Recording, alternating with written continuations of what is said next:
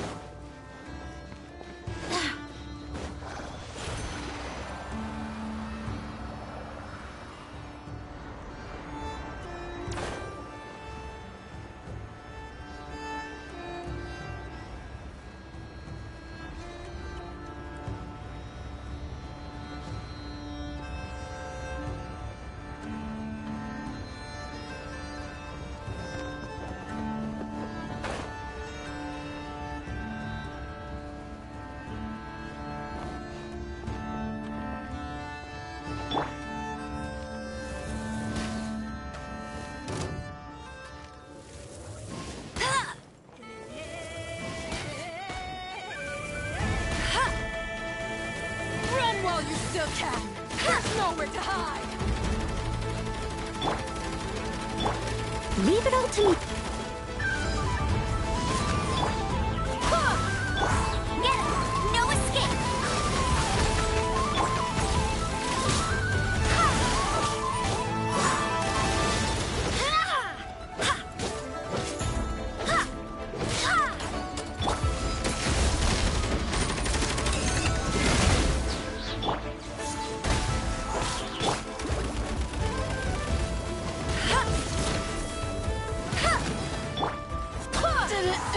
Take too long.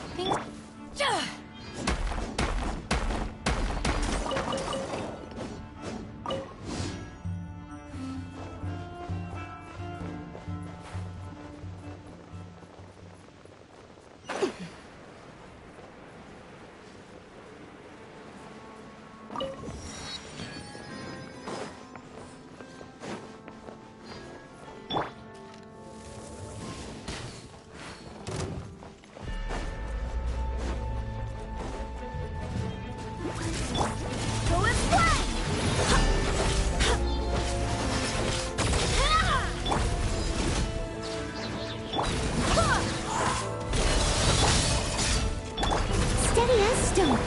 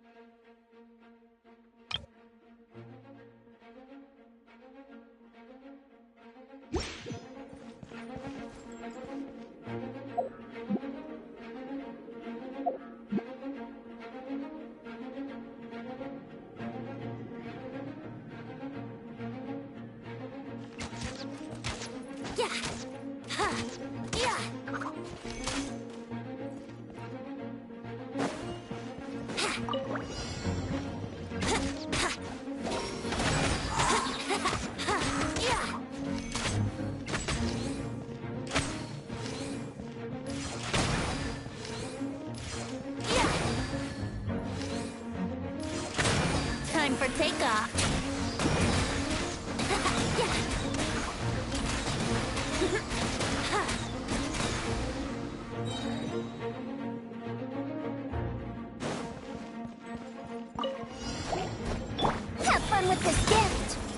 with me.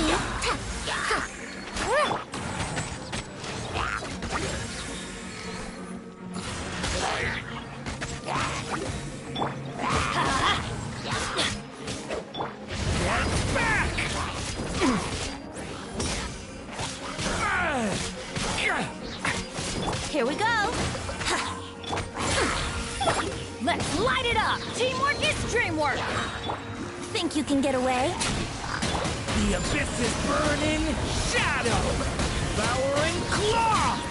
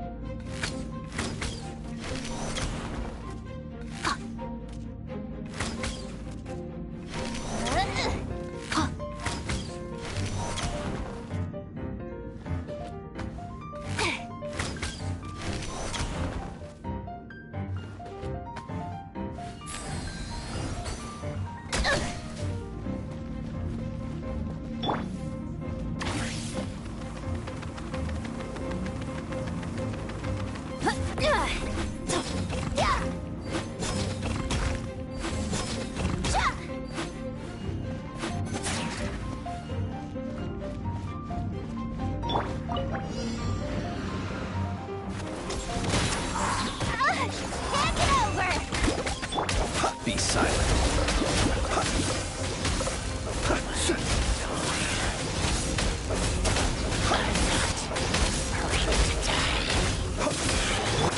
Smash and grab! Faster! Stronger! Go claw! Look! Fire deeper! The long sleep beckons. Close your eyes. Be silent.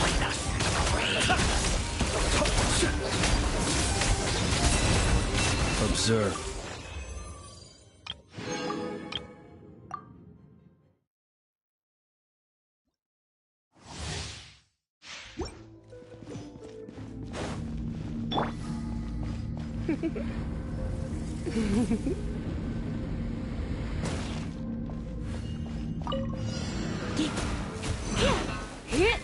Boba! Get them!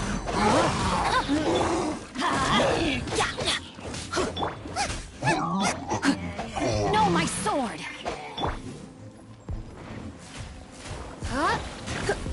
Come a little closer. You've been a naughty boy. Let's light it up. I'm going in.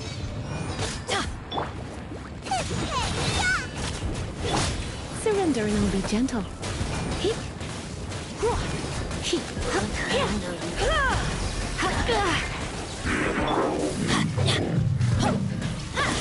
Teamwork is dreamwork. Witness the power of Gugwa.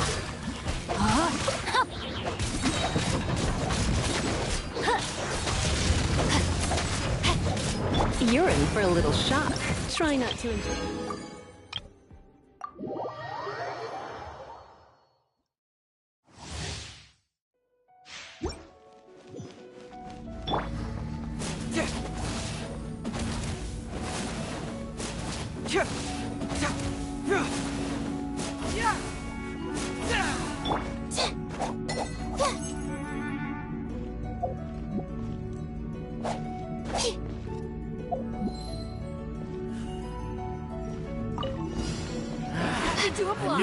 Lucky today. Too late for regrets.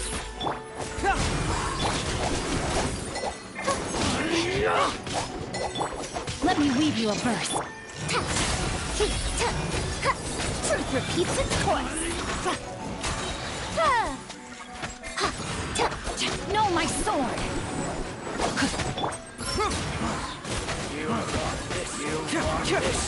My guiding stars, don't be scared. Rain cutter.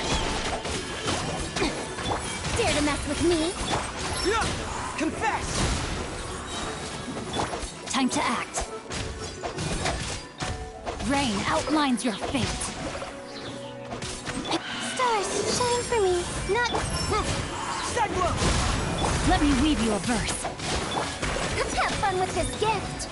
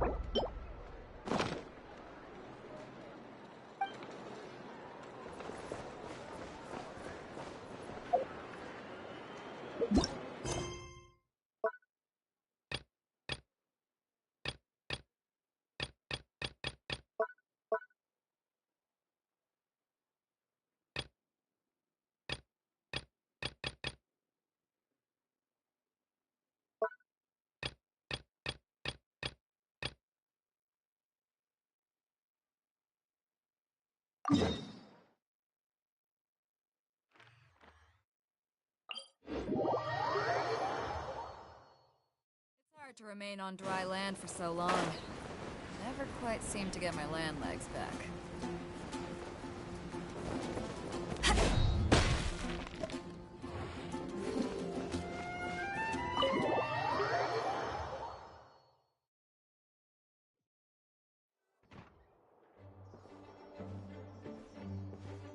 Whoa! This is way too many books! Considering this library organizing job was classified as a premium commission, I'm on key mentally prepared, you know? But seeing it in person is something else. Why, if it isn't Cutie and Paimon? What brings you back to Mondstadt? Let me guess. You missed me so much you just had to come visit. Is that it? You've become quite the flatterer since we last saw each other, haven't you? Found you! We were starting to think you weren't clocking in today. Well, I wasn't planning to. But then, Catherine mentioned someone had finally accepted an important commission for the library. So I came to check on things. Might you both be here for that very commission by any chance?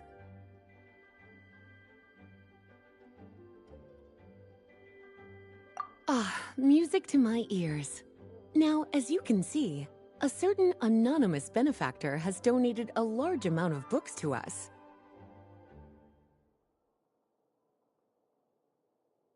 Imagine my surprise when a glance down the book list revealed that each one would be an entirely new addition to our collection. There are books of all different kinds, including quite a few that are banned. Troublesome, I know. So this wasn't an odd job I could trust to just anyone. And sorting them myself? My, what a headache that would be. It would take ages. All that to say, I'm very relieved to see you here. I would treat you to some tea, of course, but looking at the state of this place, perhaps another time, yes? Don't worry, just leave the commission to us.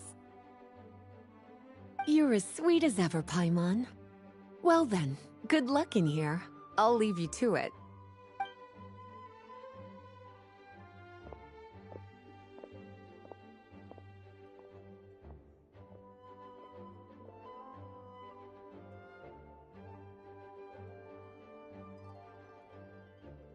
Finally! We made it to the last stack! What even are some of these books? A Hilichurl's Guide to Running for Your Life? Do Hilichurls even read? Oh, and Basics of Whopper Flower Cultivation. Who'd grow one of those, anyway? And what's this one? The Little Witch's Dictionary? Huh. That title's kind of suspicious. And didn't we already sort this area? Did you notice it earlier?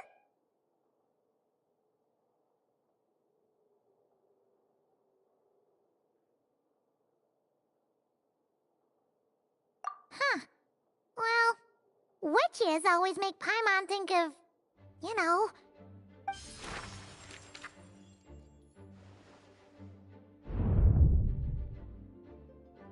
Yoo-hoo! Looking for me? Alice? How did you get in here? You must not have noticed, Paimon. I wasn't the one who barged in at all. When you opened that dictionary, you entered a mage's domain. What? Ugh. Paimon knew that book had issues. Have you ever read the storybook The Little Witch and the Undying Fire by any chance?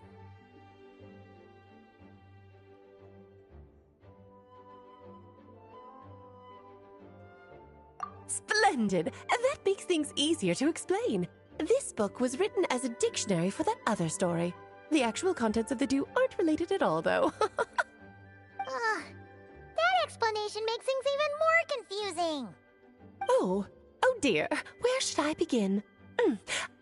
You know the promise the Hexen Circle made to Varka at the Tripartite Conference, yes? Namely, that in Mondstadt's greatest time of need, the mages would return and lend their aid to the nation? Well, waiting around for danger to descend upon the land isn't exactly our style. Rather than a scenario where we jump in and save the day out of nowhere, it makes more sense to lay the groundwork over time. That's how M put it. Besides, who knows when such a crisis could occur? It could be in the next life, or even tomorrow. Preparation is crucial. So, I gathered the mages together to write this dictionary. Of course, it had to be under the guise of being related to that storybook. Otherwise, I would never have been able to get them in one place.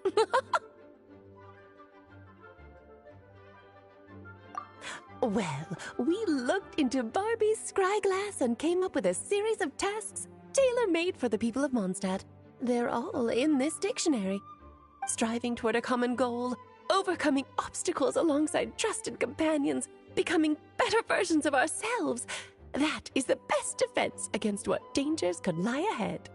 Oh, you make it sound like something bad is actually about to happen. Now, I never said that. But still, we are talking about trusted companions here, Paimon.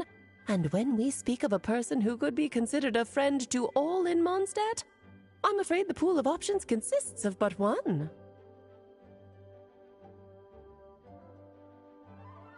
Wait, the huge book donation? That was just an excuse to get us here, wasn't it? We had to spend ages sorting through them, you know. Oh dear, I never could have imagined you would need to go to such trouble. Uh-huh. Sure you didn't. Well, this is an important book.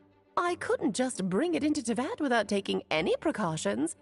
Much better to hide it in plain sight, you see. That's why I donated all those other books to the library. Besides, it's not like this is a bad thing. Just think of it as an excuse to reunite with old friends. And as a favor to your dear Aunt Alice. Okay. If the goal is to help the people of Mondstadt, then we're in. We'll take the dictionary. And the next time we run into our friends, we'll pass your tasks and stuff along, okay? Wonderful. Then I'll let you get to it. Have fun!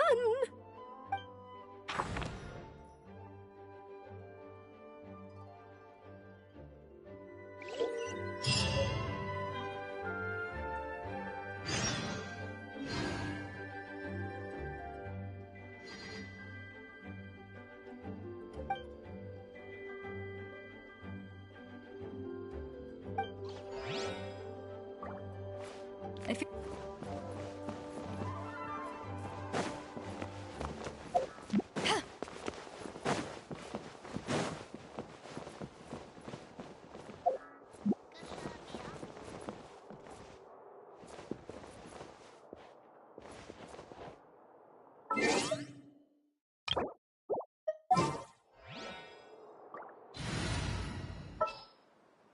I'll keep an eye.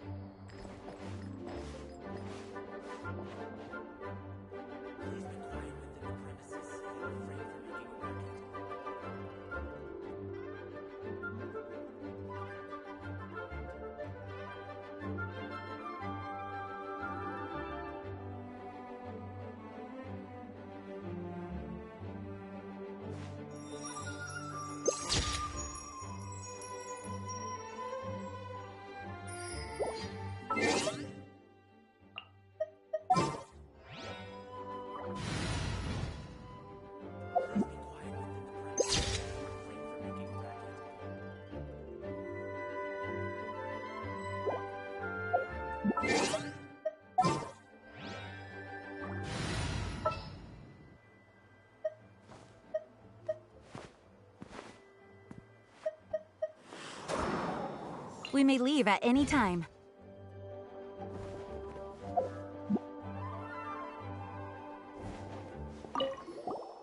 Oh, you finished sorting already? That went much faster than I expected. Now then, what would you like in return, cutie? You freed up my whole afternoon helping me with that.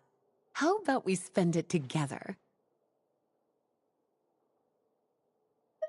Ah, so you noticed too. Such strange names, and even stranger contents. Not to mention, this is the largest library in northern Teyvat, and I didn't recognize a single title on the list. I just don't see how that's possible.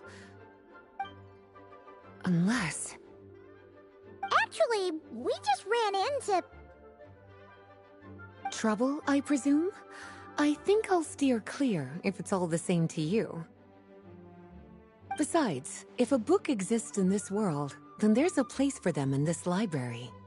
Better for them to remain here than end up in the hands of someone more... suspect. Anyway, here's your payment. Thanks again for all the help.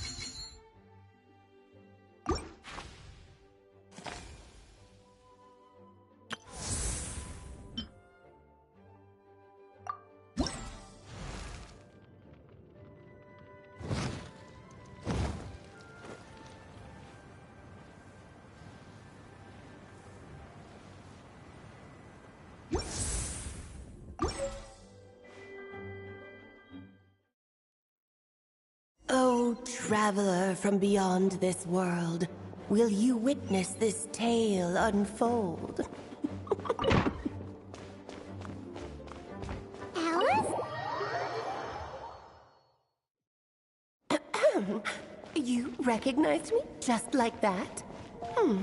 Maybe I need to work on my impression. Anywho, come to Star Sand Shoal. There's a little something I'd like your help with. Well, it wouldn't be Clay's mom without a hefty dose of mystery, huh? Let's go see what this is about.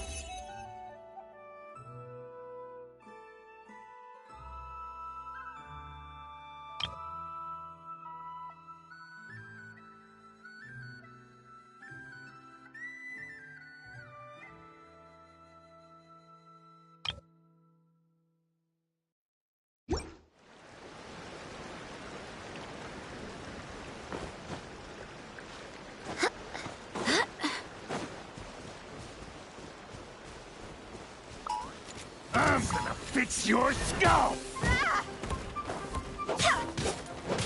Time for the big one!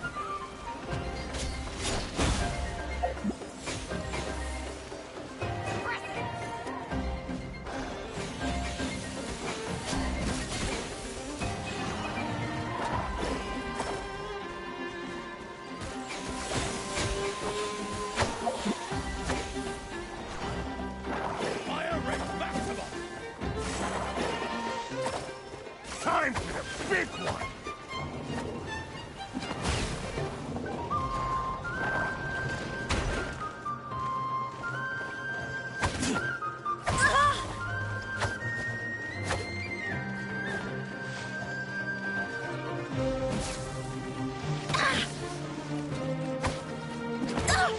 Barely a scratch! Big one!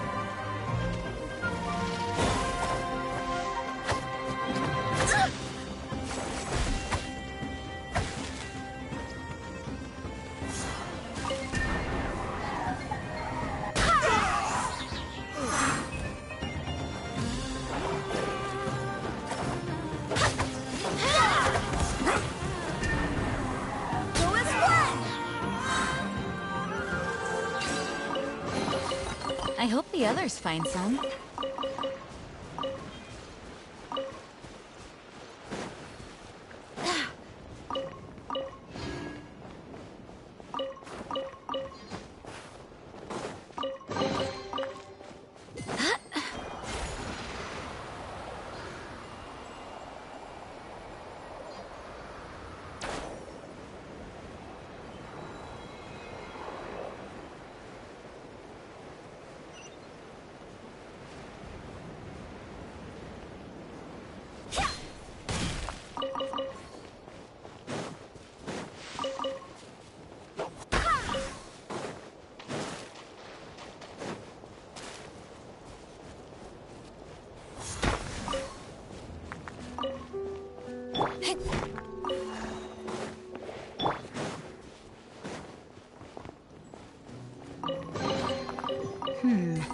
Things are going a little too smoothly today.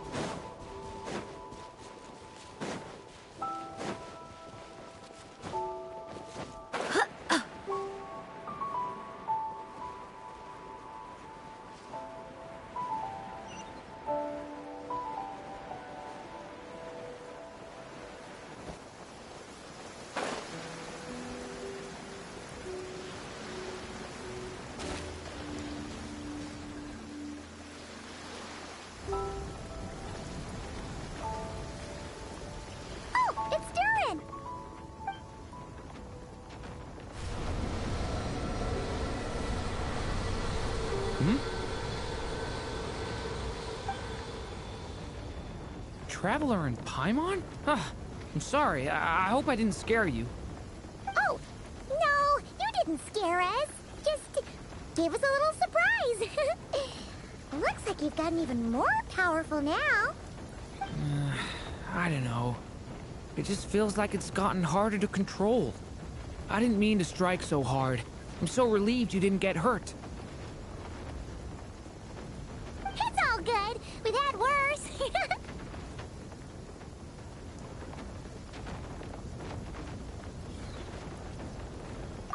No, don't worry about that.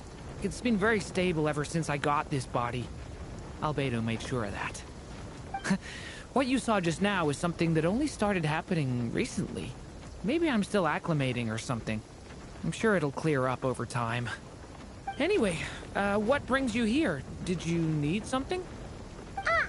Well... The day that the writer and the watcher crossed paths was the day that the magic known as storytelling was born. So, she asked us to come. Miss Alice? Oh, you too? I guess I really do need to work on my impression. Well, never mind that. It's been too long, Mini Durin. And please, that's Aunt Alice to you. I have brought you and the Traveler together here for a very important purpose. It has to do with your mom. My mom?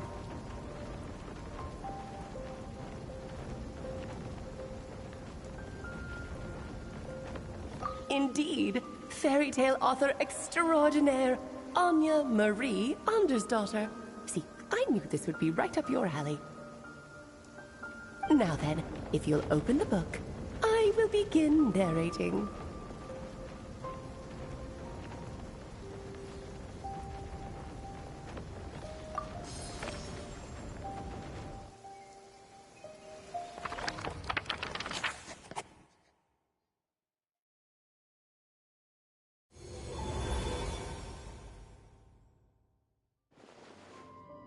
Whoa!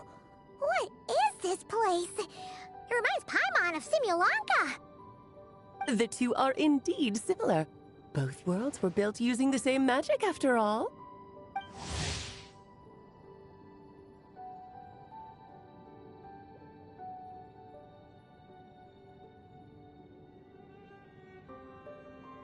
Aha!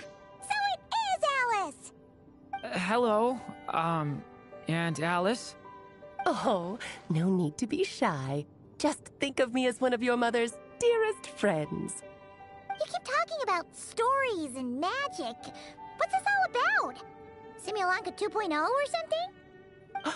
Certainly not. Simulanka was a peerless masterpiece. Without the original author, it would be impossible to create a sequel, even for me. But you are right about one thing. Just like last time, I want to show you a work of magic that has to do with storytelling. What's this?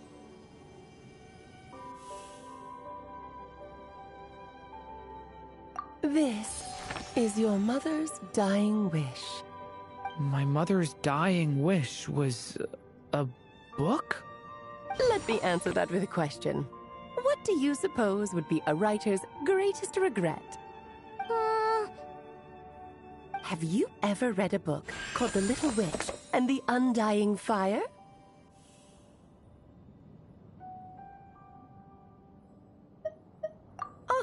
That's because it was the work of more than one person. It began as a little game at our tea parties. Each of us took turns writing the next part of the story. I wrote the first volume, then the other mages took their turns. Em was tasked with writing the final volume and tying everything up. But by the time everyone had finished writing their parts, Em had passed away. Oh, it was a terrible shame. A true tragedy. And that is the answer to my question. A writer's greatest regret is to leave a story unfinished. But all is not lost. I couldn't stand the doom and gloom of it all, so I went ahead and wrote an ending myself on her behalf. Then what's this book? This is the answer your mother gave to the same question. In her eyes, this was her greatest regret. She made me promise that I would bring it to you because she believed the only person who could resolve this regret is you. So my mother's greatest regret is another unfinished story? You could say that. And I guess resolving the regret means finishing the story? That's one way to put it. Oh, is a straight answer too much to ask for? Her answer was quite the opposite of what I'd expected. But oh, how touching it was. I'd love to tell you what she said, I really would. But that would spoil the plot, and we can't have that. Spoilers ruin everything. Oh.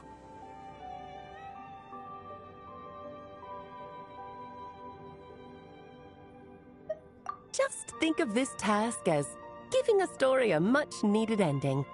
All I ask is that you do your best. I understand. But I only just started learning human script, and I don't have any writing experience at all. Relax. Why else do you think your dear aunt went and found you two such wonderful helpers? With their experience, you'll have so many story ideas you won't know what to do with them. So don't be shy to ask lots of questions. Yeah. If it's to help Durin fulfill his mother's dying wish, then we're in. Aunt Alice, could I ask, what kind of story was my mother hoping to write? I had a feeling this might come up, but that answer isn't mine to give. You'll have to find it yourself, here inside this book. Don't worry. We'll help you come up with loads of ideas. Yeah, let's find a nice spot where we can settle in and read through this thing. We could even get some snacks, too. Oh, the actual process might not be quite the walk in the park you're imagining, Paimon. Why's that? Because when Em created this book, she borrowed my magic. In other words, it's not a book you can just pick up and read. It's a magical book. Its chapters are scattered through memories of the past. Gather them all, and the book will show you its secrets. So, where are we supposed to find these memories? Em left a trail of clues for each unfinished chapter. Follow the hints, and you'll find them. Oh, and when it comes to adding to the story yourselves, you'll need to use this. And this is? This, my dear little Paimon, is the ink Em left behind. Infused with a little of my own magic, of course. If you're planning on writing something inside the book, you'll need it. It's extremely precious, so be sure to use it sparingly. This is all that's left. So we need to search for the memories and keep an eye on how much ink we're using. Oh, it just had to be a wild goose chase, didn't it?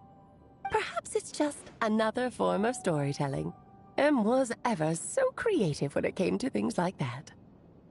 Just think of it as a little challenge your mom left behind. Who knows? There could even be a mysterious prize at the end of it all.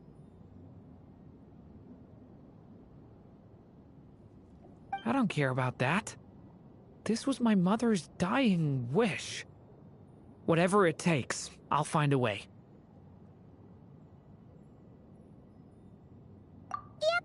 With the two of us by your side, you'll be just fine. Okie dokie. That should be pretty much all you need to know. Oh, and once the story's complete, do let me have a little look-see, okay? I've read everything she ever wrote, so naturally, I can't miss this one.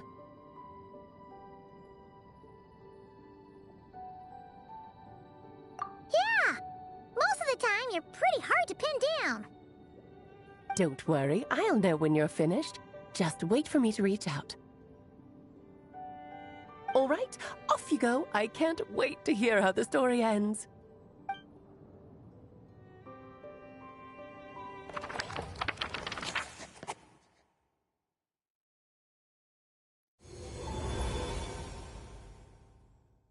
Oh, here we are again. How This magic really is incredible, huh? Right. Alice mentioned we should be on the lookout for clues. Huh? A corner of repose for countless tales, watched over by the honor of knights. A place for stories to sleep, perchance to dream of ancient cities and the epics of ages past. There, a witch once spent a sleepless night, and all to bring forth a story yet untold. Find the place I speak of, for it is where the seeds of this story lie. Was that a riddle? Where do you think this mysterious place could be?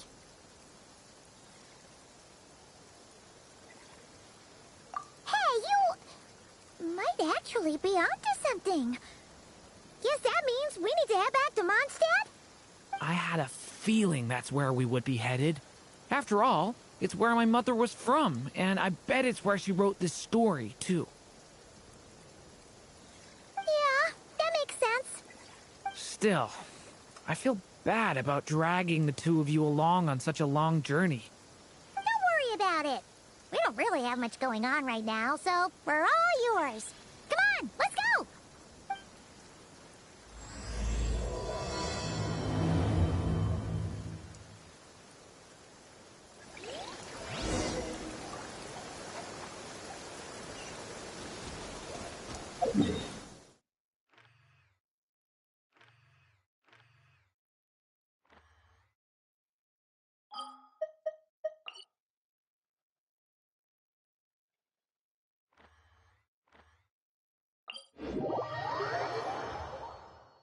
This weather is perfect.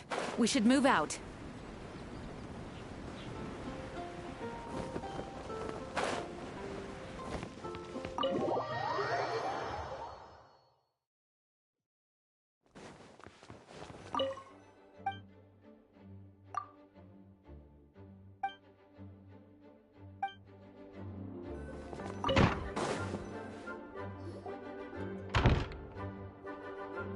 Back in the Mondstadt Library, huh? Talk about a trip down memory lane. So, we're supposed to find the seeds of the story, right? What do you think that means? Well, we're in a library, so it's gotta be books, right? But seriously, there's so many here. How are we supposed to know which ones we need? Making a racket in a library? You should know better than that. Lisa! Oh, sorry about that. Now, who do we have here? Ah, my golden-haired cutie. And my little horn cutie, too. Sorry, Miss Lisa. I know you taught me to be quiet in the library, but Paimon was just trying to help. Please don't be too hard on her. Well, it has been far too long since we saw each other, so I suppose I can let it slide just this once.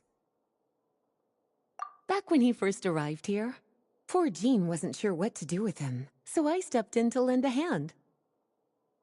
I figured, if I can handle a boy raised by wolves, then teaching one who's part dragon should be a walk in the park. Nice!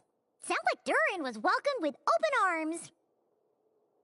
Why, of course. Now, let's save the reminiscing for another time. I'm sure you're here for a reason.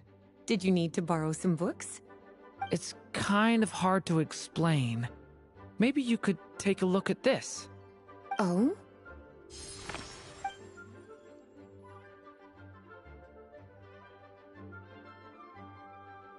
Ah, I see. These so-called seeds of the story must be the books that inspired its creation. That's just how it is with stories. They grow out of the tales that came before them.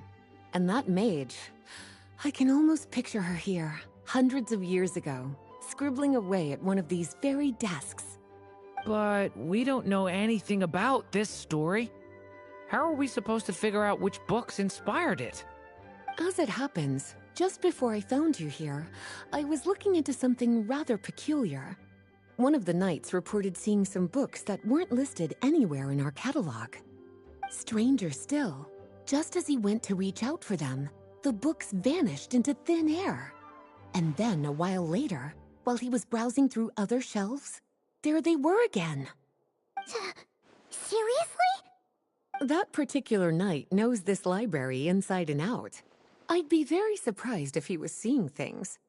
Something tells me these might just be the magical books you're after.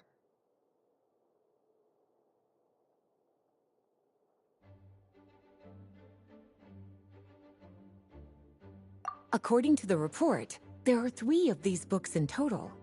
I'll be relying on you to track them down, cuties.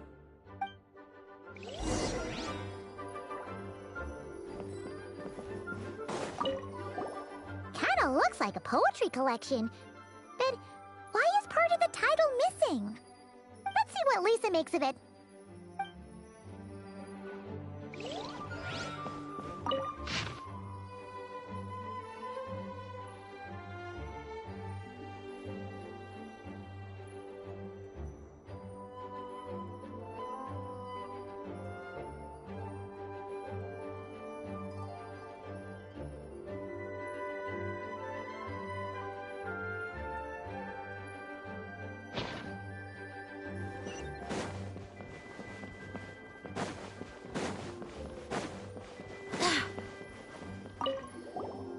Second strongest spell in existence. Do not show Klee. Wait, there's actually a book like that right here in the Mondstadt library? That title's just gonna make people even more curious. Huh. There's definitely something fishy about this one. Please be quiet within the premises and refrain from making a racket.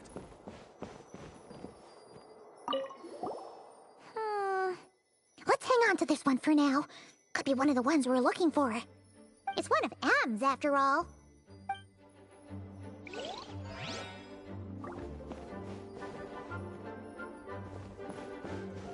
An experiment log. Looks like part of the title's been erased. There's something seriously suspicious about this book.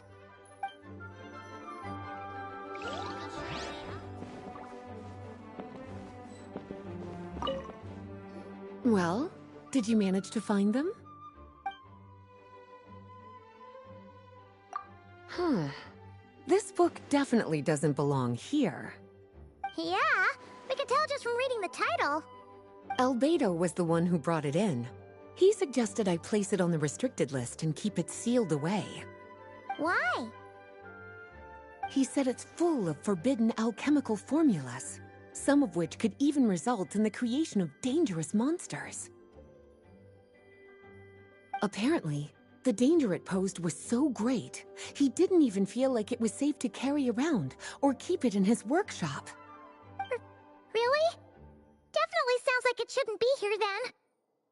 Still, if that maid read this book too, it might herself put it. Letting Klee see it too early would spoil the surprise. Well, did you manage to find them? Yes, this is a restricted book, all right. It certainly isn't supposed to be here. Huh. But it looks like a regular poetry collection. How did it end up being classified as a restricted book? The issue lies with one of the poems inside. You've heard of the great battle that took place on Dragonspine, yes? 500 years ago, during the cataclysm in Conria, an evil dragon descended upon Mondstadt. A fierce battle with Dvalin ensued, but in the end, the evil dragon fell, and Dragonspine became its resting place. We're talking about Durin. The Durin of Dragonspine. Well, the poem in question turns the whole battle into a dance, with the evil dragon recast as an innocent child who came here in search of friends. But given all the suffering experienced at the claws of that dragon, how could the people of Mondstadt accept such a retelling? Bards are often accused of inventing history or distorting the truth in their ballads, but this one hit a bit too close to home. And since the knights back then were unable to track down the author, they decided to ban the entire collection, blot out the title, and seal it away for good. So the version in the poem, it was all a lie? I'm afraid that question is something only the dragon himself could answer. Well, would you look at that? Seems like these are the little troublemakers you're after. And all three just so happen to be forbidden texts. What kind of story requires reference material like that, I wonder? Forbidden texts? You know, the first time you mentioned that the library had a restricted section, Paimon thought you were just trying to scare us. Are you saying it actually exists? Not really something you should be poking your little nose into, is it, cutie? Sorry. Seeing as it was Miss Alice who asked you to look for these books, I won't question the matter. But they'll need to be sealed away again once you're done, so don't forget to return them. Don't worry, Miss Lisa. I won't forget. Well then, that's all from me. After all that hard work, I think I've earned myself a nice cup of tea. Alright, we've gathered all the reference books. What's next?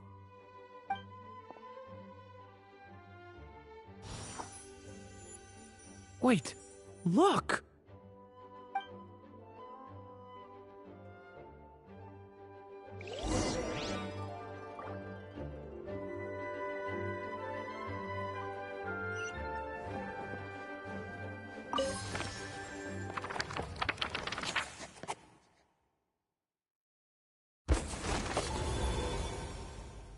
Long, long ago, an evil dragon descended upon the human world, bringing terrible calamity in its wake.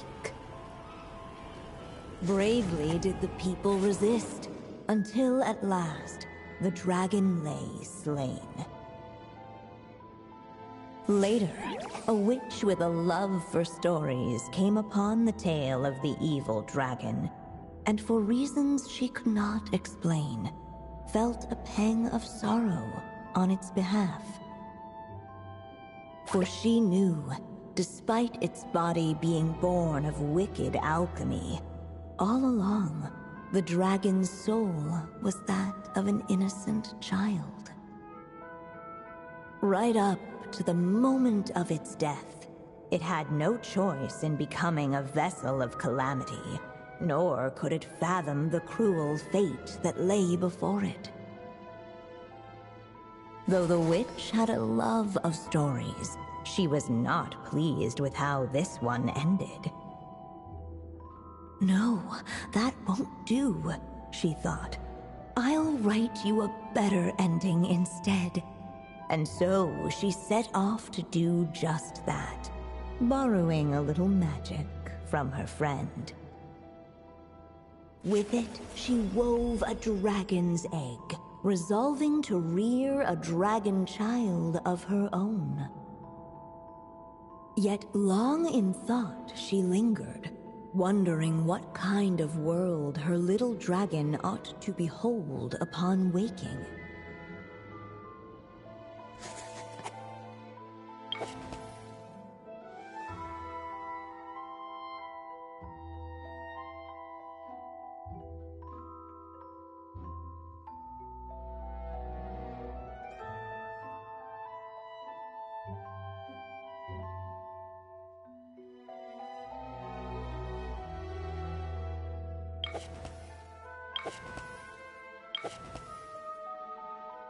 At last, she made her mind up, adorning the cradle with a trace of palatial splendor. Then, she quietly waited for the egg to hatch.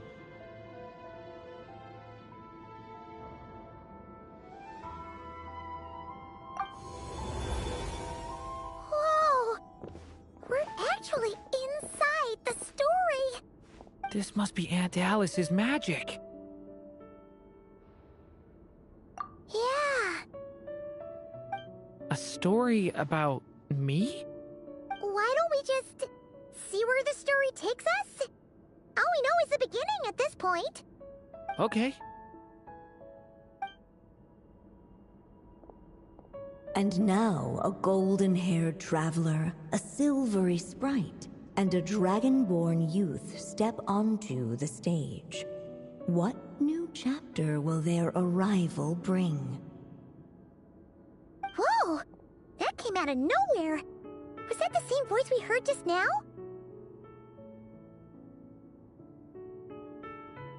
Yeah. But why does it sound so familiar? I've missed this. It's just like the stories my mother used to tell me. You mean... Em? She used to tell you stories? Yeah, she loved it. Back when she was still alive. Sorry, we should focus on what we're here to do. So, now that we're in the story, what's next? The dragon youth wondered aloud.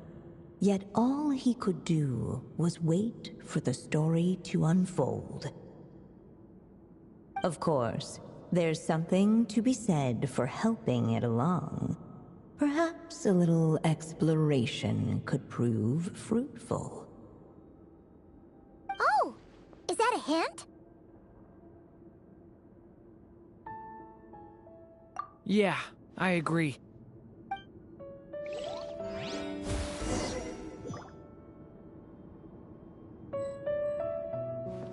For a... This Dodoko doll is meant to be the witch in the story, right? Wait a second. All the people we've seen that look like that turned out to be mages from the Hexen Circle. Do you think the witch in this story is one of them too? My mother had a hat just like this. Then, the witch must be Em! Looks like this story really is about Durin, huh? Whether the sprite spoke true or not, it had little bearing on the story at hand. For in that moment, what mattered most was not that she was a witch, but a mother waiting for her child to hatch. Let's keep looking. Yet those who never stray beyond the main plot often miss the fun little details along the way.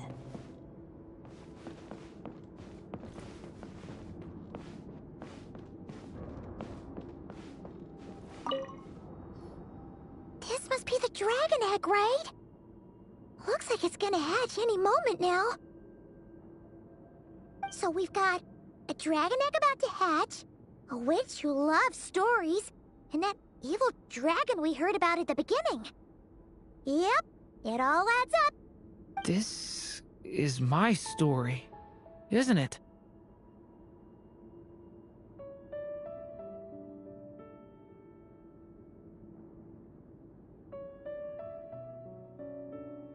Okay, so how are we supposed to help the story along? It feels like all we can do right now is wait.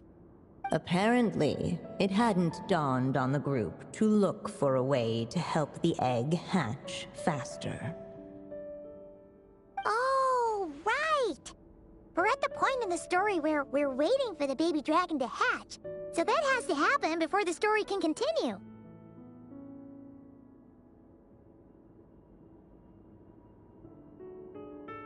With the flames at his command, perhaps the dragon youth might be able to provide the egg with sufficient warmth.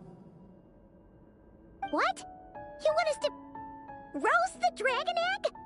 The silvery sprite's surprise betrayed her lack of reading. For in countless tales it is told that only by fire's embrace will a dragon's egg hatch swiftly. Huh, you kinda have a point there.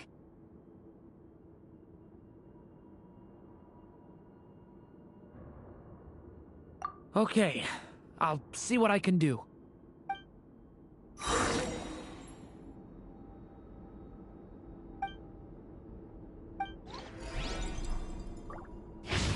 Get back!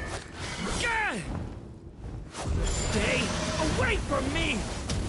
Clearly, both the golden-haired traveler and the dragon youth were eagerly awaiting the little dragon's birth. though perhaps their longing burned a little too brightly. Still, such fiery anticipation might itself become a blessing.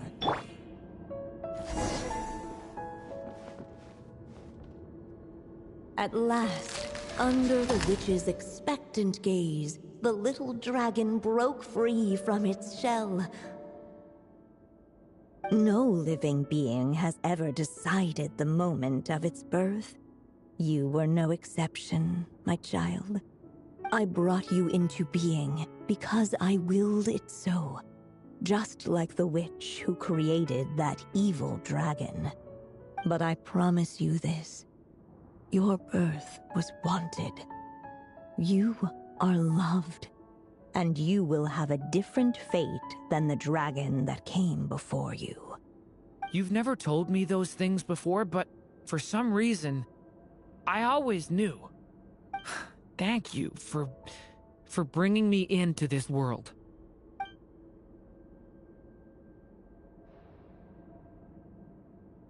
The waiting witch did not feel lonely, for she had 3 visitors by her side. Together, they beheld the hatchling's first breath of life. Holding her dragon child close, the witch promised him a life unlike that of the evil dragon. And so, nestled in his mother's warm embrace, did the little dragon's story begin.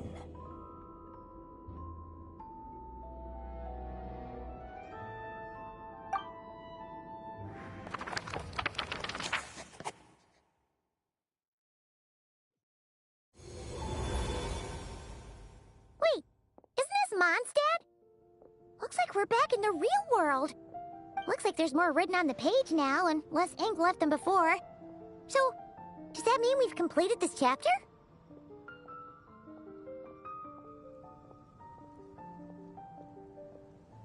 Yeah, but why does M seem to think that the story isn't finished yet? Durin broke free from the curse, came into this world with a new body, and even made a bunch of new friends. That already sounds like a happy ending to Paimon.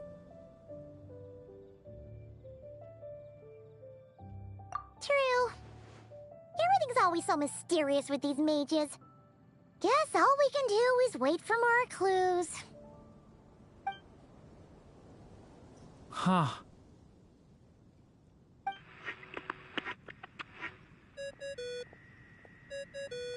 Is this thing on? All right, that should do it. Hey! That's Alice's voice! Hello there, children. If you're hearing this, you've stumbled upon the little recording I left for you. I thought you could use a few hints about how the book works. By now, I'm guessing you've already begun to leave your mark on the story. You should know, however, that the book needs time to absorb the ink, so the next chapter's clues won't show up right away.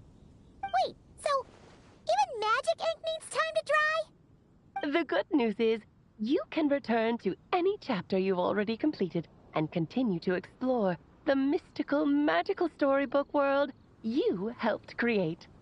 Have fun, dearies. Toodles! Aw, man! Paimon was so ready to knock this out in one go! Maybe it's for the best. Sooner or later, we'll end up being whisked off to another world again, and if that happens, who knows when we'll be able to come back. So it might be good to take a break while we can. A break.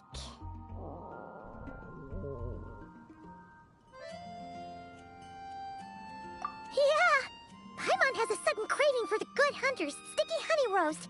And we happen to be in Mondstadt, so... So let's meet up here later. I need to find Miss Lisa to return those books anyway.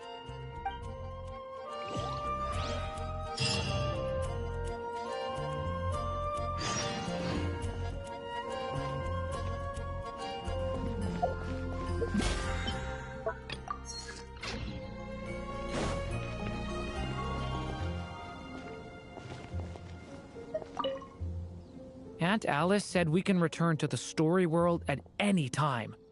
If you feel like checking it out again, just come find me.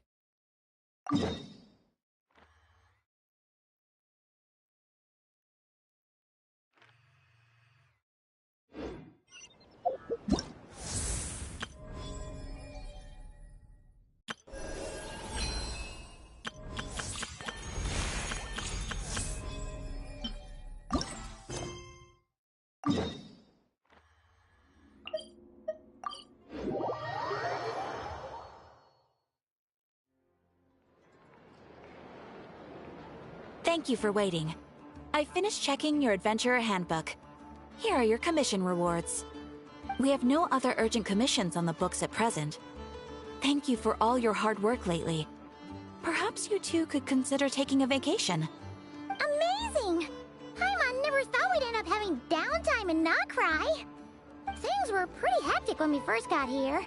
Everywhere you looked, it was either the Wild Hunt causing chaos or the Fatui stirring up trouble. It felt like this whole region was one giant slime in a barrel, ready to go boom at any moment.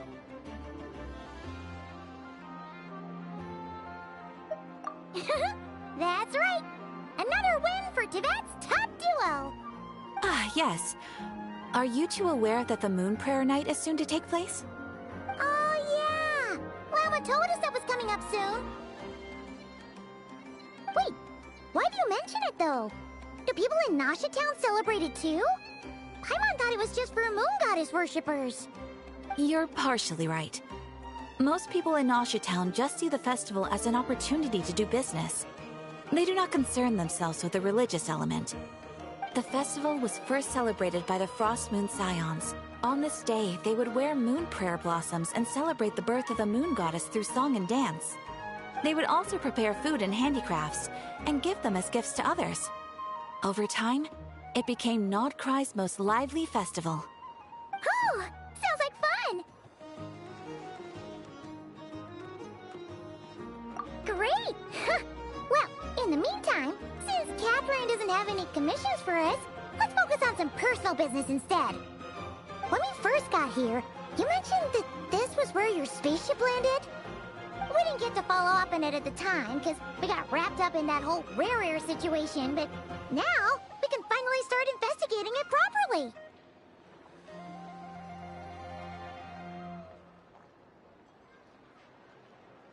Well, there's a saying Paimon's heard around these parts, which goes, if you lift up a rock, you'll find something you weren't looking for. By that logic, you'll never find what you're looking for while you're searching, but the moment you stop looking, it'll jump right out at you. Could be worth a try though, right? Anyway, Paimon suggests we focus on other stuff we want to do for now, and just keep an ear out for spaceship-related intel as we go.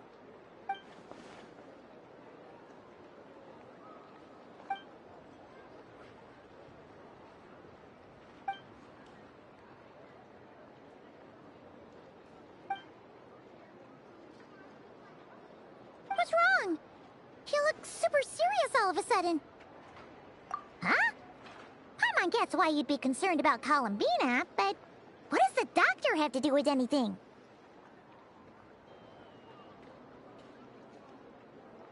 Oh, that's true. And now that you mention it, we're definitely overdue for a showdown with the Fatui. It is weird that he hasn't shown himself this whole time. What could he be up to?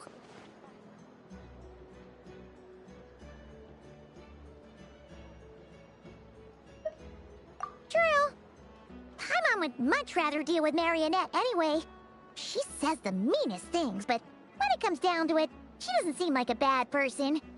Maybe it's the pressure of being a Fatuse? Especially as a Harbinger. Does she feel like she's gotta act tough to keep up appearances or something?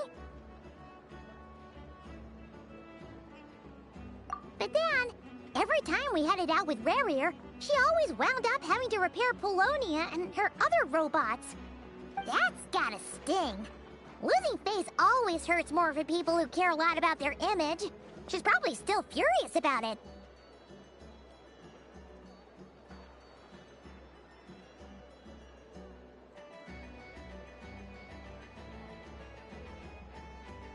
What? Relax! She's not even here! Huh? What's the matter? Oh, nothing! Sorry, we'll be on our way now. Where are we again? Oh yeah, Columbina? Right, yeah, let's go see Columbina.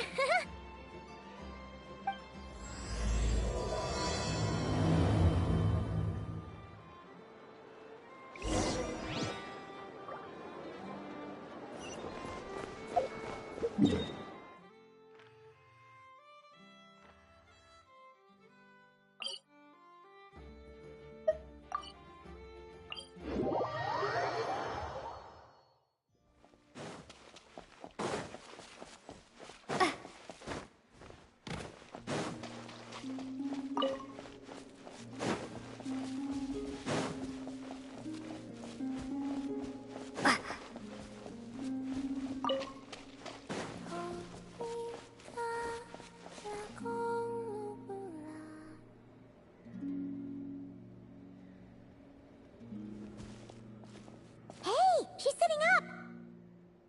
Is me sitting here a rare sight? No, we just thought you'd be resting. Perhaps I would have been, were it not for the sudden arrival of some unexpected guests. Not that I consider it a disturbance. After all, you are the only ones who are free to enter. Would it not be a little unfriendly of me to lie down while we speak? I didn't realize you put so much thought into little things like that.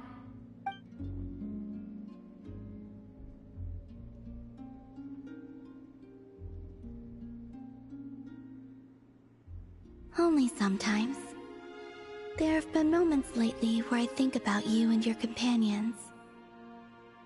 They are warm, mysterious, and cozy memories. Very few of my past memories are anything like that. They say that travelers return home bearing bags full of souvenirs. But my luggage was empty, and I believed it would stay that way. Return home? So, you're still planning on returning to the moon? Yes. This planet continues to reject me, reminding me that I do not belong here. If I remain in Teyvat, there will come a day that I disintegrate. And I don't mean reduced to dust, or turned into food for the flowers. I mean, I will cease to exist entirely. Alright then. Well, we're sure gonna miss you. But it sounds like we'll have to say goodbye. How do you intend to return? The Moon Prayer Night is soon to arrive. On that day, the moon will be closest to Teyvat. The Kuvaki in this land will reach its peak at that time. I merely need to grasp the tide, and with relatively little effort. Oh, Paimon gets it! It'll work like a slingshot! You make it sound like she's gonna get blasted up to the moon. If I did that, I suspect I would crash into the false sky. I will be using a much gentler approach. But I do like the analogy. It's fun. You see? She gets Paimon's sense of humor. In the blink of an eye, the time has come to part ways. It does feel that way, doesn't it? Time seems to fly fastest when you are enjoying it. I have always thought of myself as a wanderer on this earth, and it has never expressed any desire to keep me here. Yet, just as I plan to depart, it tugs at my arm. Is this a gesture of affection? Or is the world mocking me? Oh. Were you hoping I can answer that? Yes. You are a traveler, so you must have a lot of experience in this area.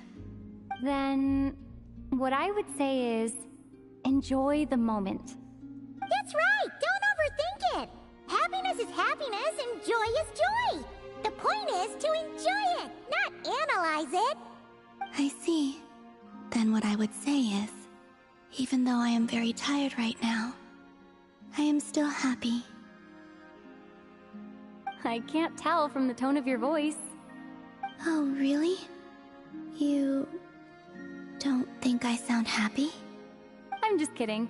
I could tell you were in a good mood today from the moment we saw you. Ah, a joke. Albeit not a funny one. Anyway, I assume you're here about you-know-what. Give me your hand. Actually, it's not that. There's something else we wanted to discuss with you. Oh, then, do you still want to give me your hand? Or not? Sure.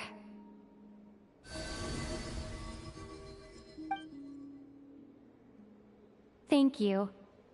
So, I've heard that in the Moon Prayer Nights of the past, people here would hold celebrations in the Moon Goddess's honor. Since you helped so much in our fight against the Rehir of Solnari, I think you deserve a farewell party before you return home. I haven't asked everyone else for their opinions on this yet, but I'd like to invite you to join the upcoming Moon Prayer Night. I've never joined a Moon Prayer Night before. I'm not sure what I would even do. Oh, don't worry about that! We take care of everything! All you need to do is show up. Of course, there's no need to force it if you're not feeling strong enough. It's just, this kind of felt like a golden opportunity. But they call me Kutar, and the Fatui have an arrest warrant out for me. I shouldn't appear in public right now.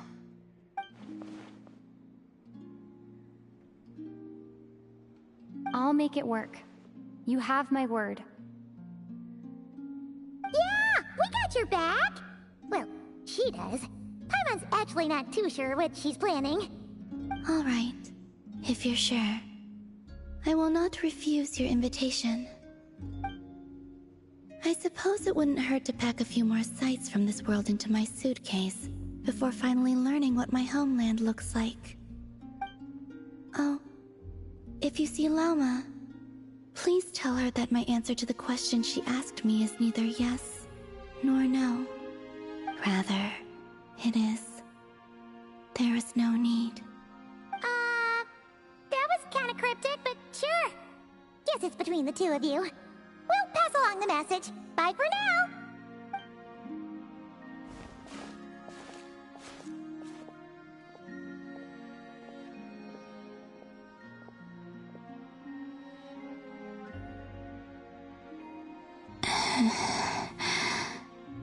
And also, I do not know.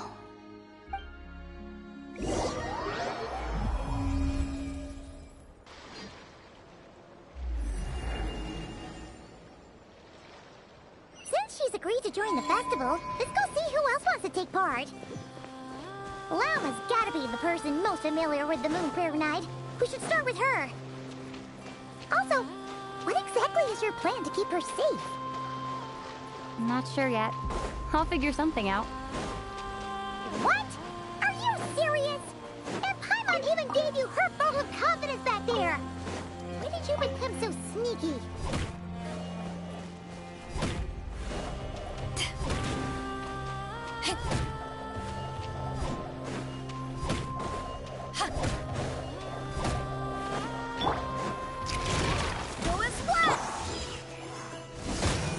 I must leave no...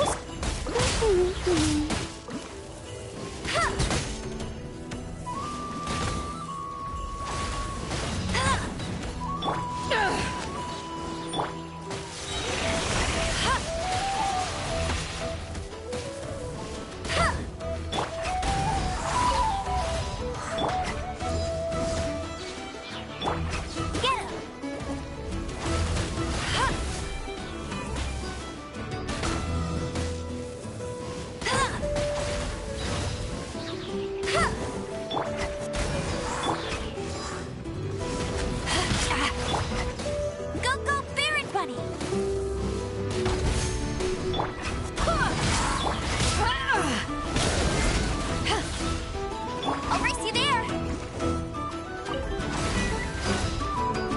No escape!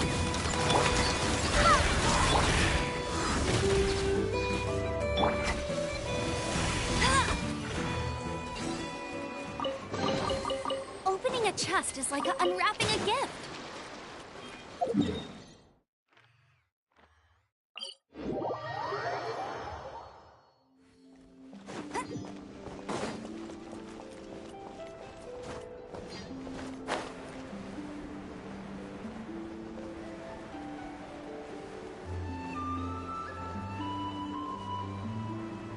Hey, Lauma! It's us! Huh? Varka? What are you doing here? Beats me. I had a bit too much to drink last night, and when I woke up, I was on Hisi Island. Mr. Varka is helping to oversee Nasha Town's preparations for Moon Prayer Night. He is here to go over some details regarding the decorations and custom cloth designs. Right, yeah, that too. What do you mean, that too? Yes. Celebrating this festival is a long-held tradition here in Nodcry. On this day, the crescent moon at the top branches of the verdant crest turns into a full moon, and the moon prayer blossoms bloom with a special radiance. Our people take these to be blessed omens. It's an especially welcome event coming off the back of all that nasty business with Rare. Everyone got put through the ringer recently, and now they're looking to turn their fortunes around. The big shots in town all agree that a big, lively celebration is just what we need to rebuild people's faith in this place.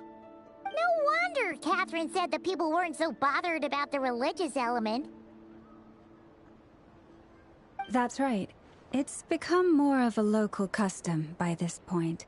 The celebrations have little to do with whether the religious stories behind this event are true or not. Even the Frost Moon Scions are eagerly awaiting the coming of Moon Prayer Night, despite now knowing that their past beliefs were founded on a falsehood. That's fair. It's a bit like the Lantern Ride in Liyue.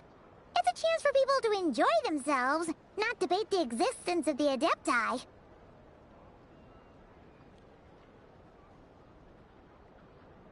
Oh, one other thing! We just went to see Columbina. We went ahead and invited her to take part in the festival this time. Hope it's okay. Wait, so... you mean she agreed to it? Huh. That's quite a surprise. Then, I suppose that she intends to return to the moon on that day. Oh, yeah! It's kind of a complicated process, but basically, it's like a slingshot. I understand. In truth, I had a feeling that she might make such a decision. Well, if Kuthar has decided to participate in the festival, we should prepare accordingly. Yeah, exactly. She was saying how it could be risky for her to show her face in public.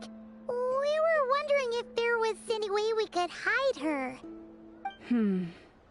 Unfortunately, the people who carved the statues did an excellent job of capturing her likeness. It will be very challenging to hide a goddess whose face everyone is so familiar with. Darn! We may have bitten off more than we can chew here. Nah, don't sweat the small stuff. We can handle that. Huh? Are you saying you have a plan? Not as such, no, but the most important thing with a festival is to keep the mood light and your spirits up. You can't go preparing for a festival with those long faces. You'll never convince anyone to enjoy themselves. The Mondstatter spirit is strong with this one. As it happens, I agree with Mr. Varka. Let's start by making our appreciation for Kuthar the beating heart of the festive atmosphere. And who knows, once we get the ball rolling, perhaps everything will just fall into place. Hey! Did you catch that? Llama said the thing! Or close enough at least. I'm looking forward to the Moon Prayer Night already. We have a festival in Mondstadt called Windbloom, and you can always tell which couples are celebrating it for their first time by the smiles on their faces. Big, beaming smiles like their whole face is glowing. And I have a feeling we'll get to see that same smile on the Moon Goddess's face at this festival. Not quite the same, surely. Anyway, I'll take care of business in the city, but I'll have to leave the decor up to you and the Frost Moon Scions. No one else can capture that traditional aesthetic quite like you guys. But lastly, there's the final key element that brings the festival to life. Companionship. Before you leave, let me show you something that we've been preparing. Mr. Varka had asked to see it already, so you may as well tag along. Also, I have some further questions about Kuthar's decision.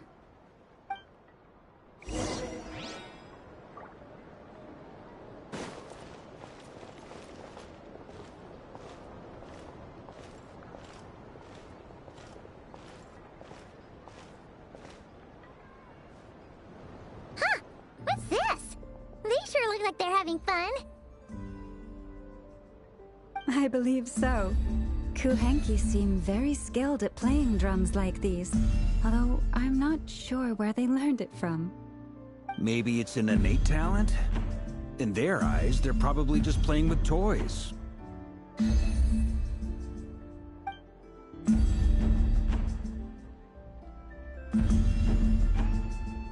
Wanatar!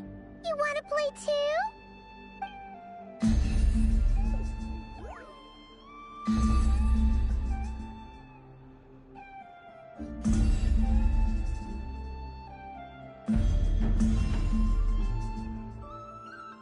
Yeah. She looks more confused than anything. Maybe we can teach her next time if we get the chance.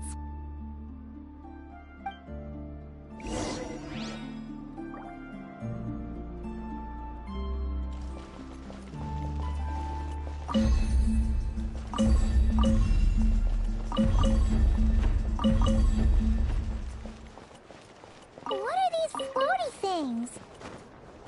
Moon veils. We hang them from buildings in the city during the festival. When you look at the sky through them, it creates a lovely misty effect.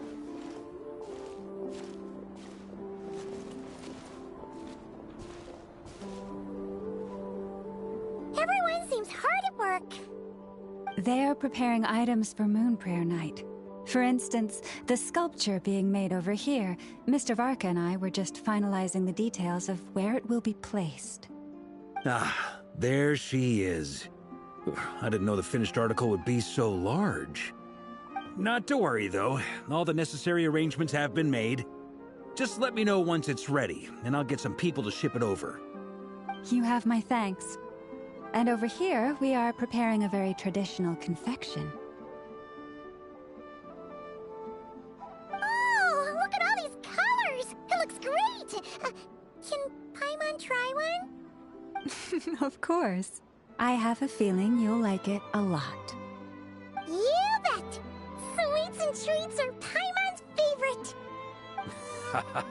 If you included those in the Feast of the Moon, I bet Paimon would have joined the Frost Moon Scions by now. There will also be verdant crests like this present in Nasha Town during the festival. The timing of Moon Prayer Night is not completely set in advance. We make a rough estimate, then observe the changes in the verdant crests and moon prayer blossoms to guide us. As such, the wait itself is a fun feature of this particular festival.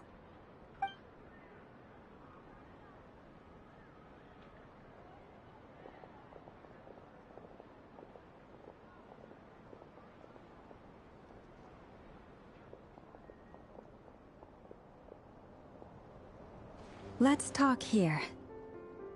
To tell the truth, I am very surprised to hear that Kutar is willing to participate in the festival. I once asked her if she'd be willing to stay with the Frost Moon Scions. I could introduce her to everyone, and we could be a family to one another. She did not answer, but she has not appeared here since. I took this to mean her answer was no, but if that were the case, she would not have accepted this invitation. Ah.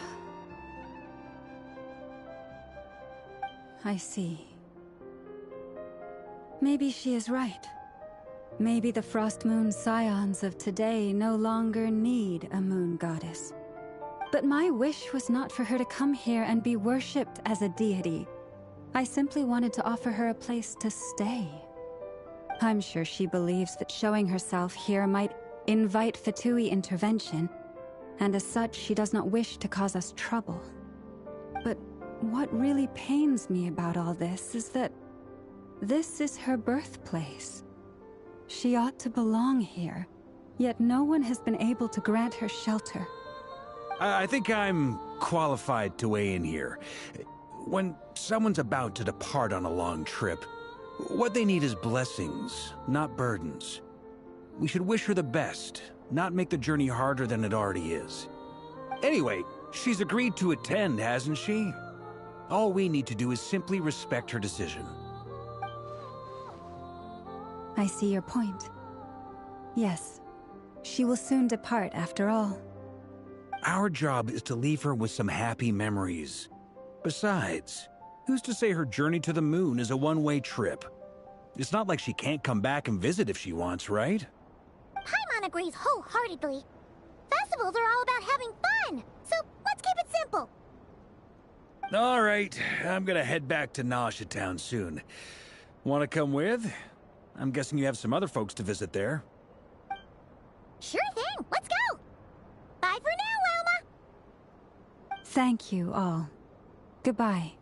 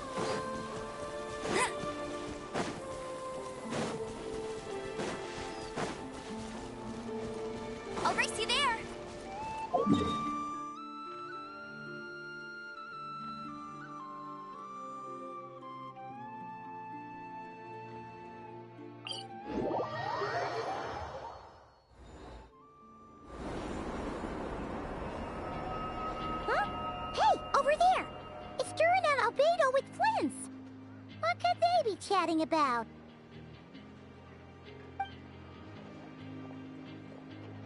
Your guess is as good as mine. Ah, Grand Master, and the Traveler and Paimon. Hello there. It's been a while. Perfect. We have some new volunteers for our investigation.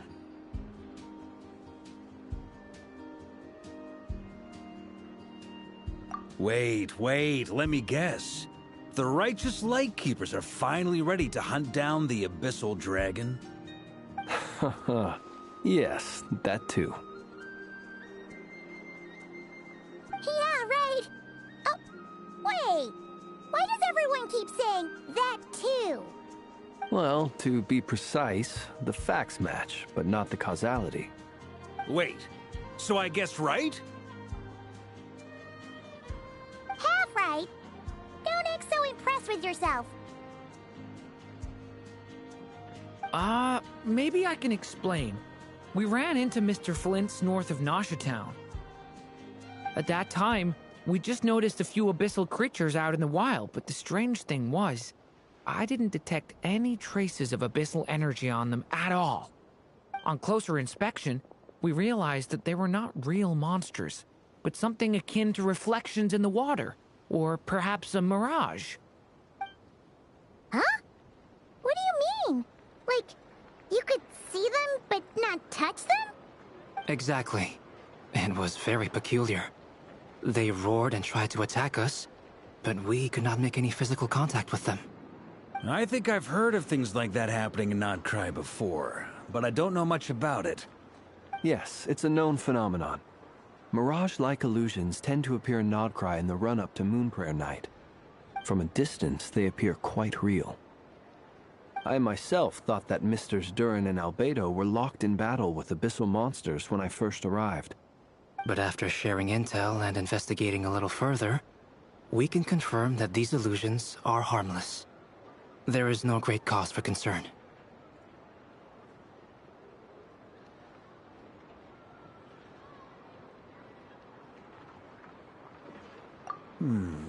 All the Mirage stories I've heard are either animals, rocks, or small houses. Abyssal monsters, though? That's a first. It's a first for me, too. So I'm planning to look into it further just to be on the safe side. I intend to inspect a few more locations. What about you two? Any plans? Alice contacted me a few days ago. She'd like me and Durin to assist her with an experiment. But we lost contact shortly after receiving the message. I'm sure that comes as no surprise to anyone familiar with her. We don't know when the wind will blow, yet when the wind blows, we will know. That, in a nutshell, describes how Alice operates. Yeah, that tracks. Okay. Well, I suggest we investigate this Mirage business in the meantime.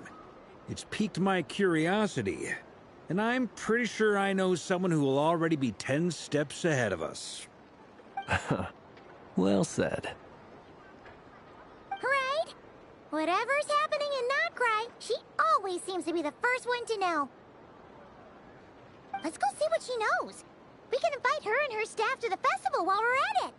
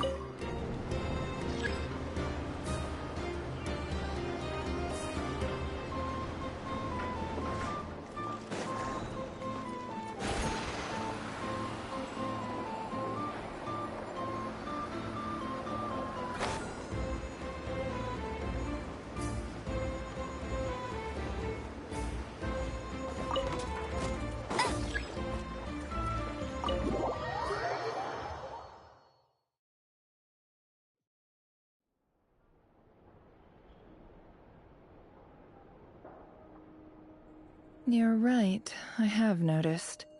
There's certainly something a little fishy about this situation. Only a little, though.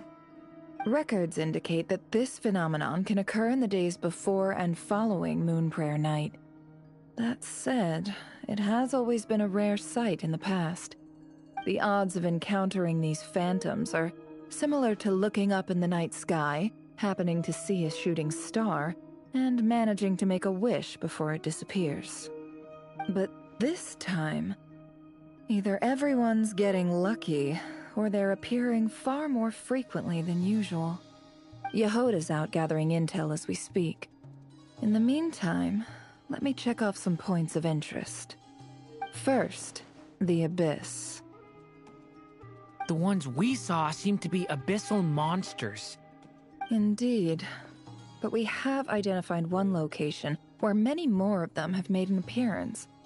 And not just monsters, but human phantoms too. Given the scale and nature of the phantoms, it's almost as if someone's last memories are coming to life. Or perhaps the memories of multiple people. Oh. So you mean the phantom monsters are hunting down the phantom humans? Exactly. The phantoms can interact with each other, but we have no means of intervening. In addition, some of the human phantoms would seem to be from the very distant past. This is clear both from the clothing they wear and the stories they tell. They claim to be from Hyperborea, a name which I've heard from Lauma before. If this is true, it means they must be from 6,000 years ago. Did Paimon hear that right? 6,000 years? It sounds like this merits further exploration. That'd be a big help. I'll leave it with you, Albedo. My knowledge of ancient history is non-existent. I used to doze off every time the pre-Knights of Favonius era came up in class. It's quite a miracle that you were able to understand these phantoms' speech, given how long ago they lived. I suppose you're right. But I'll leave the archaeologists to ruminate over that conundrum. As an intelligence broker, my sole interest is in the value of the information I gather. Which, in this case, hopefully means earning myself some good favor with our dear Lady Moonchanter. So calculating. Whew, this intel broker logic always catches Paimon by surprise. Sounds to me like we could split the work up. I think the abyssal phenomenon is best left to Albedo, Flint's, and me. Agreed. It coincides with my duty as a lightkeeper. For my part, I'd like to understand the Abyss better. Even a little knowledge would go a long way. This is certainly a rare opportunity to study the Abyss. But even rarer, perhaps, is the chance to make contact with the Ancients. The Curatorium will take the lead on investigating the Hyperboreans. We put in the work to learn what we know so far. It seems only fair that we get some quantity of exclusive intel.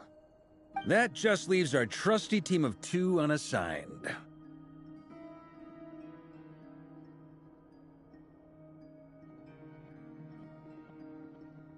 Since you became an honorary knight, of course. This was part of my grand plan all along. Ha ha ha! Oh yeah, by the way, we managed to convince Columbina to come to the Moon Prayer Night celebrations. Would you and Yehoda like to join too? She agreed to that? Huh. Quite an achievement. Never underestimate the traveler, I guess. I'd be happy to join. No point shutting myself inside when the streets are all decked out. I doubt any clients will be visiting during the festival in any case. And Yehoda loves a party, so I'm sure she'll jump at the opportunity. No, no, no, no, no, no, no, no, no, no! Way to contradict me in front of... Wait, no, that's not what I have bad news, boss. So many people. All right, everyone inside, quick!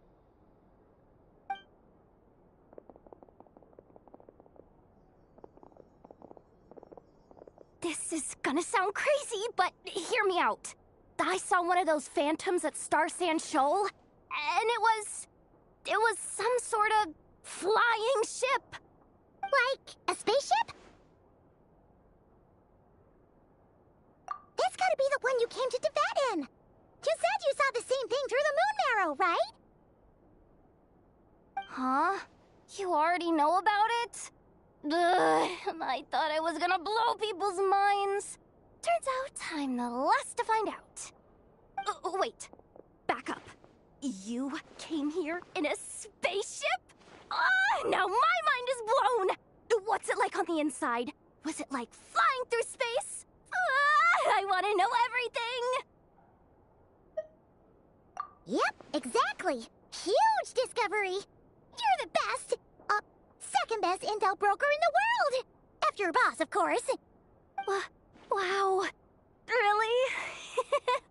Well, I don't know if I'm all that, but... I guess that decides where we're heading next. Come on, don't look at me like that. I know the spaceship doesn't have anything to do with me, but you don't want to leave me as the only one twiddling my thumbs, do you? Please? Fair enough. You can tag along. In that case, let's meet back here to discuss our findings once we're done. I wish everyone a productive investigation. You too.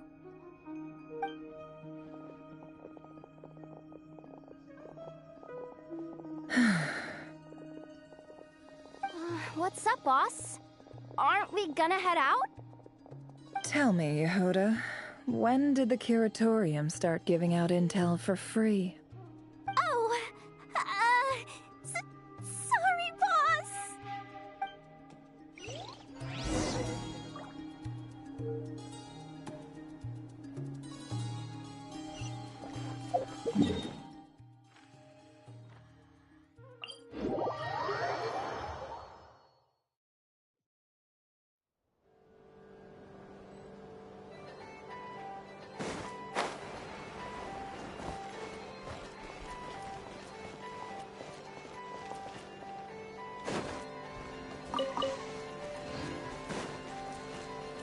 Get ready for the gliding champion of Mondstadt.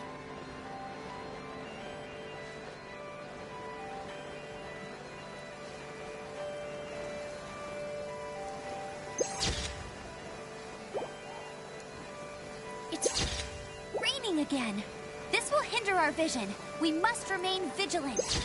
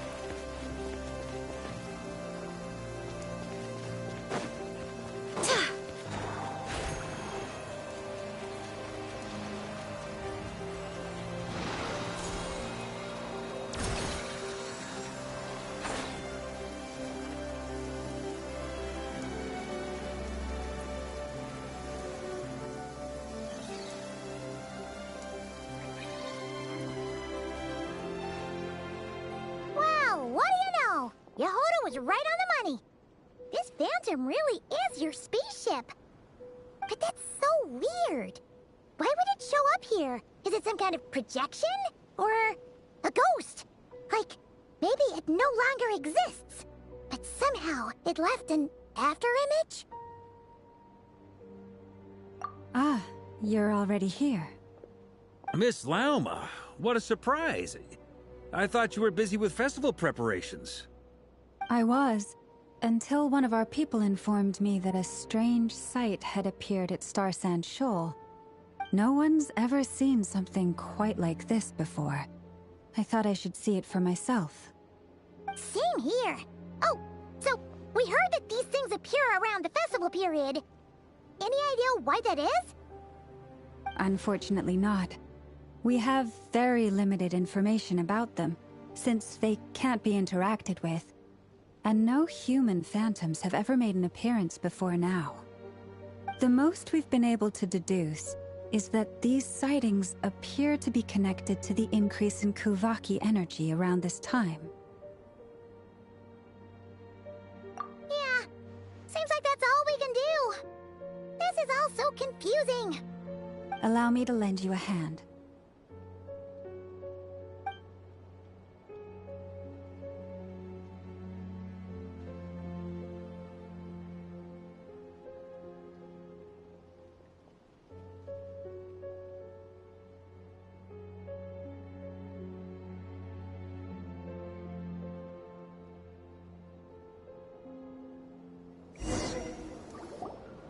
Everyone, our friend here should be able to provide us with some information.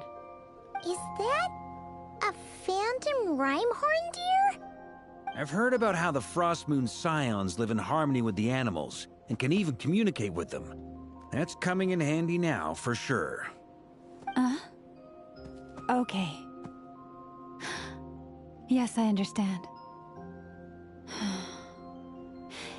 Then how about this?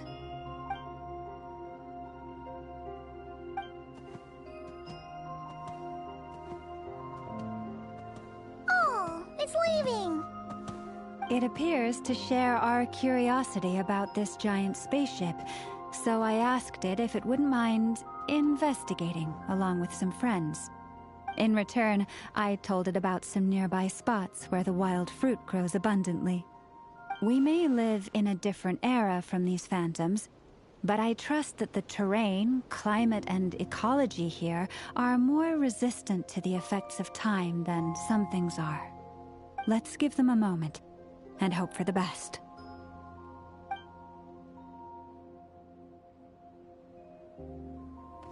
All back together? Must have been a lot of fruit. Indeed. Now let me ask them some questions.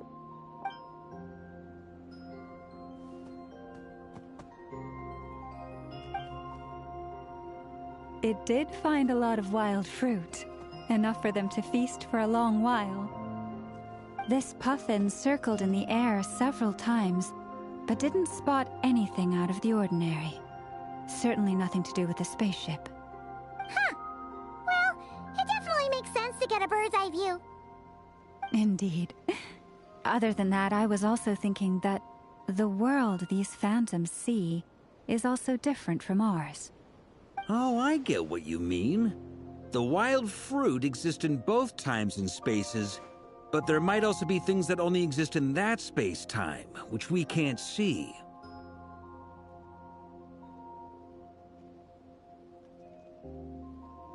Good point. Great thinking, Lauma. Blunthorn rhinos can use Kuvaki to shift great rocks, but this one says it couldn't get that ship to budge by even an inch. The sniffer mole tried too, but despite being a skilled digger, it could not get through. They say that the spaceship looks robust and undamaged. It seems completely impervious to any and all attacks. Whatever lies within is well defended from harm. So, just like us humans, there was nothing they could do about this spaceship either. Yes. Still, they deserve our thanks. We are grateful for all your efforts, dear friends. Now go. and enjoy your feast. I've noticed some other human phantoms gathered nearby. Come on, let's go talk to them.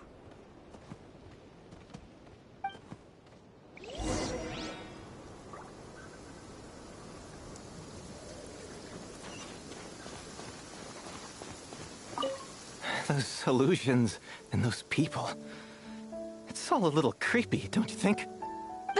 Nah, all part of the festive atmosphere.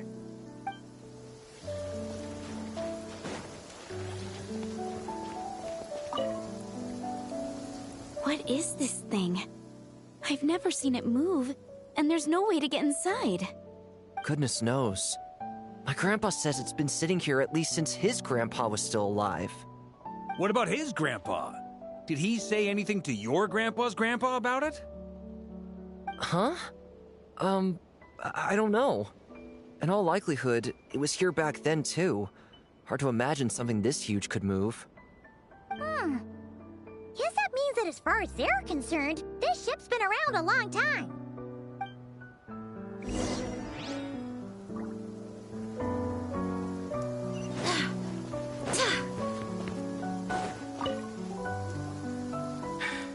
Come on, brothers. If we can get even a small chunk off of this thing, it's gotta be worth a fortune. Today is the day we strike it rich. Huh? You mean Paimon? Yes, brother, I shall join you. Let's make our fortune. We should go with them. What the? This thing is crazy tough. I can't even scratch it. What's it made of? Sorry, brother. Looks like we'll have to seek our fortunes elsewhere. Enjoying yourself? I was just seeing if I could influence this phantom's perception by playing. But nope, no dice.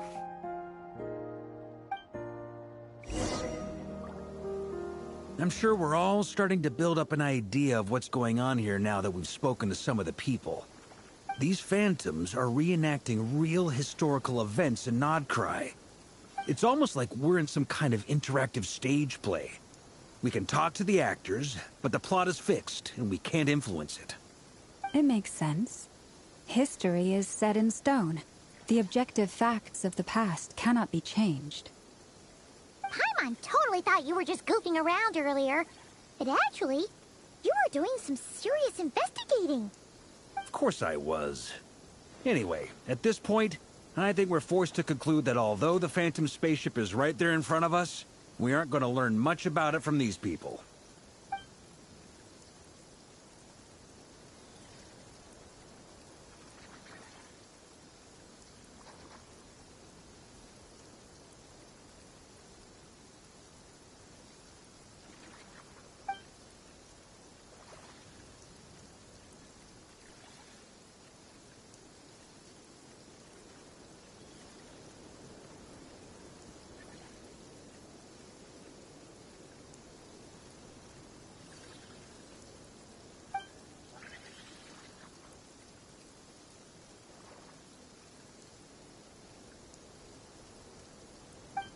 Don't be discouraged.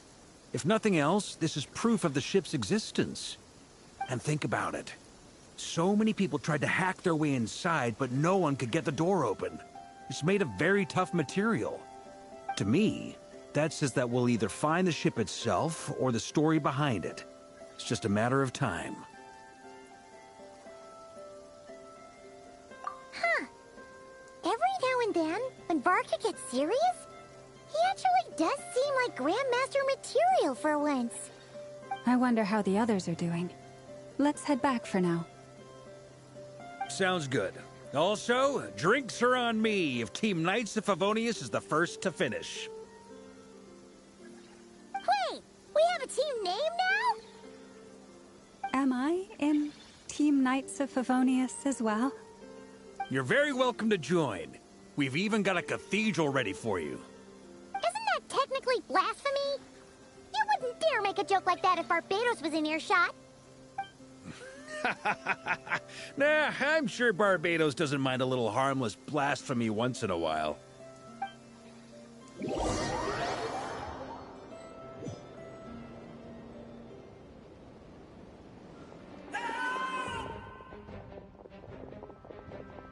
Oh, no! Get away! Oh.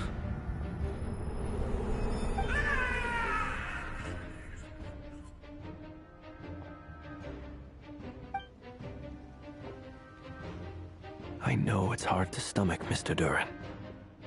But as I'm sure you've noticed, there is nothing we can do to intervene in that which unfolds before us. But we have to at least try. And try you have. But are you aware of how many unsuccessful attempts you've made now? I wasn't keeping count. I'm afraid this is the 39th failure so far.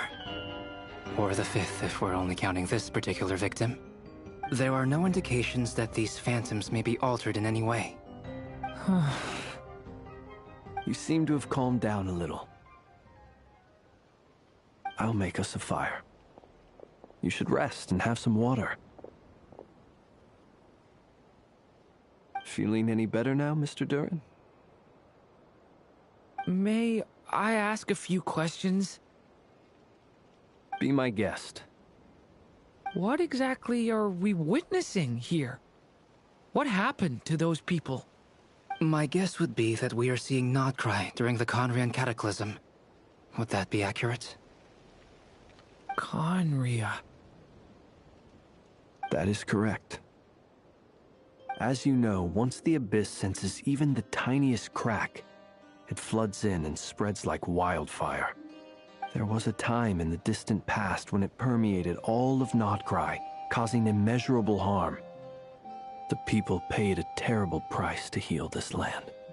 Then, 500 years ago, the whole of Teyvat suffered an abyssal disaster.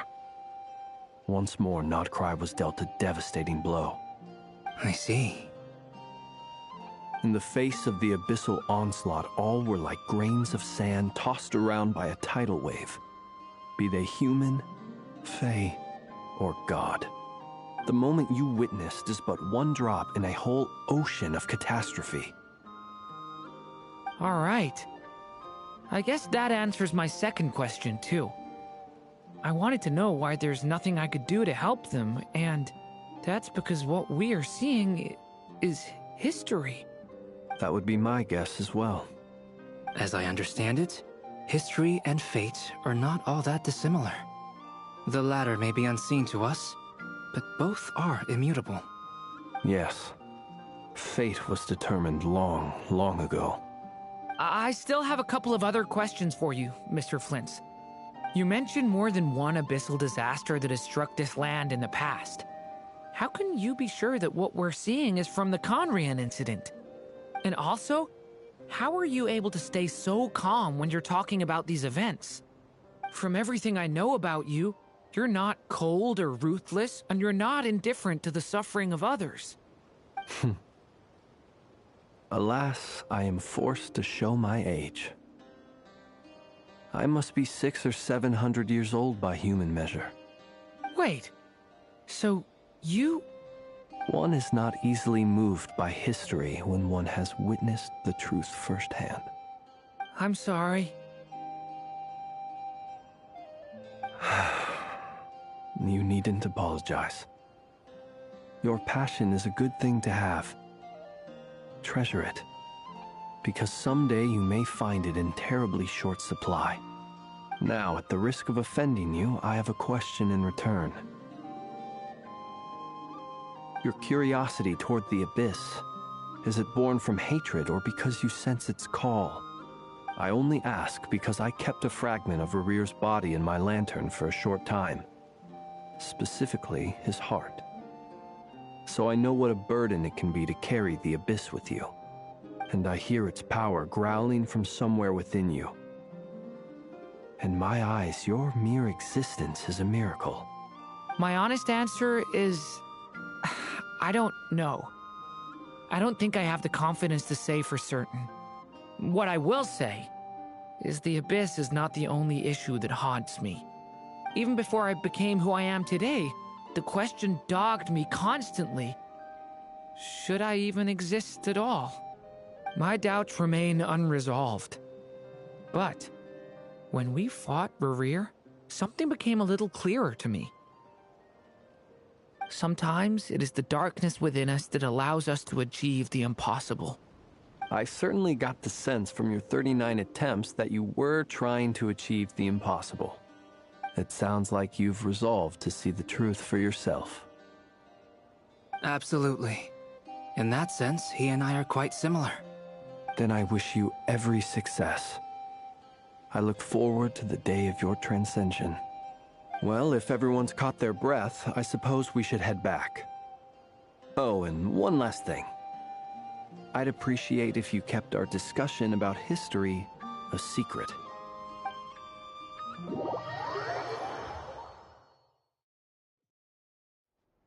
Incredibly, our separate investigations led us all to the same conclusion.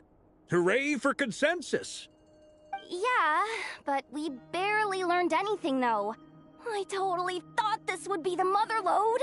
Talking with the ancients? I mean, come on! But nope, all we got was useless snippets of conversation. And all this stuff about moons and hyperopia. What a load of baloney. Seems like people back then had a few screws loose. I understand your frustration. We found the same issue. Each phantom only showed a very brief moment in time. There isn't much value to be found in these miscellaneous fragments of a civilization's history, no matter how glorious it may have been. If there's a silver lining, it's that these phantoms are harmless to the present reality. They shouldn't get in the way of the festivities. Paimon agrees. And not just because it's the first thing she understood in this whole conversation. You look disappointed, Nefer. Is something the matter? What do you think? We all worked our tails off, but the only one to gain anything from it was you, Lady Moonjanter. Well, please do share the Hyperborean records with me. I will gladly inscribe them in our people's documents. Oh, duh! Yeah! That was it! Hyperborea! Hyperborea. I'm serious. Only an expert in the Frostmoon Scions and their history can turn these records into valuable research material. The alternative is to let them gather dust on the Curatorium's storage shelves until the pages turn yellow. Nefer, you're wise enough to know that cooperating and sharing the profits is the best course of action here. Well, that goes without saying. Sure, let's do that. Huh? But didn't you say we aren't supposed to give out intel for free? Sorry. Shutting up. Now is not a good time to push Nefer's buttons. Anyway, back to Moon Prayer Night. I'm thinking that we should prepare something a little special, aside from the usual decorations and so on. You mean a parting gift? Can't go wrong with food. Although, does food go bad on the moon? Perhaps a lantern would be a better choice. It might be dark up there. It could prove difficult to light a lantern on the moon. Magical stones might serve that purpose better. What about a clockwork mecha model from Fontaine? I've got a whole bunch at home. I use them for fighting practice in my free time. None of these sound like things she would be even remotely interested in. But we don't interact with her enough to know what she likes. Yeah. It would really save us the guesswork if someone could find out what she's into. Wait, what the? Traveler? They're all looking at you.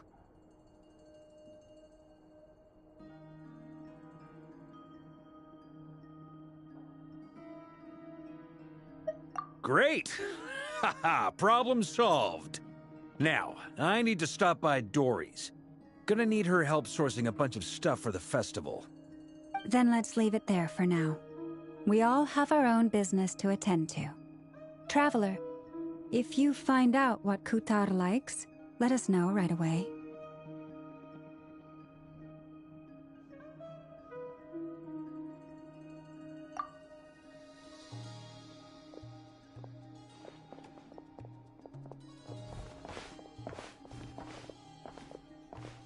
Is something the matter?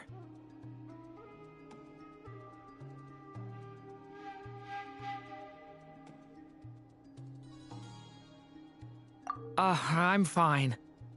It's just... I'm still feeling a little rattled after witnessing the horrors of the Abyss. But it's okay. This is something I have to work through. I'll be all right. Thanks for your concern. Well, don't put too much pressure on yourself. If you ever feel like something's wrong, physically or mentally, we're here to talk.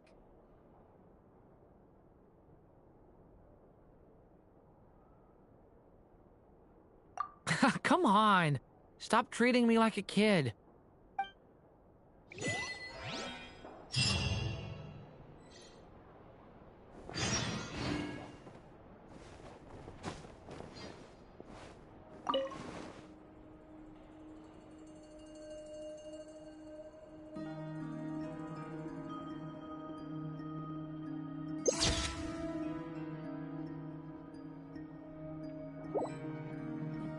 Which is why we need a lantern guaranteed to work on the moon. Yes, I have a few ideas, but the lantern itself is the easy part. The real issue is how little we know about the lunar environment. Wait, you two are serious about this? Let's just say I'm intrigued by these shining magical stones that Mr. Albedo has mentioned.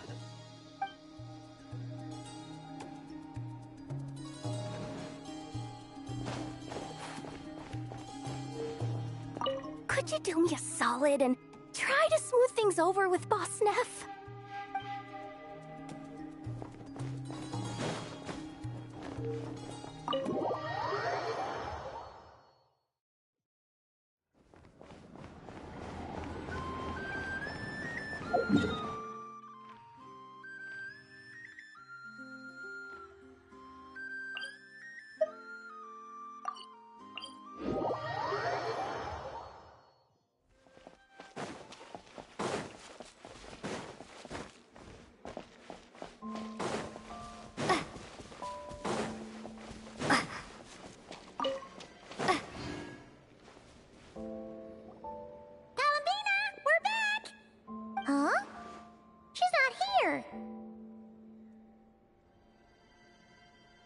Weren't there a few Kuhenki here last time, too?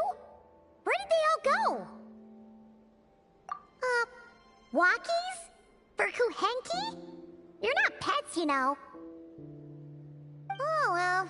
Looks like we just came at a bad time. Let's try again tomorrow. There's still a few days until Moon Prayer Night, so we're in no rush. Besides, she needs time to rest anyway.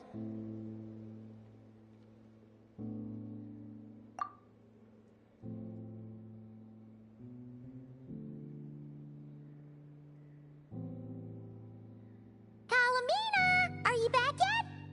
Oh, how strange. Looks like she still isn't here.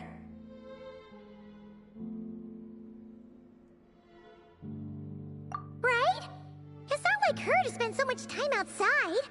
Especially since she's worried about attracting unwanted attention.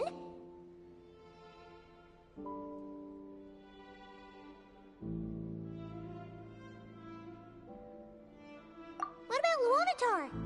Luonatar, you there? Hey! Do you know where Kalambina went? Sorry, didn't understand. But if you know where she is, could you take us to her?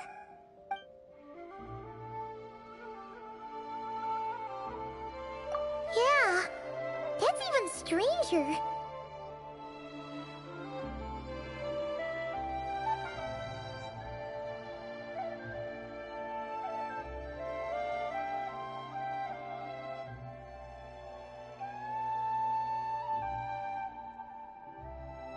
What about him? Oh, that's not good news. They change color when Kalambina gets weaker, right? And they look super pale right now.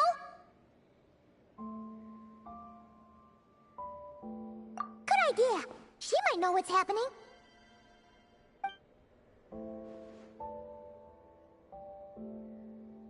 Velma! Ah, it's you. How is Kutar? Is she okay?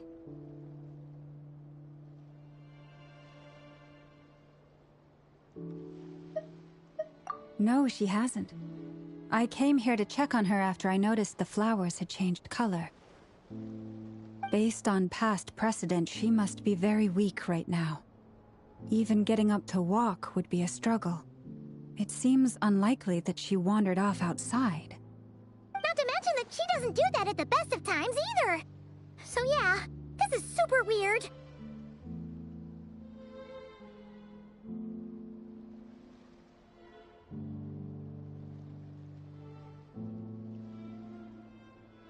No. Very few people are in the know about Kutar's whereabouts. And if anyone suspicious had visited, they'd have left some sort of evidence. Come on, let's go to Nasha Town. If anyone has seen her, someone there will know about it. It's Notcry's information hub after all. Makes sense. Let's go!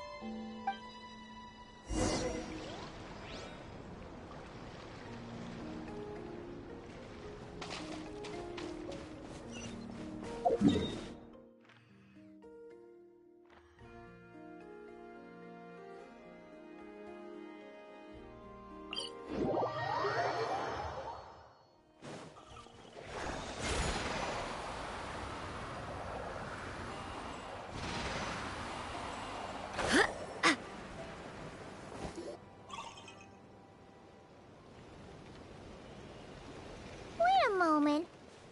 Is it just Paimon, or is this stall kind of suspicious? It's never been here before, right? No, I don't recognize it. Alas, your free and easy adventure time is over. Now, prepare to face the final boss of Nocturne. Whoa! Where'd that voice come from? Not sure. But it's definitely hostile. No, no, no, not that way. The final boss is right here. The sniffer mole? That's the final boss? Surely not. Also... Okay, the jig is up. I'll stop teasing you. Turn around. I'm right behind you. It seems I've managed to leave quite an indelible impression, even though you've never seen my face. Ah, nothing could make a great mage more pleased with herself.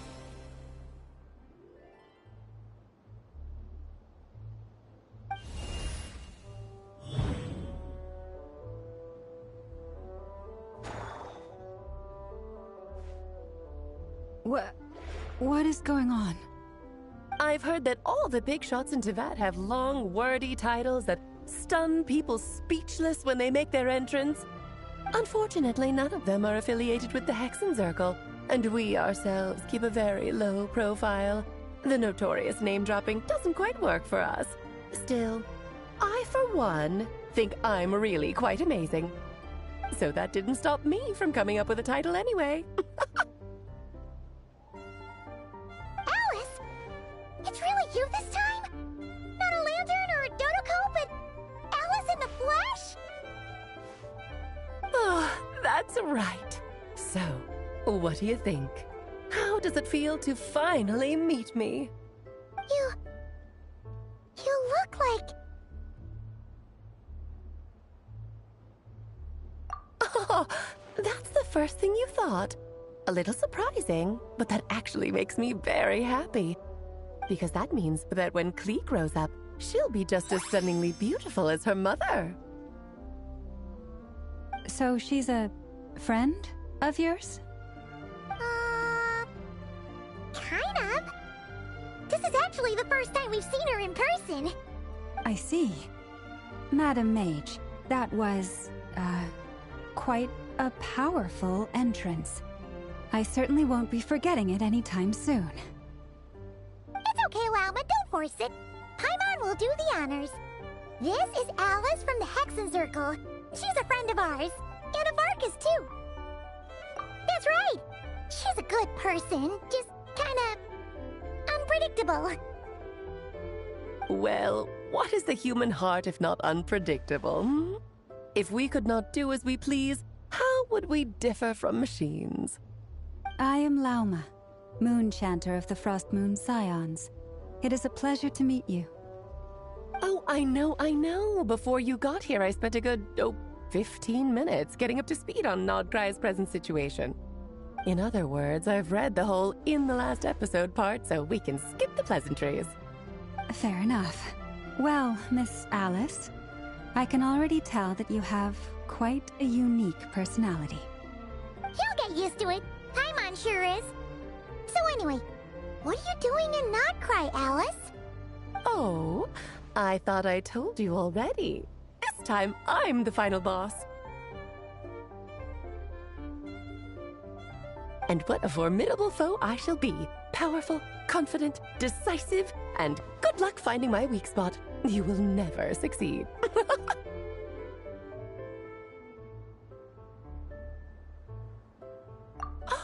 Oh, drat! My one weakness, and you found it in an instant. Fate has been dealt a devastating blow. Thus falls the great Dodo King. Why are you playing along with this nonsense? For funsies, of course. What's wrong, Paimon? Are you disappointed in me? Am I a gigantic letdown? No, it's just... You seem like a busy lady. And this is the one time you've shown up in person. Paimon figured it would be for something more high stakes than just goofing around. You're quite right. I'm here in Nocturne because something big happened. Something big enough it caught the attention of the Hexen Circle. It concerns the 3 moons, Tevat's borders, and of course, the moon goddess you are currently searching for.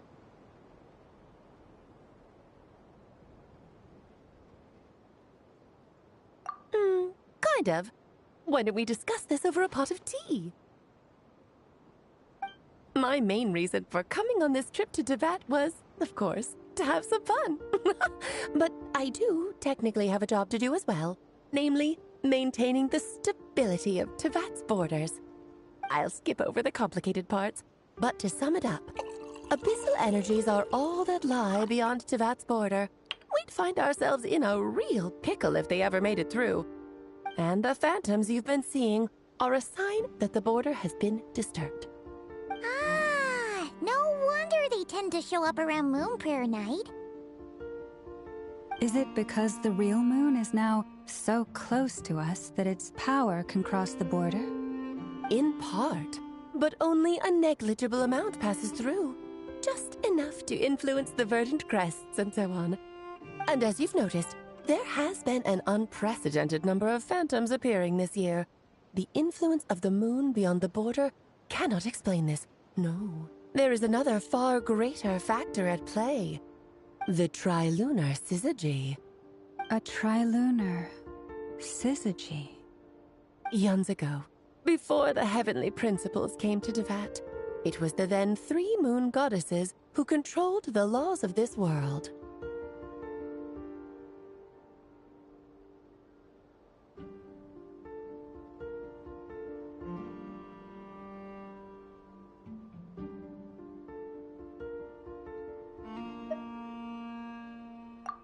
That's exactly it. The 3 goddesses split these powers amongst themselves, promising never to consolidate them into one singular body. This was meant to keep the world stable. But, fast-forwarding to the present, the eternal moon's marrow is with you, while the iridescent moon's marrow, which should never have appeared in this world, has been retrieved. Add that to the presence of a moon goddess in the flesh and... the power of all 3 moons is gathered here in Nocturne. There hasn't been an event like this since the War of Funerary Flame. And it's having a noticeable effect on Tevat's borders. Because I wish to give my darling daughter a peaceful, sunny environment to grow up in. Is that a good enough reason? Kinda sounds like you're dodging the question, but it does make sense. Well, that's one reason anyway, and the most important one. The others are a little complicated to explain. For instance, cleaning up after dearest Miss R. Albedo could tell you more about that if you're curious. But right now, I have a more important question to ask you. Why are you collecting the moon marrows?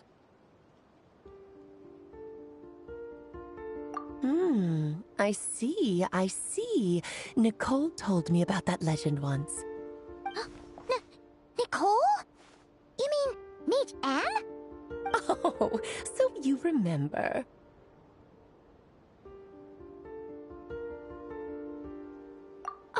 Yes, of course. That was a story about fate, her area of expertise. But back to the story of our dear moon goddess. I'm afraid her intended method of returning to the moon is unlikely to work anymore. What does that mean? She may be missing, but she hasn't gone anywhere. She has disappeared.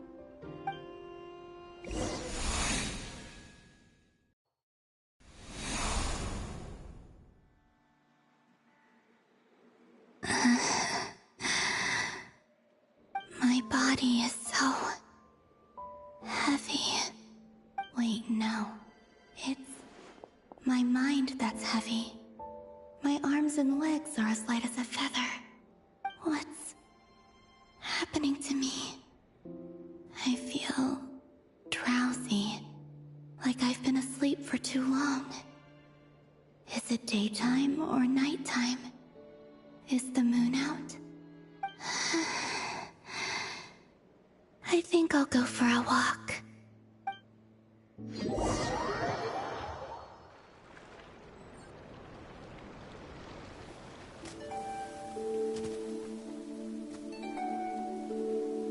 Are you out for a walk too?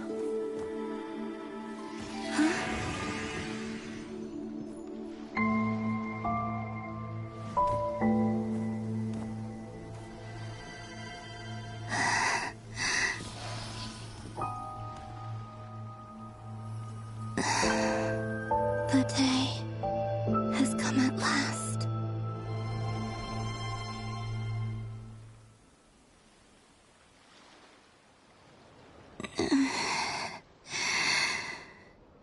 Have I grown so weak that I can't even sustain my physical form? But Moon Prayer Night is nearly here. I was so close to returning home.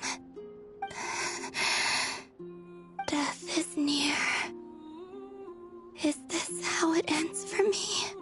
Will I return to the moon after I disappear? Or... I don't want it to end like this. So far, at least, I still exist. Even if not physically, I can still feel. But as my power wanes, I'm sure that too will fade. I suppose I might take one final look at this world.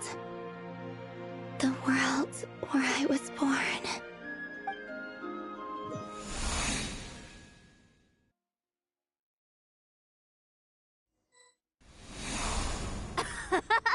Come on! Come on! Wait for me! The Frost Moon Enclave. How much it has changed since I was born. These decorations, they're so heavy. It's times like this when you kind of wish men could be priestesses and acolytes. How fascinating. I've never had the chance to be privy to people's private lives in this way. In the past, people would get so solemn and serious the moment I showed my face. Like they were frozen stiff. Karina, Lametti, it's time to eat. Coming! I want to watch them a little longer.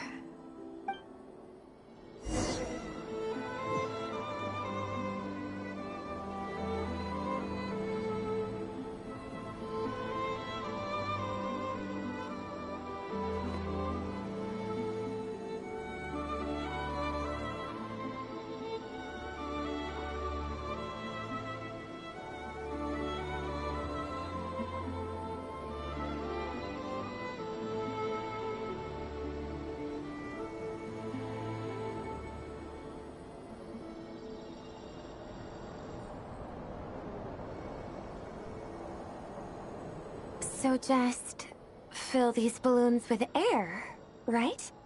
Yep. Try a couple now to test things out. The rest can wait till Moon Prayer night. Think fast. Breda! Teasing an acolyte of the Frost Moon Scions? Surely that's a punishable offense. Take this!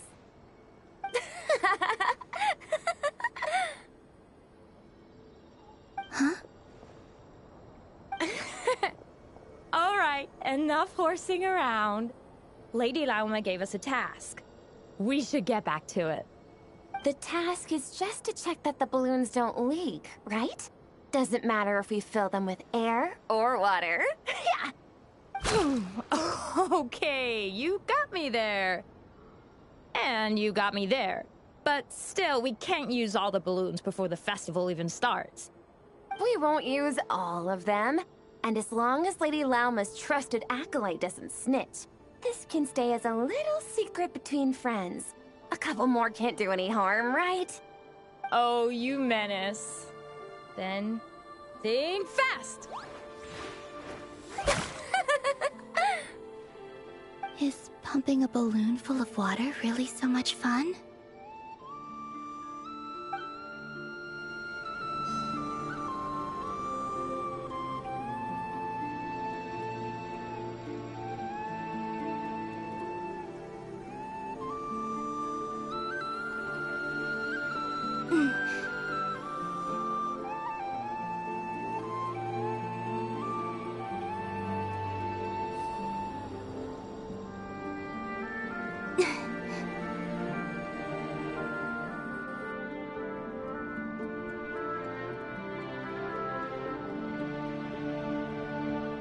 I'm sure you're both tired from playing all day. Come on, eat up. A plain, humble meal. That has always been the way of the Frost Moon Scions. Huh? How come Lametti got a midsummer berry dessert? Oh, I always get Lockaberry. I don't mind sharing. You can have a bite of mine if I get to have a bite of yours. They're sharing food? I've never shared food with anyone before.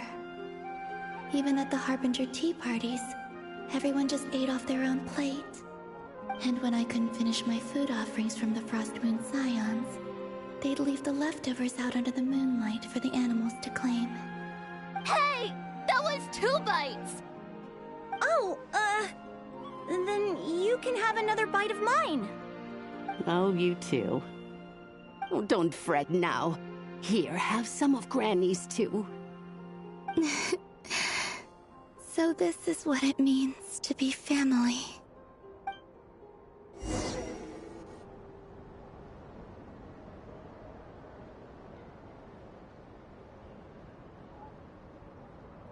I'm seeing so much that I'd never usually get to see. They'd never act like this when I was around. It's nice, being able to just watch people in peace in these final moments. What a rare opportunity. I think I'll go take a look around Nasha Town, too. Maybe the Traveler will be there.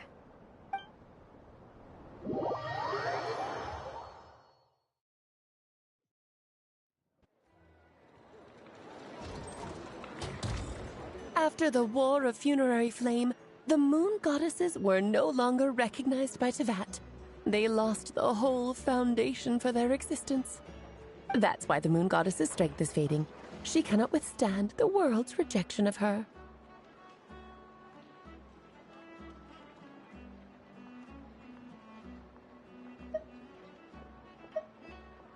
To be more pedantic about it, the Moon Goddesses did something to offend the heavenly principles, and that's why they were ousted.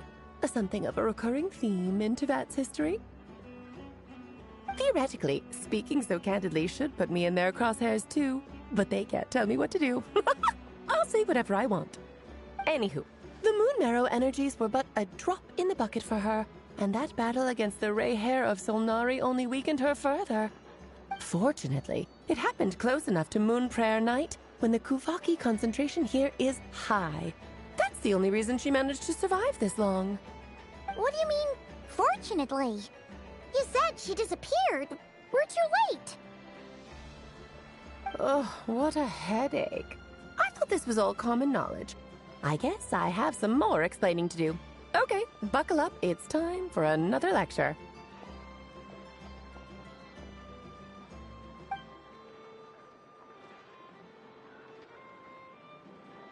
Now, I said earlier that the moon goddesses lost the foundation for their existence.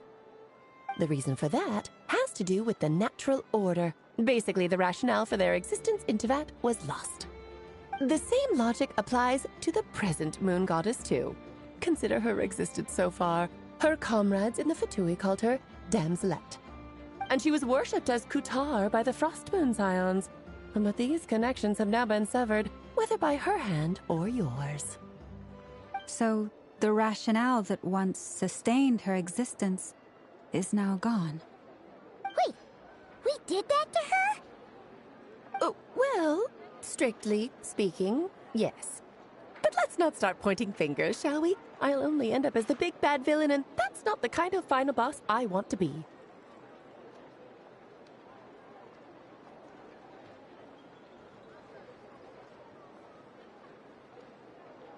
Of course I do. I'm only the greatest mage in the whole entire world.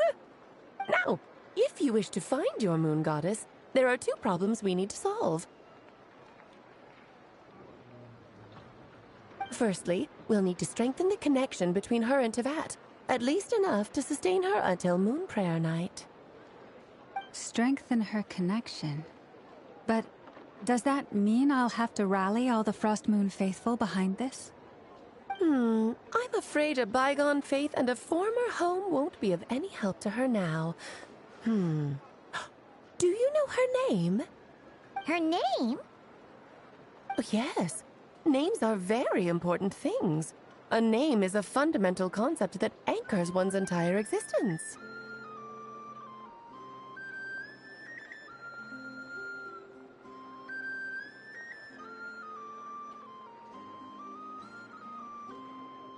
Then your first job is to find it.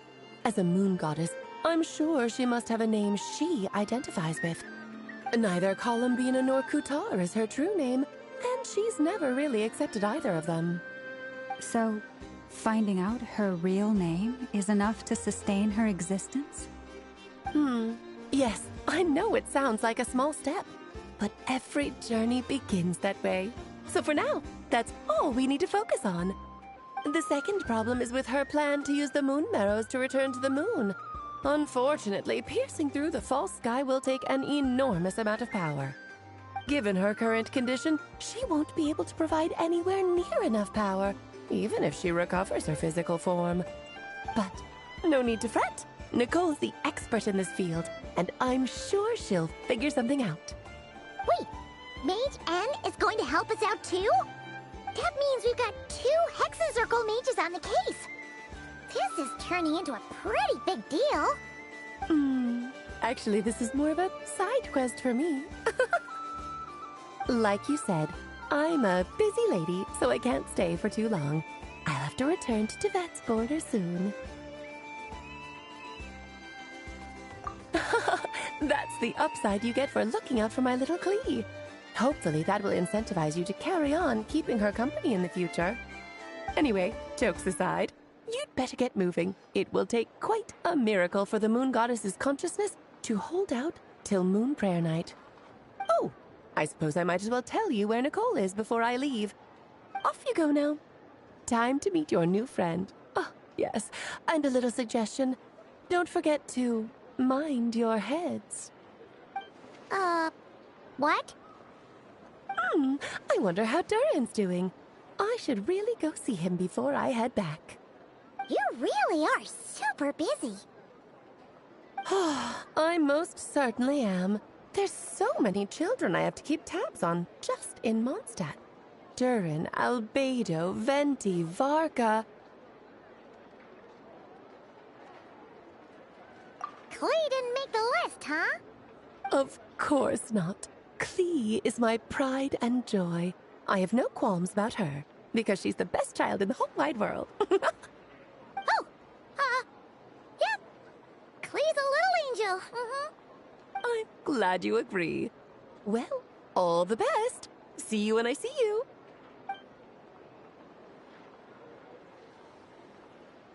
She left in a hurry. Yeah, she didn't pack up her stall. Should we handle it for her?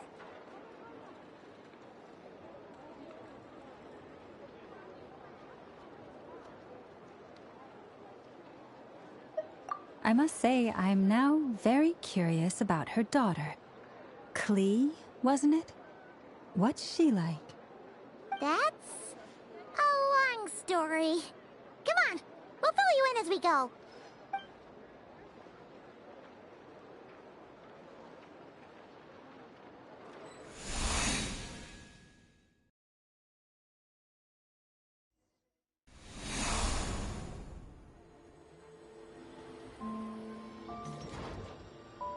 What a lively place. I've never experienced Nasha Town like this before. Hey, you old geezer! Your hammer's rusted through! Who are you calling old geezer? Are they quarreling? I'm looking right at him! You've really gone downhill since giving your daughter free rein in the workshop. Can you even swing a hammer anymore? It shouldn't take you days just to fix a single chair! You might as well use that hammer to massage my back for all the good it's doing. Don't run your mouth, or you'll get a back massage that'll put you in bed for the rest of your life. Look, the materials haven't arrived yet, all right? You know how busy it gets in the days before Moon Prayer Night. I'll bet you send all the materials to your little princess. Blood's always thicker than water, huh? All right, you've made your point, Uncle Koski. As soon as the materials arrive, fixing your chair will be the #1 priority. And Dad, if you've got time to chat, why don't you lend me a hand, See? Lolka knows what the score is. I guess they're friends. But the way they spoke to each other was so ugly. Then again, it wouldn't be the first time I've seen something like this. Columbina! Sing outside my door in the middle of the night one more time, and I'll unscrew your vocal cords. You hear me? Oh, Zandrone. So that was her way of trying to be friends with me. What a pity. I won't get the chance to say any ugly things in reply.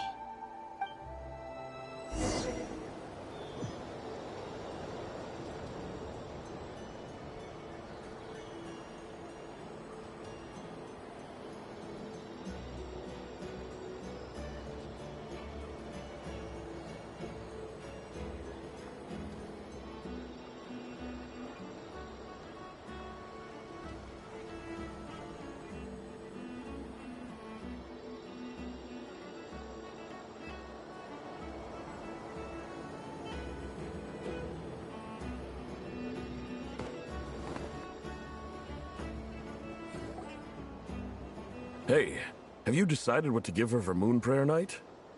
I sure have. She's gonna get the surprise of her life when she's least expecting it. Then I'll whip out the ring and pop the question. The surprise of her life. What a fun turn of phrase. Cool, I get the picture. You can spare me the gushy details. Ooh, looks like we have a customer. Hello there, ma'am. Would you like some Moon Prayer Night candy? Huh? Is he talking to me? Can he see me? Here you go.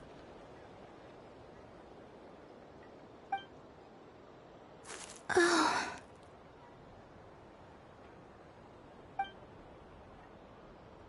Come back anytime. Right. Now, where were we? I don't know why, but I still held out hope.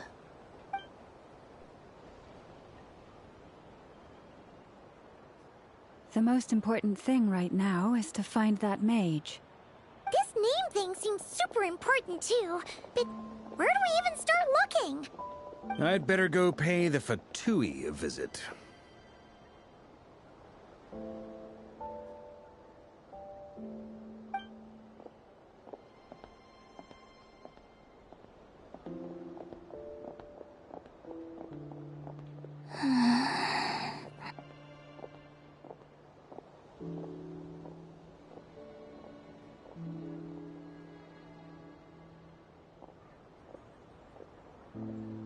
Columbina?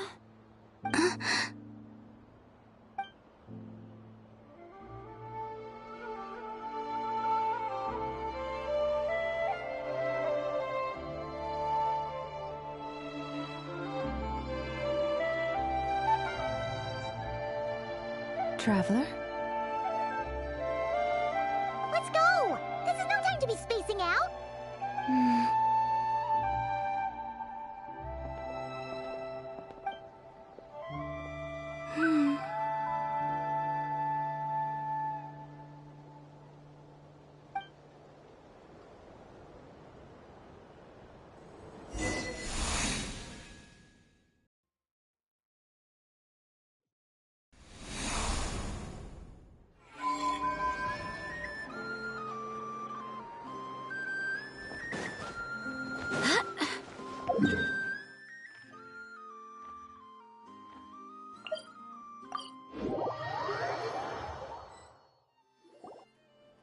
Where are they going?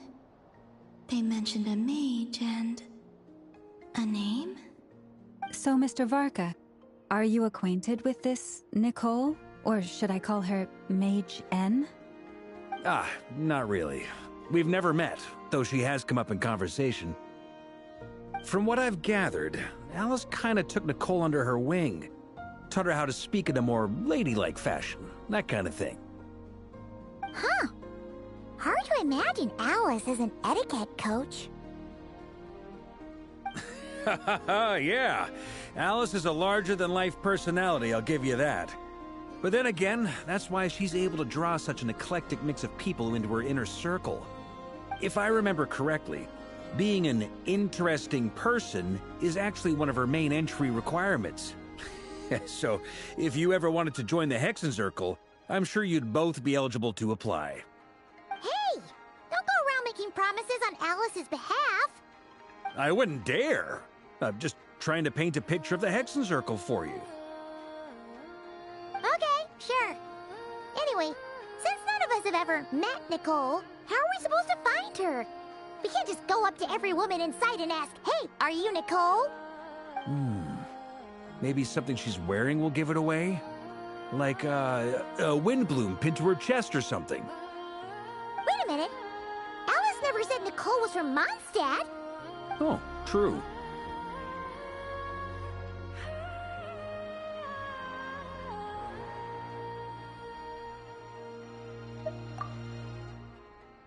That would be... this young lady, then?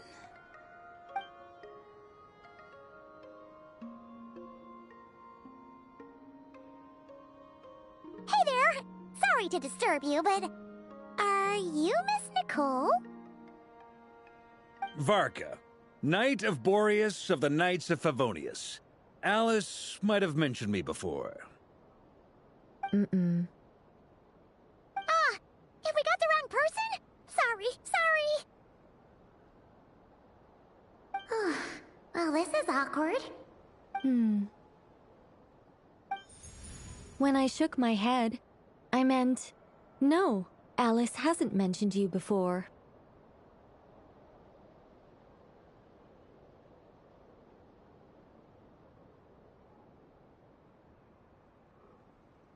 Huh? Where is this voice coming from? My apologies. For certain reasons, I am unable to speak. This is the only way I can communicate with you.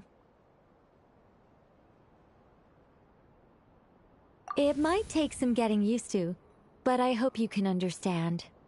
Hey, it's fine. I'm more shocked by the fact that Alice never speaks about me. I mean... As for you two, we have crossed paths twice before, but it is nonetheless a pleasure to finally meet you. Oh, it's really you! Thanks for all your guidance in the past! You're quite welcome. This time, things are different. We have reached the unwritten pages of the story. You might say that we stand at the crossroads of fate.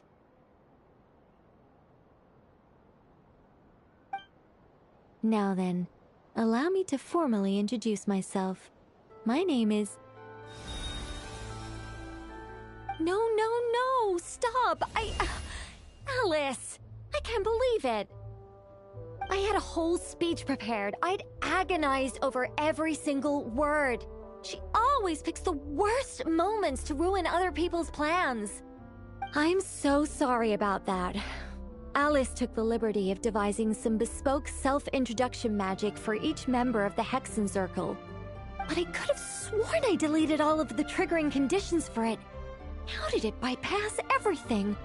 Oh gosh, this is so embarrassing. This is a very different side of Nicole than what we're used to. Is she not used to face-to-face interactions? Don't worry about it.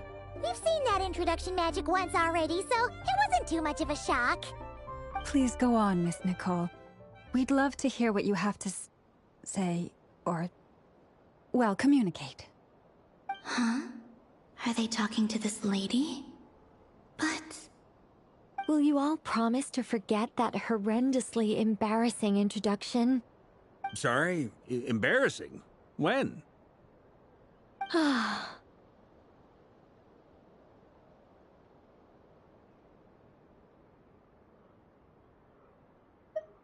Yes, my name is Nicole, and I am one of a very few angels who have retained both their preferred form and their power. The Traveler and Paimon should be no strangers to this concept. There is another of our kind in Natlan. They call her the Lord of the Night. Alright! Paimon remembers her! Yes. Well, I have retained more of my power than she. It's because I don't have a long-term duty to fulfill. To be more specific... no. We'll be here all day if I get into the specifics. Moving on. If I'm not mistaken, you are here because you wish to learn how one might reach the moon beyond the sky. That's right. Is that something you can give us any guidance on? Yes, I do know a way. It began with the Hyperboreans, who lived after the War of Funerary Flame. Blank looks. Maybe I should start with the background of the war. Or maybe not. It shouldn't be an issue. I'll fill in the gaps for you when we have more time. Anyway, after that war ended, the three moons retreated to beyond the false sky. The Hyperboreans were humans I once aided. They accepted the civilization and creations bestowed upon them by the angels. But despite accepting many blessings of the angels, many among them still held on to their faith in the moons. They were reluctant to accept the new order, even after the War of Funerary Flame. They sought to contact the moon goddesses beyond the sky and receive their guidance. But all three had passed away by that point.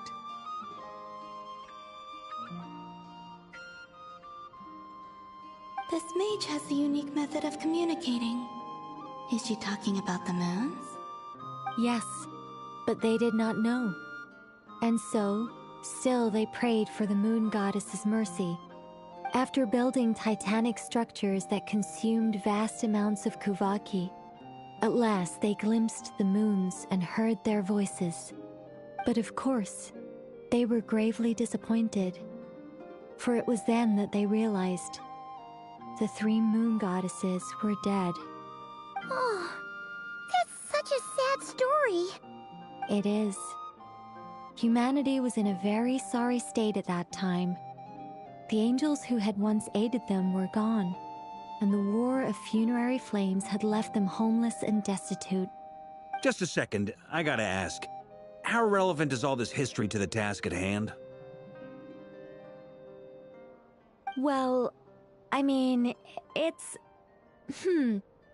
Okay, it seems we've drifted into irrelevant narrative waters. It's been a while since I've had the chance to speak inside someone's head. As soon as I got started, I lost control and the words just flowed out like a waterfall. What I'm trying to say is... Right, yes, that's it.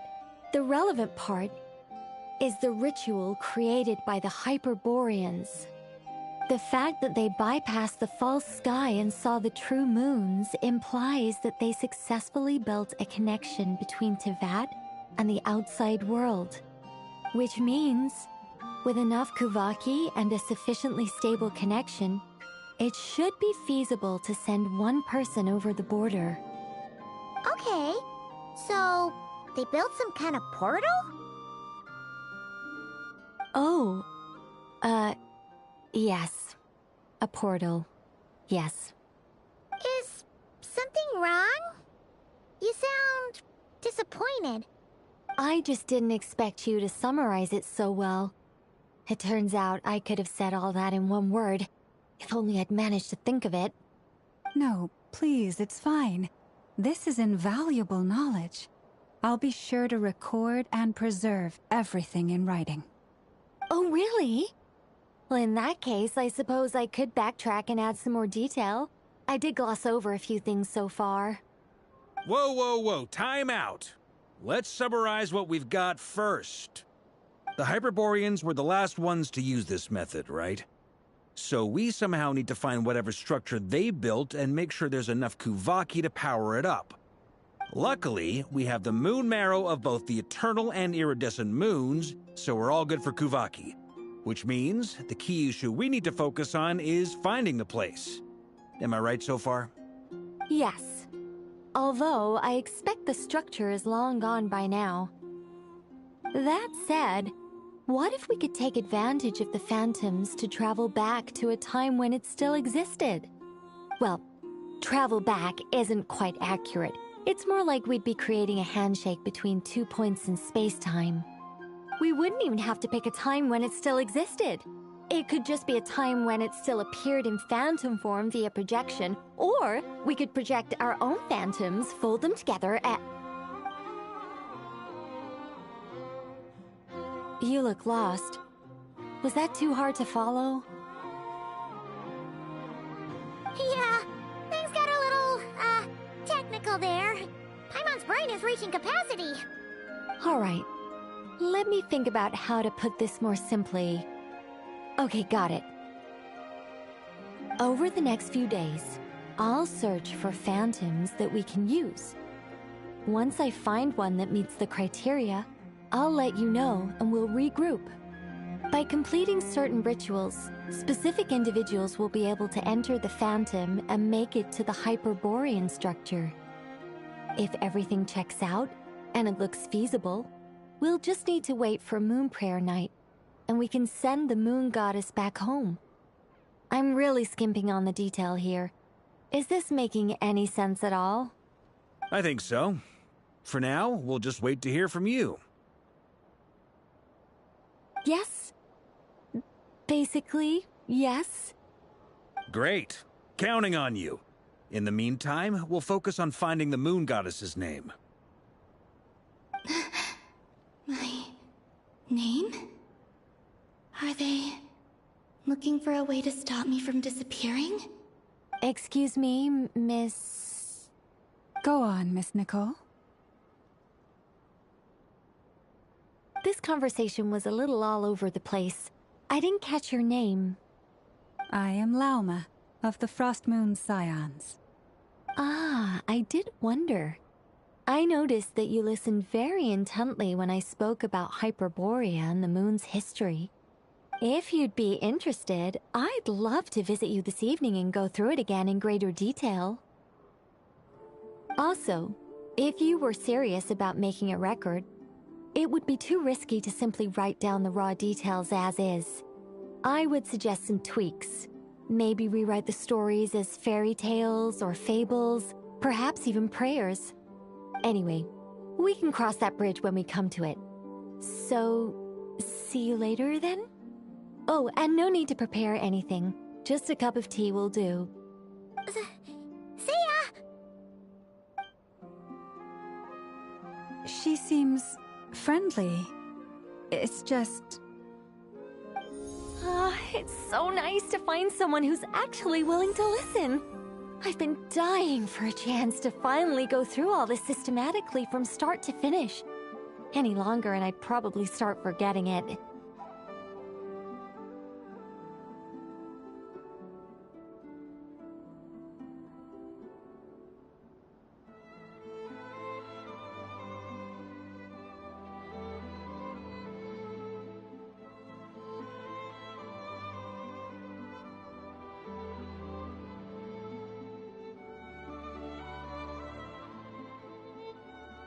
Now Paimon gets why Alice told us to mind our heads. Ha ha ha ha! What did I tell you? A lot of quirky people in Alice's orbit. Now then, the next order of business is, where do we start looking for the moon goddess's name? Maybe the rest of what Nicole has to say might give us some clues. Once I've heard her out, I'll summarize the salient points and share them with you all. I'm also inclined to review our other documents.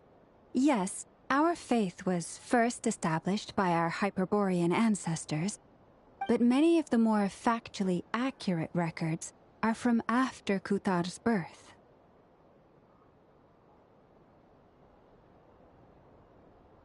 Sounds like we're gonna follow Columbina's journey through Devat, huh? In that case, we'll start by heading to the Frostmoon Enclave. Sounds like a plan. Take this with you. I'll see about getting in touch with the Fatui. It'll probably just be Arlecchino and Sandroni again. They're the only ones who would want to help. Thank you, Mr. Varka. Don't mention it. Honestly, I'm more comfortable dealing with the Fatui than prying into the details of a young lady's childhood. Catch you later. I should follow them, just in case there's some way that I can help.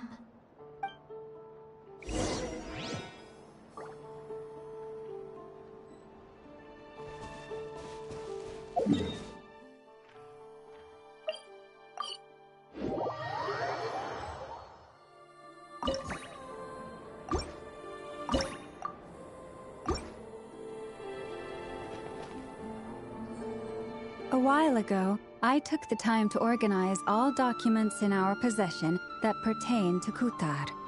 What you see here is the material I consider reliable. You're saying there's unreliable material too? Yes.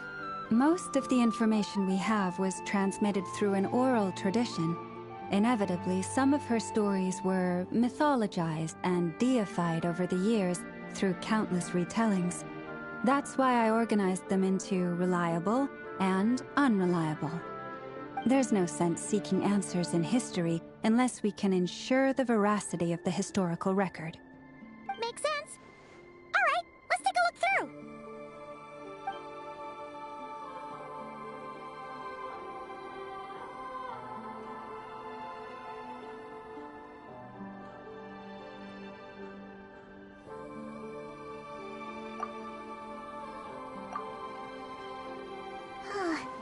Almost all these records refer to Kutar instead of Columbina.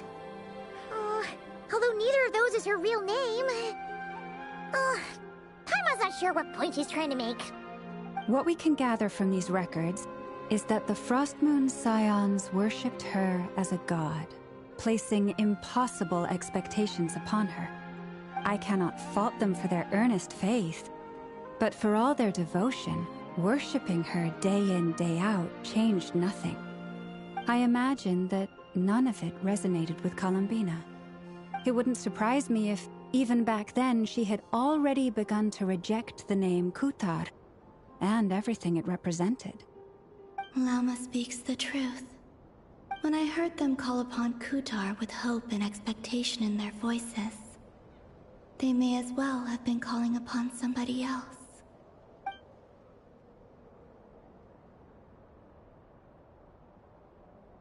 Well, that's a bit complicated. I looked at the level of detail, perceived authenticity, prose style, and how realistic their portrayal of Kutar seemed to be. Amongst the Frostmoon scions of today, only I know of her existence, and I alone have spoken to her face to face. As such, I know that there are certain things she simply would never do. That being said, I have sensed some changes in her lately. Changes? Me? Oh, seems like this is getting us nowhere. Oh, for what it's worth, why don't we check the unreliable sources too? Sure. Give me a moment.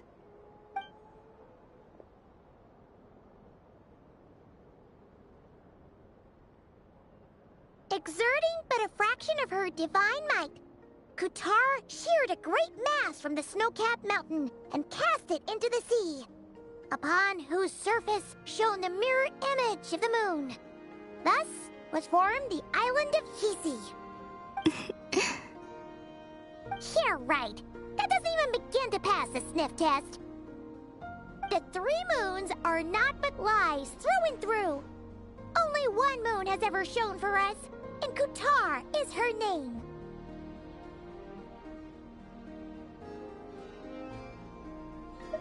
The vast majority of ancient texts are filled with fanciful tales like these. I trust you understand my criteria a little better now. Kutar did not speak, merely gazing into the distance in silence. And where her gaze landed, this was her prophecy. Clearly, whoever wrote this text never even met Kutar. Otherwise, they'd know that her eyes are always closed. What about you, Traveler? What are you reading?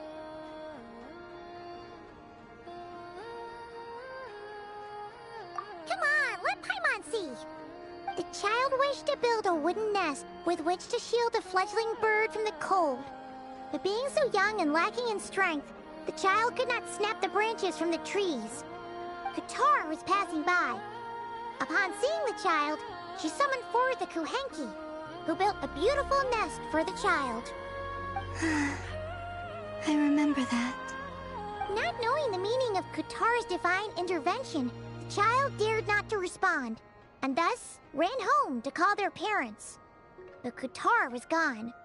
The Moon-Chanter declared the event a miracle and took the nest as a relic, placing it on high for all to see. The child was named as one favored by the goddess, and was greatly respected amongst the people.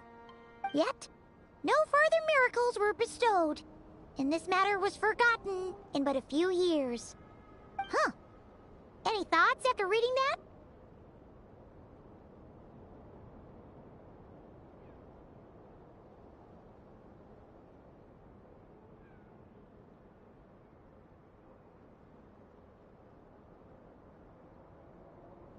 Yeah, Columbina probably just wanted to join the kid in making nests. Ah. I'd originally considered this a fabrication, because Kutar did not perform any similar actions in subsequent records.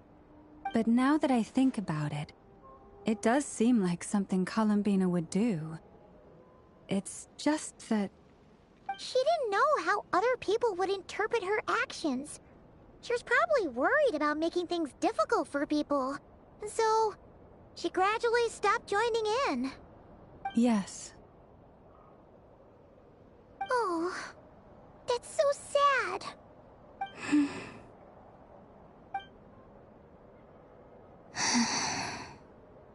And now, I can make no such gestures of warmth, even if I want to.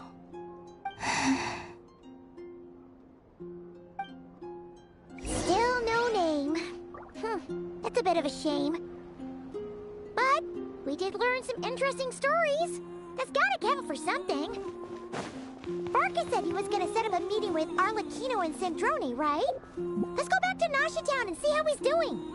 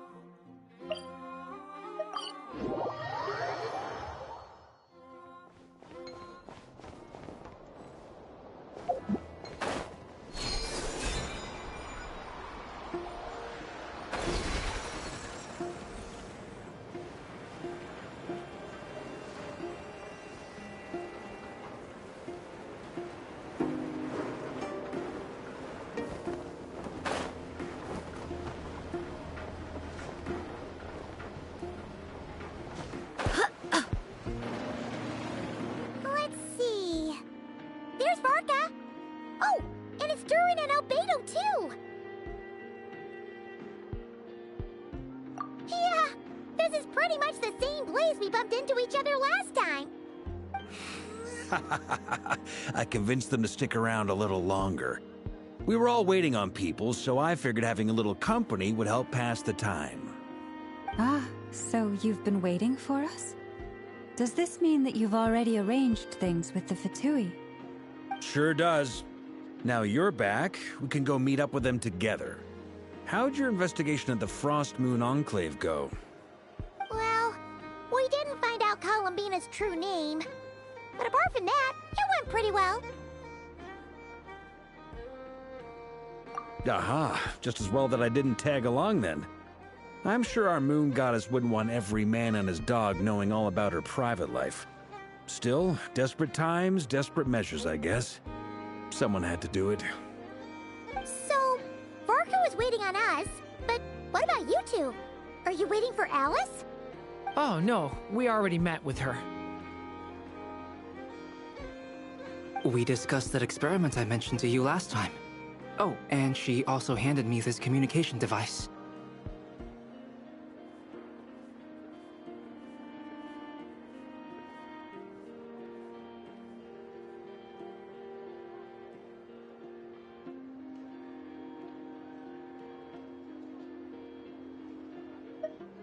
That's right.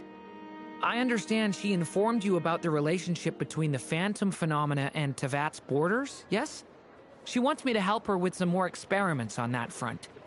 She said that she'll contact me through this device with more information. Ah, I see. Following instructions and making observations. Pretty common research method. Takes me right back to Albedo's lab. Wait, then who exactly are you meeting? Someone you know. Albedo's met him too. But I don't think Miss Lauma or the Grand Master have been introduced. Introductions are overrated, especially in cases like this. It's you! So? It's not like the Academia has prohibitions against going abroad. Also, I applied for leave. I've been writing to Hat Guy since obtaining a human form. I've already brought him up to speed on everything that's been going on in Nodcry. Hat Guy? Turns out, I actually have heard that name before. Oh? Then why did you react the same way I did? I only knew the name, not the fella. But since we're all here, let's do some introductions for what it's worth. I'm Varka, Grand Master of the Knights of Favonius. Lauma, Moon Chanter of the Frost Moon Scions.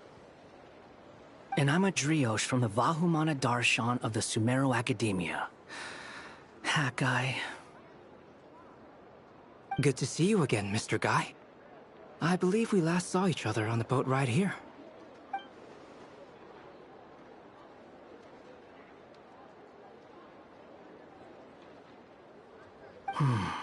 Mind you, the only reason I came here is because there's someone I want to look into. Who's that? The Doctor, also known as Dottore, second of the Fatui Harbingers.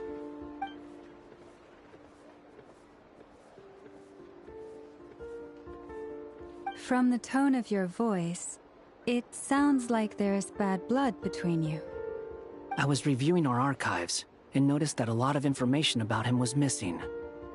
Left a bad taste in my mouth. That's all there is to it.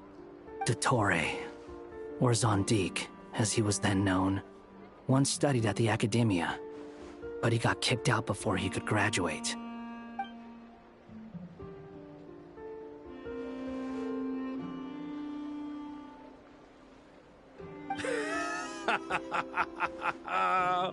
So the Harbinger's #2 man is a college dropout?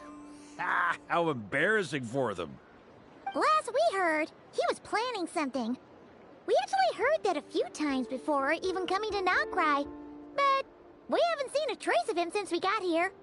He only appears when something interests him. For all we know, he might have left already. But the fact he did something here at all is worth noting. It'll fill a couple extra lines in his file. Why does it sound less like a file you're writing and more like a criminal record? Anyway, we were just about to meet 2 of the other Harbingers. Want to come along? You might learn a thing or two about him there. Sure. Even though they're Harbingers, well, they're old acquaintances of ours, so, you know, when you talk to them, try to be... I got it. The Frost Moon Scion's relations with the Fatui remain tense. Forgive me if I do not attend. In that case, we'll continue assisting Miss Alice with her experiments. Good stuff. Everyone's having a fruitful time. All right, we better get going. I'll lead the way.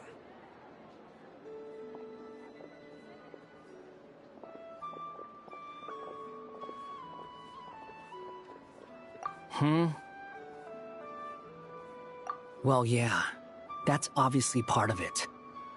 But I'm not the only one who has a score to settle with him. Neither you, nor Lesser Lord Kusanali, nor I want to see him meddling with things again.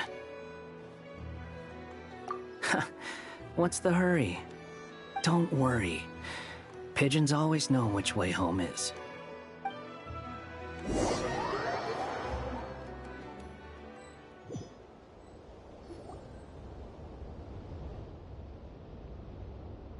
You made it. Who is this? A scholar from Sumeru. They call him Hat Guy. He's an old friend of the Travelers. Wait, this is the academia representative you wrote about? He doesn't exactly look the part. I believe this will prove my identity. You'll notice it bears the seal of the Sanctuary of Surasthana. Well, what do you know? So it does. All right then. My mistake. It's fine. I expected as much. What? So as I mentioned in my letter, the Academia's got its eyes on Dottore. But this matter remains top secret. Apart from those assisting in the investigation, the fewer people who know, the better. If anyone asks, I'm here in Nocturne to pursue my personal academic interests. Gotta say, Varka, you did pretty well to keep all this under wraps for so long. Sounds like you got in touch with the Academia about this way back. You flatter me.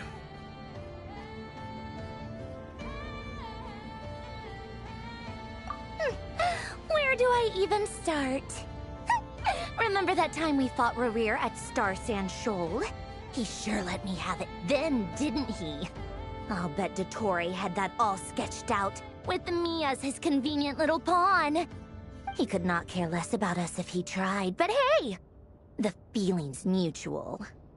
Does Dottore really strike you as the sort who values his relationships with his colleagues? Fair point. Definitely not. Which is why I always keep my guard up whenever he starts making suspicious moves. To that extent, our motivations align. On top of which, I consider you trustworthy people. Now, back on topic. In the wake of the Reikir of Solnari episode, Sandrone and I grew suspicious about Dottore's complete inaction during the entire affair. So we tried to find out what he'd been up to, but unfortunately to no avail. He never lets anyone in on his plans. The more he cares about something, the more secretive he gets. Indeed. Perhaps he believes that by keeping a low profile, he can avoid trouble. But that trick isn't going to work on his colleagues. Yeah, I mean, he's been researching the ancient moon's remnants. And he's been trying to get his paws on the moon marrows. Only an idiot would believe he doesn't have something more planned. With this in mind, I returned to Snezhnaya and relayed my thoughts to Her Majesty the Tsaritsa, entreating her to have him recalled. That's pretty direct. Did the Tsaritsa agree? Yes. I made it abundantly clear that the Fatui's business in Nocturne is almost concluded, and we do not need 3 harbingers in this territory. Her Majesty concurred. Accordingly, Dottore has returned at her orders.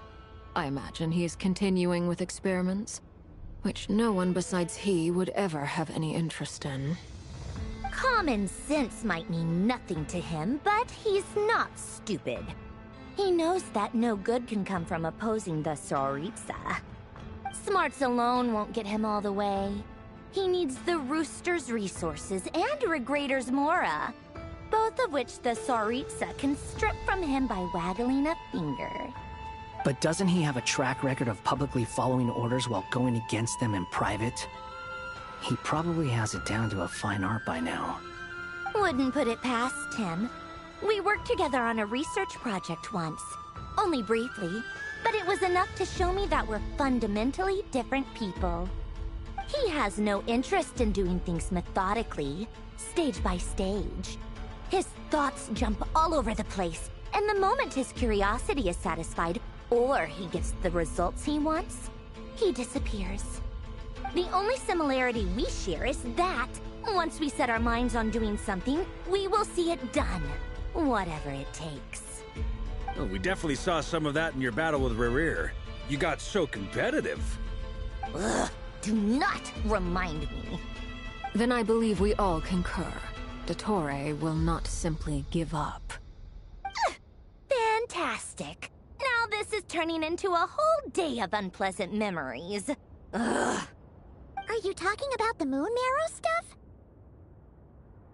He also strikes me as the kind of person to disregard experimental regulations, ruin all the equipment, and go way over budget. Then leave the first person he can find to deal with the fallout. Exactly. This one time, he was running some high-temperature experiment and the substance exploded. But does he care? No. He orders his subordinates to open the device so he can observe the results, which causes the gas inside to leak out. That gas was poisonous! If I hadn't been there, who knows how many people might have died. And after all that, he left, while I was still cleaning up after his mess. What a waste of time, he said. Waste of time? The nerve! He wasted my time! You've been bottling that up for a while, huh? Hat guy, I must say, you seem awfully familiar with internal Fatui affairs. Especially when it comes to Dottore. Thank you, Lady Harbingers, for providing such valuable information. I have no other questions for now, so I'll be on my way. Wait, what? You're just gonna leave? You're welcome to join if you want. Ugh. Just when Paimon thought he'd finally mellowed out. He makes quite the impression. I'll say. I've met tons of headstrong people, but not many of them would join me in bad-mouthing Dottore. Anyway, back to the main agenda. Barca, you said that Columbina has gone missing? Or rather, disappeared. Yeah. We're working on building a connection between her and this world. The simplest method is to find out her real name. I've actually asked her that question before, but she said she didn't know. Considering our relationship, I doubt she was lying to me.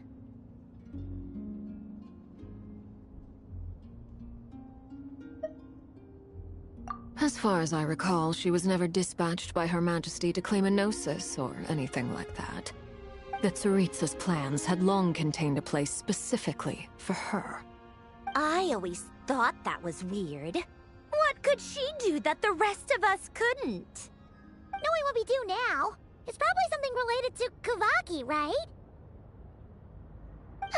More than likely. When she first arrived, Columbina would often go to Her Majesty and ask when she could start the task assigned to her.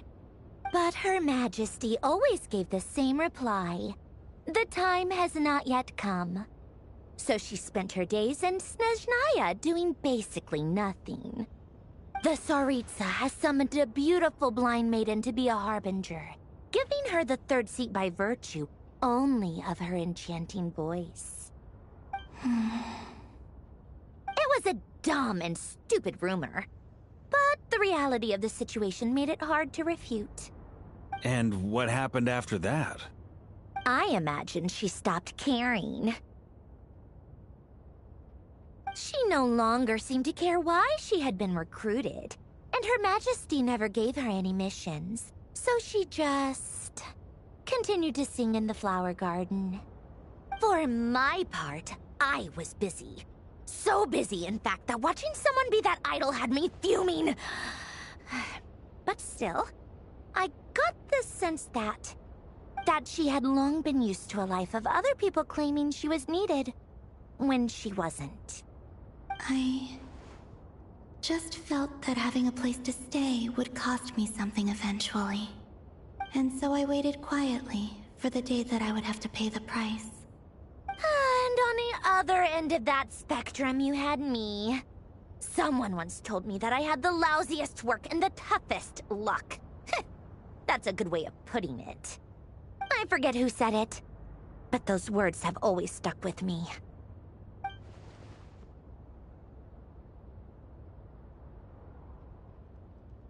But you've done your job exceptionally well all this time. Because at heart, you are a conscientious person. What is it? Something come to mind?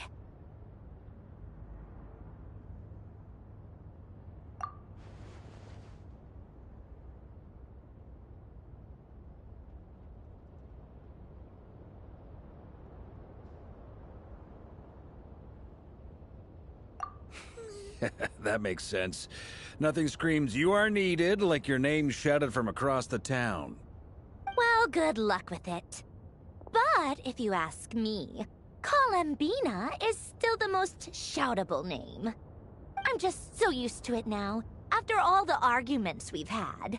I can't be bothered trying to remember another name for her. Nor I. Sandrone. Harlequino.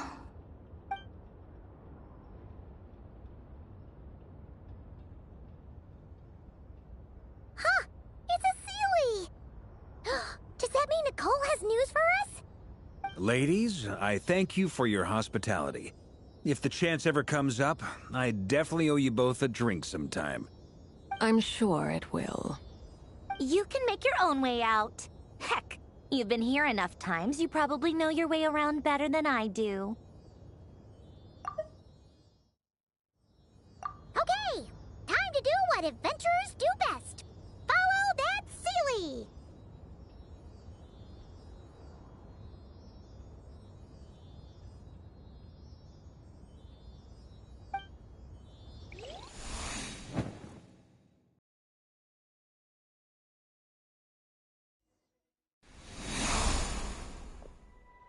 Here you are.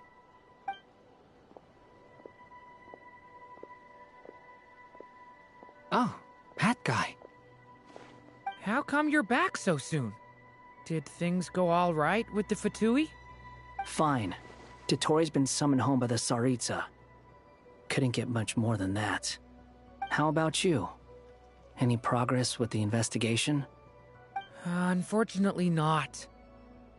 We've tried everything. Different phantoms, different locations, different points in history. But the results were the same each time. Abyssal monsters roaming the land. People crying out in despair, with no hope of being rescued. Every time I see it, I can't help but think, is this what it was like in Mondstadt when Dragonspine Durin attacked? And if I fail in the task I've been given, will I create yet another tragedy? That's just meaningless speculation. When we encountered similar phenomena previously, I tried to interfere with those illusions, using sounds and lights to guide them. However, we could not change their fates.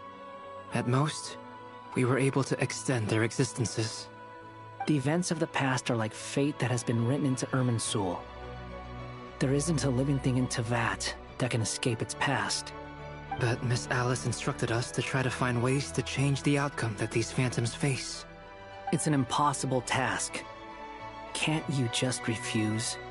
Since she asked us to do this, I feel like it can't truly be impossible. Or if it is, well, mages can make the impossible possible. I could not have been born as Durin otherwise. But you also said that your past 39 attempts were fruitless. That's true. But you're still going. Yes. After this many futile attempts, surely you realize that you're not doing this because you still believe what some mage told you. It's because you want her hypothesis to come true. It's something you wish for deep inside.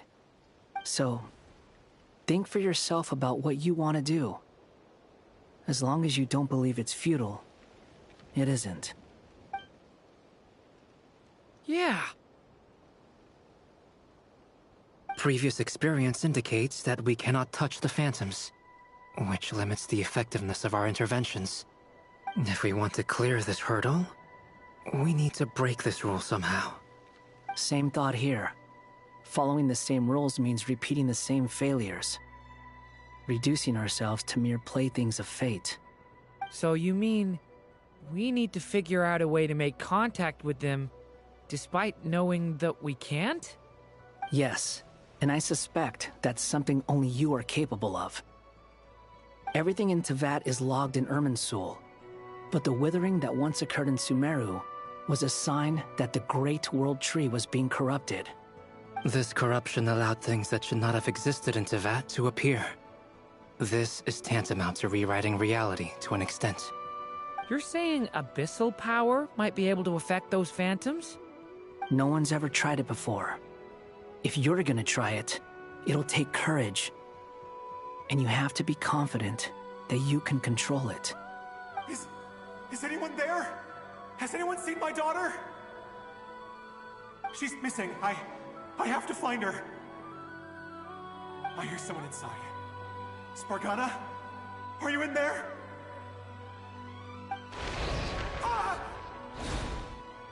If I can use my abyssal powers to warn him that there is danger here, maybe it'll change his decision. Maybe he'll stay away. Yes. The important thing is not the nature of the power, but rather how you use it. To intimidate and obstruct.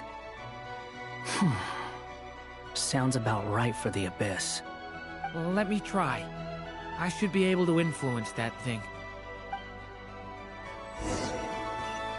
Have you seen a little girl?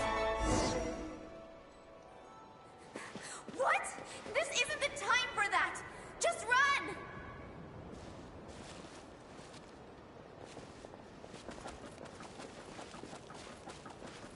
I hear someone inside.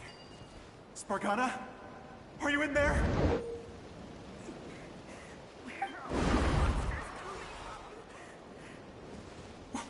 What is this? Looks dangerous. I should get out of here.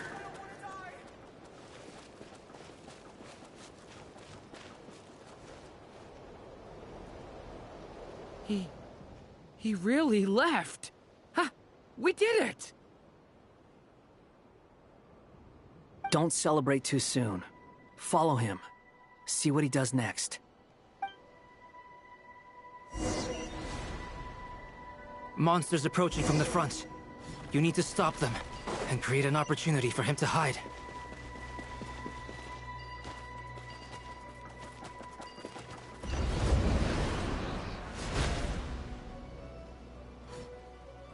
Help me!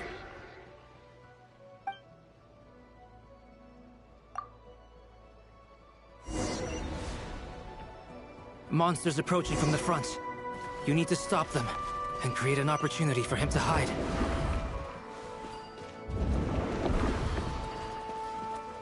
No! There's monsters ahead!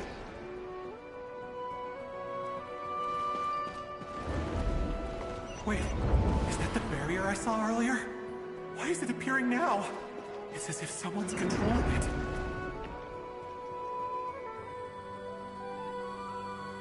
The monsters are gone.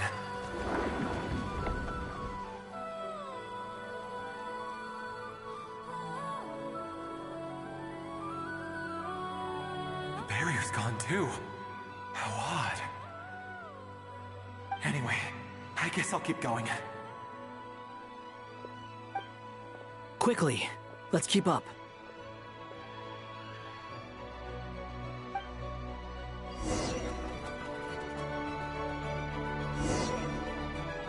Wait, there was someone else here? Don't go any further. We've got anti-monster traps laid out everywhere. But my daughter must just be up ahead. I have to go. This way's blocked.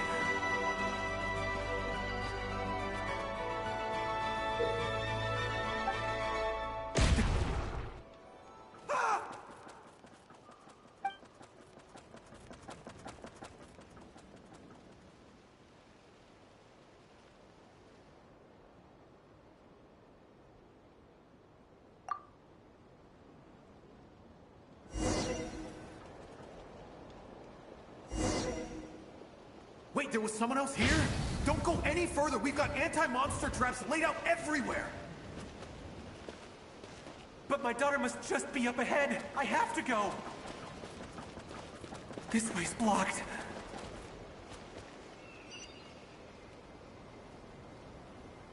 We might be able to use the explosives over...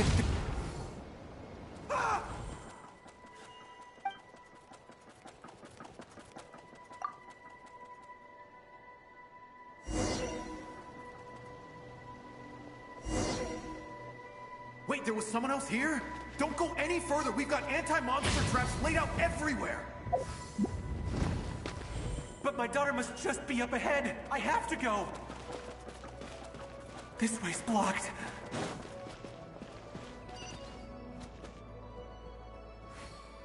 We might be able to use the explosives over there, but we need to take care not to hurt him. I'll use the barrier to keep him at a safe distance. This barrier seems to be helping me somehow.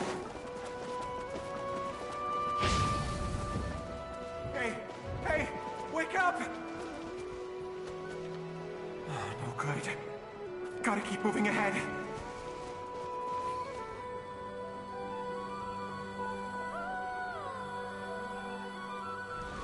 So many monsters!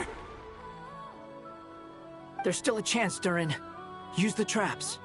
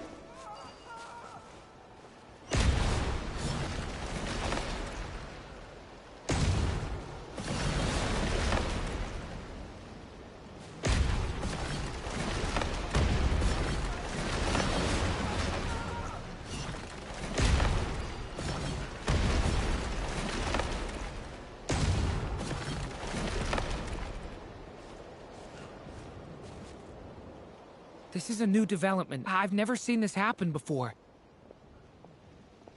We might just be able to save this person.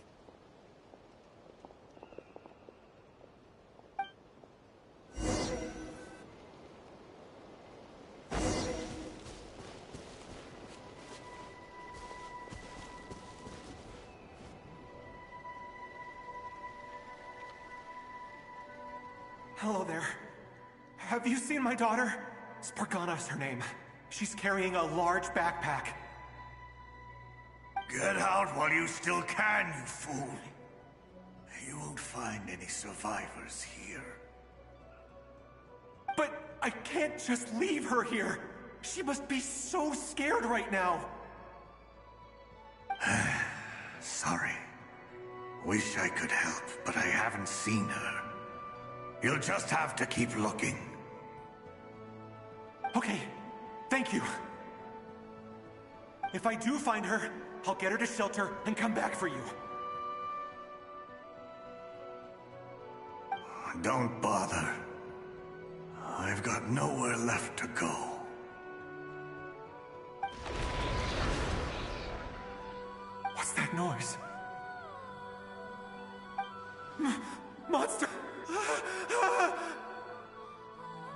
No, if he goes inside, he'll be walking into a trap. Let's try this once more. This time, we have to stop him.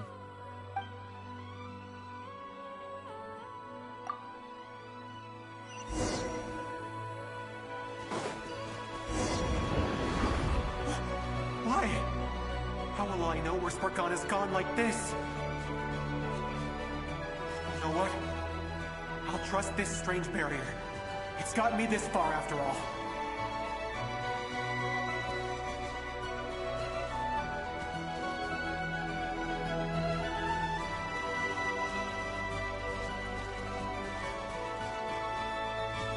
Spargana, are you there?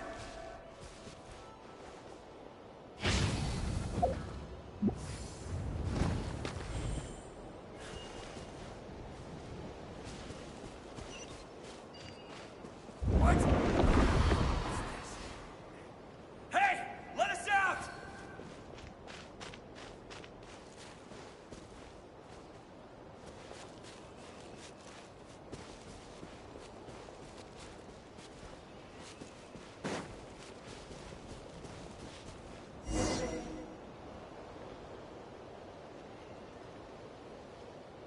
Huh?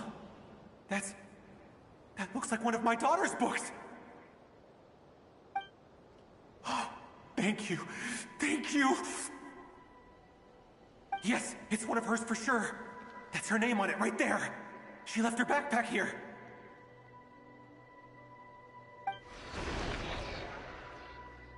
Durin, just like last time. Use the explosives.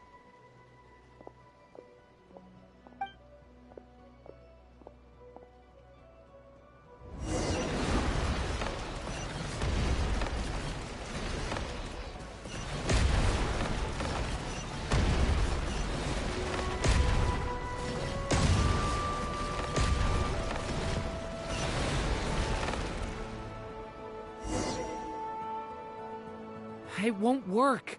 There's not enough left. If he makes it in, he'll die. But then, this clue could be the key to him finding his daughter. It might not be the only one. Better he misses that clue than loses his life.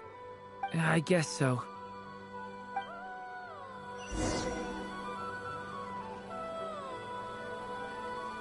Stop him, Durin. We can't let him get any further in. That's my daughter's book! She's passed this way! Why? Why won't you let me go in? I've searched and searched and searched just for this! But how will I find her without any clues?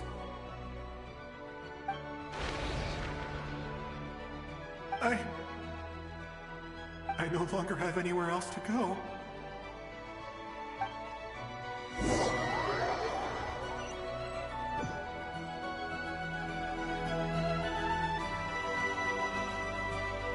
I'm sorry. I'm so sorry. He refuses to go anywhere else. Whether he opens this door or not, all that awaits him now is death. We couldn't change his fate. Albedo? Hat Guy? Let's try one more time. I don't know how we're gonna do this, but I don't want to give up either.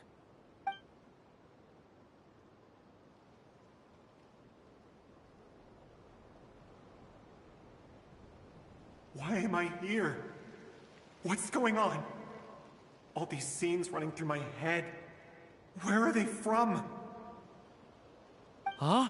What's going on? His reactions have changed.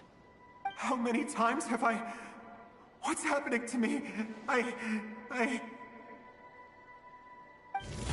Huh? Wait. Who are you? You can see us now? I feel like I always could, but that I only just realized you were there. I'm sorry, I don't know how to describe what I'm feeling. But you were the ones guiding me using that marked barrier, right? I haven't done anything yet, but those monsters, those deaths, they feel like memories. Like things I really did experience. I won't find my daughter. In fact, I'll ultimately die trying to find her. Isn't that right?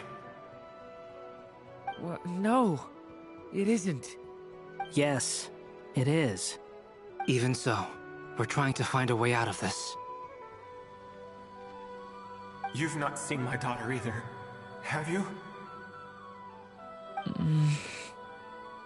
It seems she really isn't here.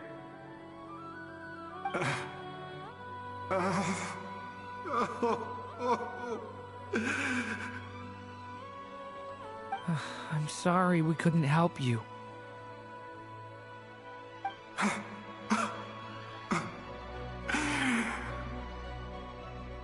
I'm just tired. Maybe this is destiny. Maybe it doesn't matter how hard I search. How long do I have left? Experience says 15 to 20 minutes. 15 to 20. Thank you for all your help. Let's rest a while. You look exhausted too. Now's not the time for you to start pitying us. It's not pity. I'm just realizing that I've only got 10 or so minutes left. You know?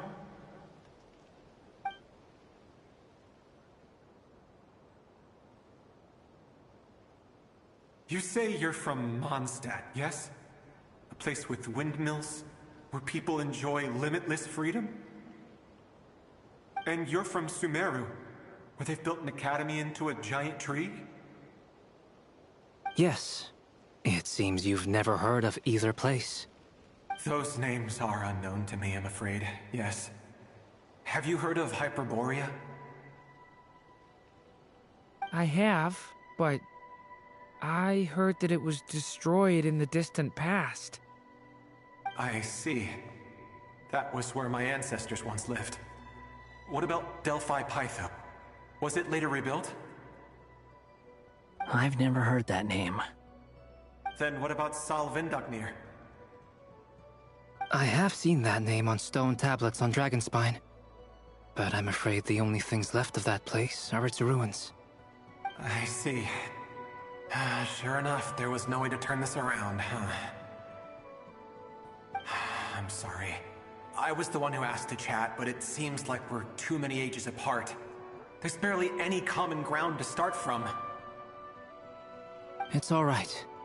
We did hear something new, at least. From how you speak of your lives, things must be going all right for you, I guess. They are. Mondstadt is a place of freedom and happiness. There's a lot of good people in the church and the Knights of Favonius, and even outsiders find that it's an easy place to feel at home. We have festivals a few times a year. Everyone gets together to drink, sing, and be merry. Sumeru's a lot more uptight. Not really the kind of place where you can relax. It's a nation fraught with problems wherever you look. But if all you want in life is to seek knowledge, I guess it's pretty much paradise. That's wonderful. In other words, after this all-devouring black tide passed, humanity did not merely avoid extinction, but rose to build prosperous civilizations anew. I mean, I can see you all right now. That must mean the future isn't a total mess, right? That's true. Well, time's almost up. Let's part ways, I think. Might be best if you don't waste too much time on me. The chances are slim, I know, but I'd like to spend these last few minutes looking for Spargana.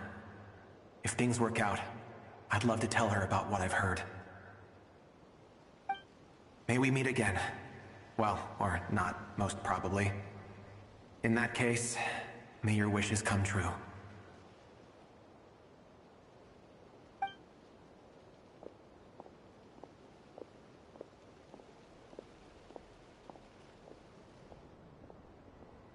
He's gone. In a few minutes, he will meet the end that was his to begin with. The ending of this tale did not change, but I believe that we've just made the most progress we have yet. May your wishes come true. If only it were so simple. Hat guy, Could I ask you a question? You've never talked about your past.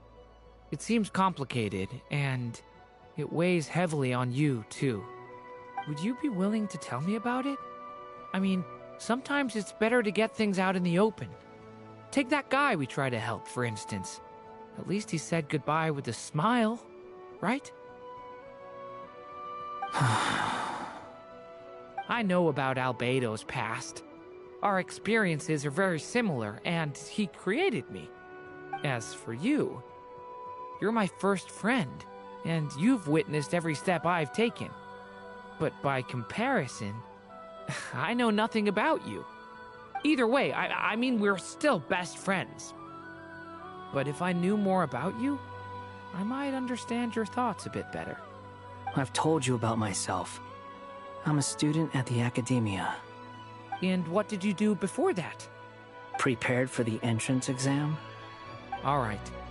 If you really don't want to talk about it, I won't press you any further. I was a puppet built from the branches of a white tree, using technology left behind by the Conrian schools of mechanical engineering. A white tree? You mean an Irminsul tree? Yes. A branch of Irminsul that was once connected to the main tree. So you had a human creator too? Yeah. But my creator abandoned me after deciding that I was a failure. After that...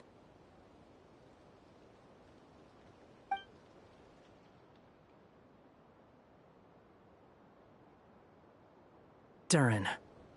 Resisting the influence of the Abyss, suppressing the urge to destroy, trying to do the right thing. None of these things are easy. But no matter how hard they are, trying to rewrite past wrongs is far harder. You asked me if you would create a new tragedy if you failed. I told you there was no point speculating about that. But the real answer is, yes, you absolutely will. That guy. But at least you've got people here to help steer you away from the wrong path. So, just keep aiming towards the light. I will. I promise. All right, break time's over. Hello? Durin speaking. Hello, friends, it's me! What have you been up to, I'm detecting some unmistakable fluctuations here at the border. The amplitude isn't particularly high, but they're completely different signals from the ones before, and the scale is comparable to those I've detected previously. Alice, we were unable to save that person. However, he appears to have retained a portion of the memories gained through that cycle, and was able to hold a conversation with us. I see. Well, that is rather odd indeed. It definitely merits further attention. Could I trouble you to keep trying the same approach? I need to gather some more data. Counting on you. I should probably have Nicole come and check this out as well.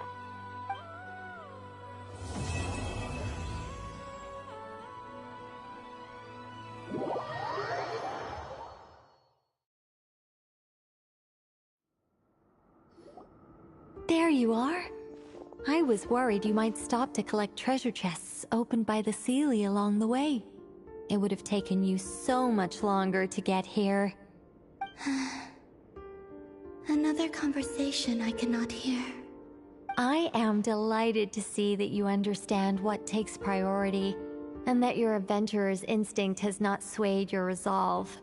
Really, I must applaud you for it. You should know. Paimon's head. Okay, I'll try and keep it short. My senses are telling me that this is where we shall find the entrance to the ruins.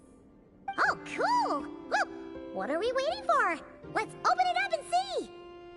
Patience. This was a sanctuary of great importance to the Hyperboreans. A special process is required to open the gate. Oh! Like the place that housed the Eternal Moon's Marrow?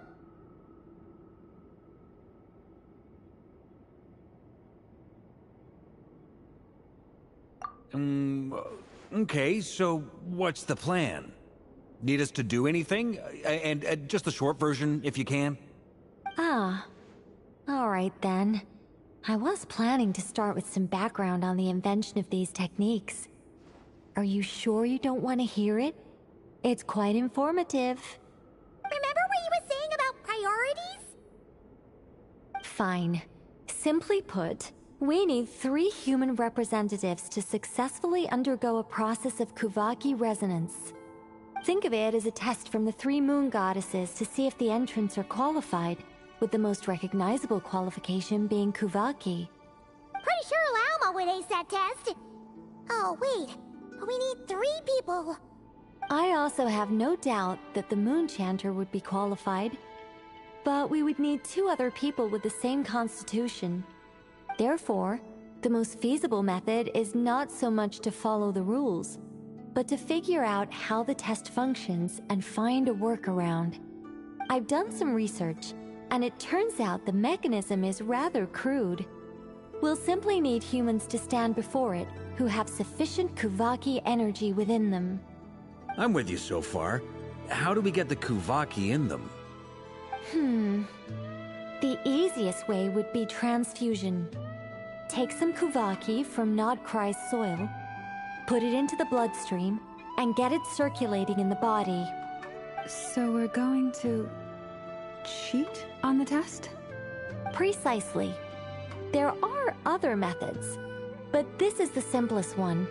Cheating the system is much easier than trying to hide from it. Huh? Ah! Sorry? Does the idea of cheating upset you, Miss Lauma?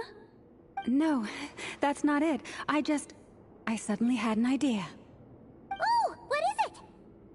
It's about Moon Prayer Night. I figured out a way for Kutar to join in the festivities.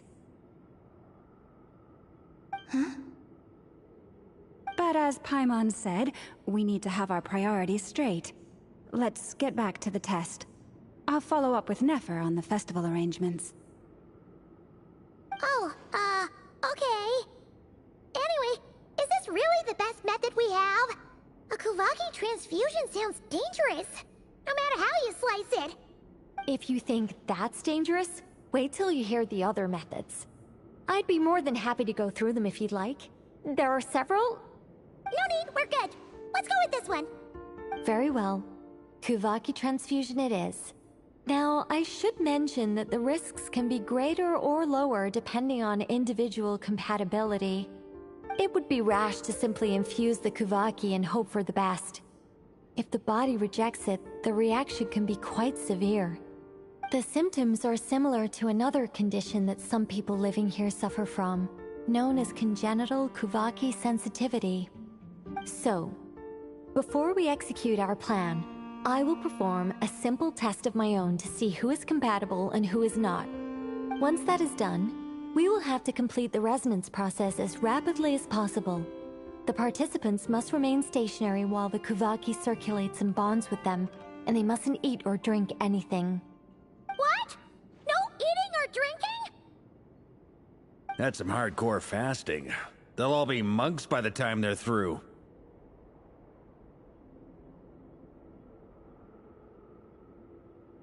"3 days. Oh, that's so long! And we still need to find 2 more people who are not just compatible, but also willing to volunteer. Fasting? What are they talking about?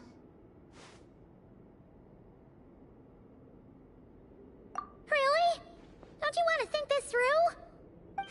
Haha, count me in too. 3 days without food? I can handle that. Miss Nicole has made it clear that this is the easiest way. The way I see it, there's nothing else to discuss. It's time to step up. Yeah, you're right. In that case, Paimon volunteers to be Captain of Logistics. She'll keep the fires lit and grab some spare clothes to keep you comfortable. Then we'll start with you first, Traveler. Please step forward.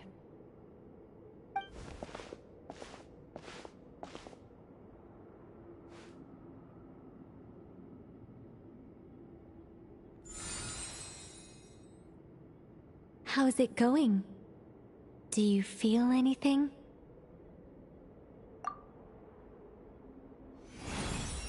How about now?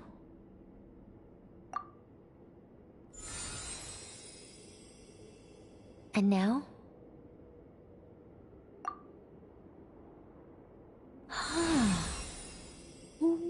What about now?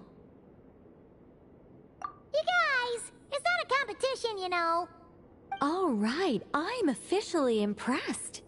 Even as a descender, you can withstand far more than I imagined. It's like I summoned a giant stone titan to arm wrestle you, and your arm hasn't even moved an inch. In my last attempt, I infused 5 times the amount of Kuvaki required. Yes, safe to say, compatibility won't be an issue for you. You're eligible to join. You're next, Mr. Varka. Sure, here goes nothing. All right, I'll start where we left off. 5 times the required Kuvaki dose. Whoa, whoa, whoa, hey, wait a minute. How's it going? Ooh, no, not great. I kind of want to puke. Feels like I've been drinking too much. A few bottles of wine, then a big stein of Dark Horse. With some hard liquor from Liyue mixed in. You think this is funny? I just lost to a young lady in an arm wrestling contest. I'm never gonna live that down. My apologies. I'll lower the concentration and try again. Oh. How's it going now? I'm not as dizzy as last time, but I can still feel it pulsing around. In that case, you wouldn't be an ideal choice, Mr. Varka. Let's try someone else. Okay. Let's go ask some of our other friends then.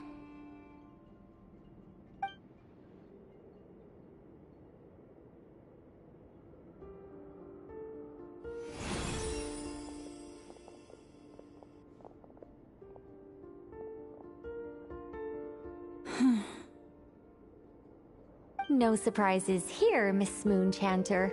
You're perfectly compatible. You may join.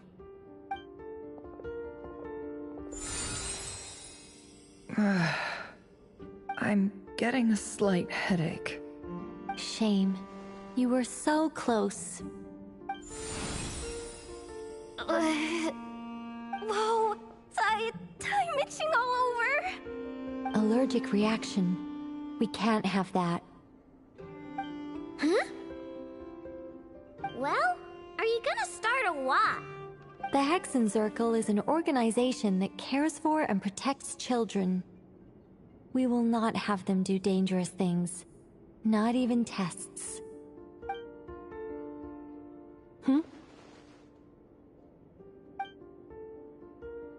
Is something the matter? The candidates have to be human.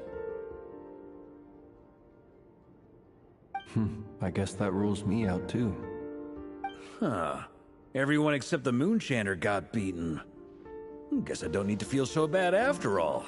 I mean, looks like this isn't gonna be as easy as we thought. Perhaps I could ask for volunteers among the Frost Moon Scions. I'll see about talking to some trusted Lightkeeper colleagues. Itlua springs to mind. In fact, I think we had some former Frost Moon Scions join our ranks recently. Can you give me the scientific explanation for how the test works? I can probably make some kind of test bot. Then, we can just zip through Nasha Town, going up to people and pressing a button to check their status. Wouldn't that be way easier? No. Wow! No elaboration for once. How about I contact the Knights of Favonia's garrison in the Wave Chaser plane? Shame that Lohan's already left. And that guy's even tougher than I am. Strange. The moon goddess is clearly revered by many people. So why is she on the brink of disappearing? She mentioned that the world has rejected her from the very beginning. And when we fought the Rapier of Solnari, it seemed like she exhausted her power for our sake. Also, Paimon's not sure revered is the right word for how people feel about her. Gratitude, certainly. For my part, anyway. It's basic reciprocity. She helped us, so she deserves our help in return. Yeah. Even though she looked like she didn't care, she still saved a ton of people, including me. A review of the relevant data leads me to conclude that Miss Columbina is a good person. Yep, you bet! They really think so? I'm super surprised that Columbina isn't her actual name, though. I think it really suits her. It's light and graceful and... yeah, just a really pretty name. I know, right? Unfortunately, that's not our decision to make. Columbina. That was the code name the Fatui gave me.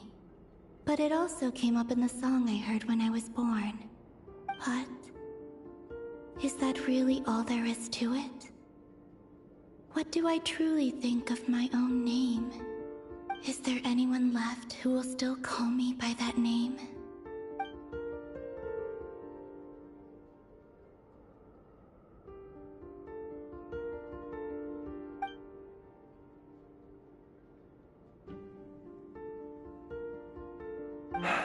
Moon Prayer Night is getting closer by the day. We're running out of time. We need to look for other candidates. Then allow me to try. Huh? What are you doing here? You contacted your friends via the Adventurers Guild. Sandrone has been keeping an eye out for something like that, so she informed me. Since I have the ability to accommodate a moon marrow, I should prove to be a suitable candidate. Arlecchino. When can we begin? I see. We can begin right away.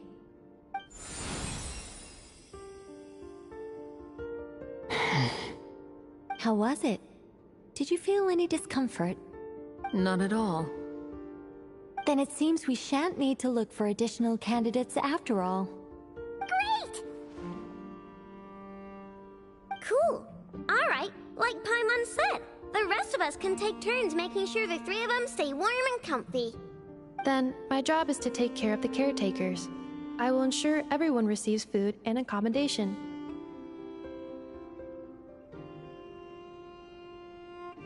I'm ready as well.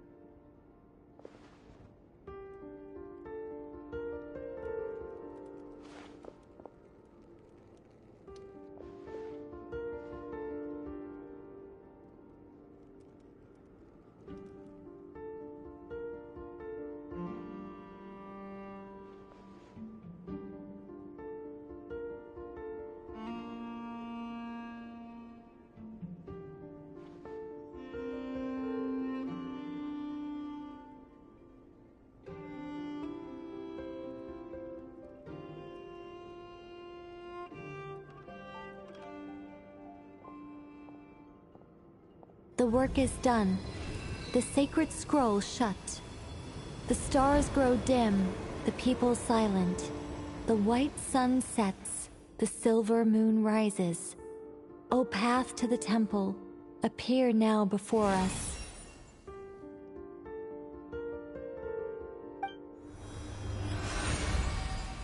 Wow! It really opened! So that's what all this is about. They've been trying to open this gate. Come, let us enter. It might be best to eat something first. Take care to chew properly and swallow slowly. It will give your body time to readjust to the digestion process. They will head in soon. They will need to enter this gate.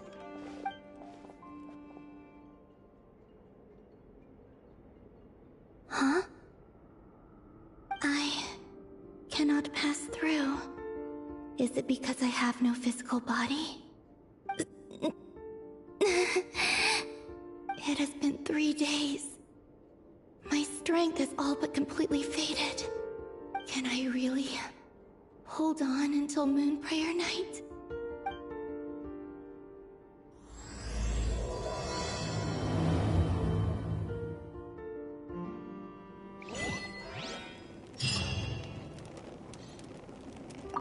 I have confirmed that you are all in good health. With that, my work is now complete. Congratulations are in order. It's good to know you're all well. Puts me at ease.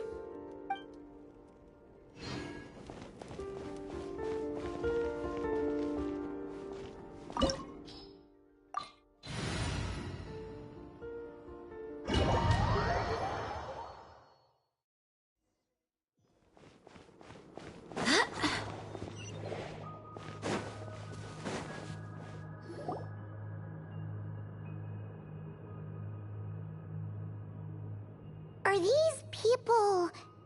Judging by their clothes, they appear to be phantom Hyperboreans from the distant past. That could mean they have some clues about the moon goddess's name, right?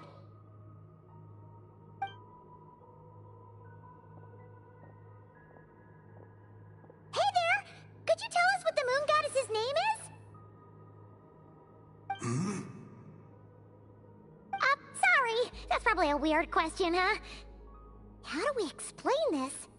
The moons are long gone, and their goddesses are dead. Their names no longer mean anything. When a new moon goddess is born, we will surely know her name. We have used every last resource at our disposal. All that remains is to wait, patiently and quietly.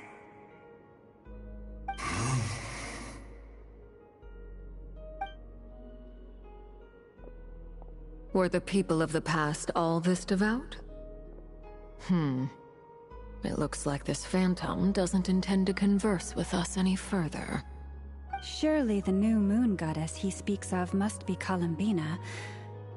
Alas, Kuthar's birth came long after the age in which he lived.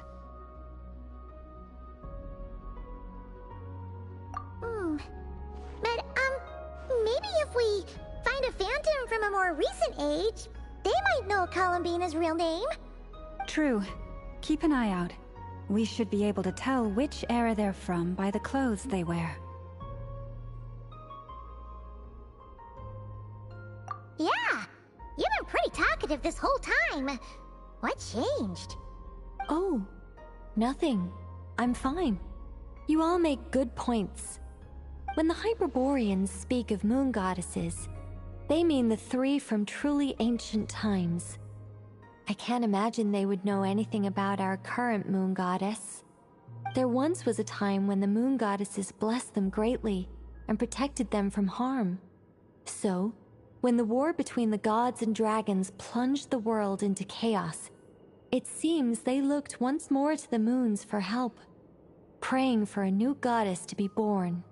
Yeah, that checks out. Let's continue on. Who knows what else we may discover?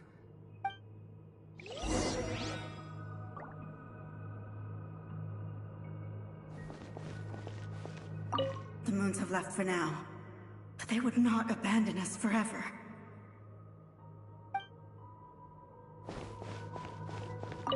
When the moons rise again, we shall receive their protection once more. Even in the darkest hour, there is always a way out.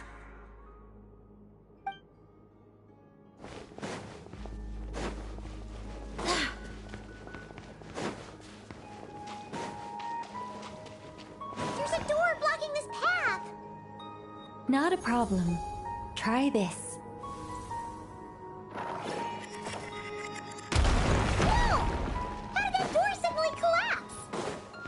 This device was maintaining the door's integrity. Remove the core, and the device stops working. Is this our destination? Impressive. More precisely, this is a device that will help us reach our destination. Let's go. We still have a long distance to cover.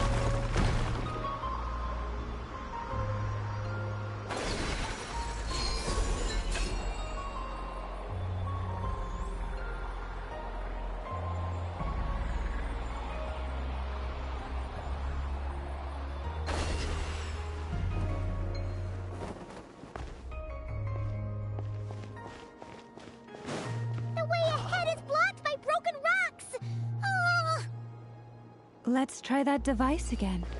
Remember the door from earlier? It works in reverse, too! The humans we see are all phantoms, but the monsters are real. It's a fascinating place. There'll be plenty of time to admire it later.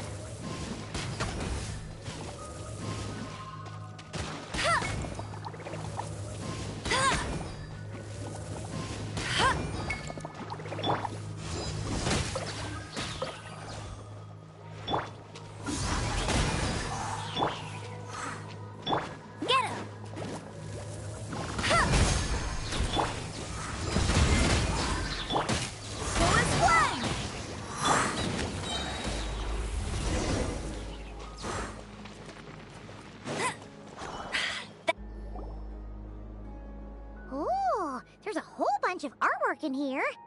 Seems pretty old. Nicole, this is probably your area of expertise. What do all these paintings mean? Let me see. To understand these murals requires some knowledge of the history surrounding the War of Funerary Flame. I shared a little of this with Lauma before. Yes. I think I follow. The dispute between the Moon Sisters. The transformation by Nibelung.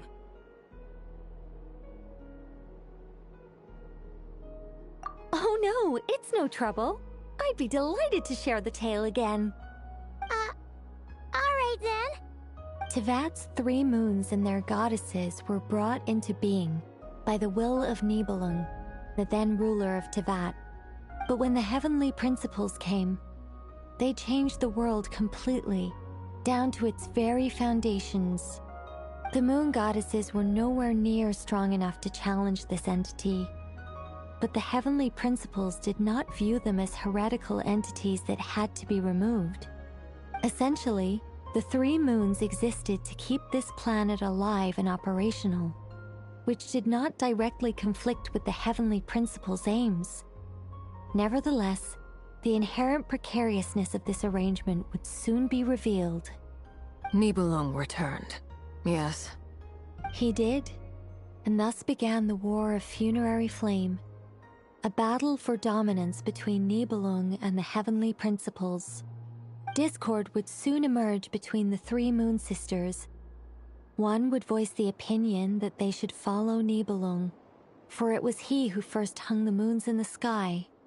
Another would argue that taking sides in the conflict would only bring the world closer to ruin. There was no telling where it would lead, especially since their creator had returned, bearing the perilous power of the Abyss.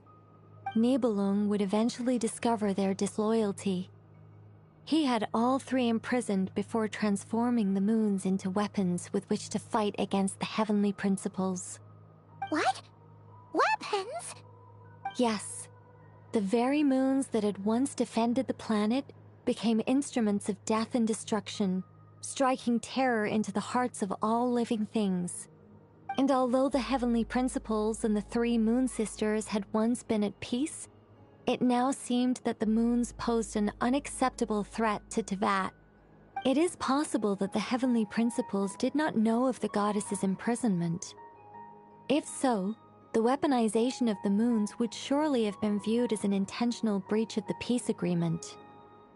Regardless of who knew what, when, the heavenly principles shattered 2 moons and flung the other beyond the skies. Whether the goddesses managed to escape Nibelung's captivity after his fall, nobody knows. But this much is certain. From that day on, the moons no longer belonged to Teyvat. The rejection slowly drained their power until eventually they passed away. So that's the full story. You say the moons ceased belonging to Teyvat from then on. Why then would Columbina be born here? That is perhaps due to the lingering connection between the Frost Moon, which was not shattered, and this world. You could see it as the 3 sisters' dying wish. They never desired war.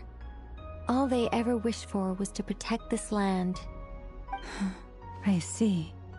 If the final fate of the 3 goddesses is as you say, then Columbina faces the same grave danger. Our investigation has yet to bear fruit. We must hurry. Yeah, you're right. Let's keep going.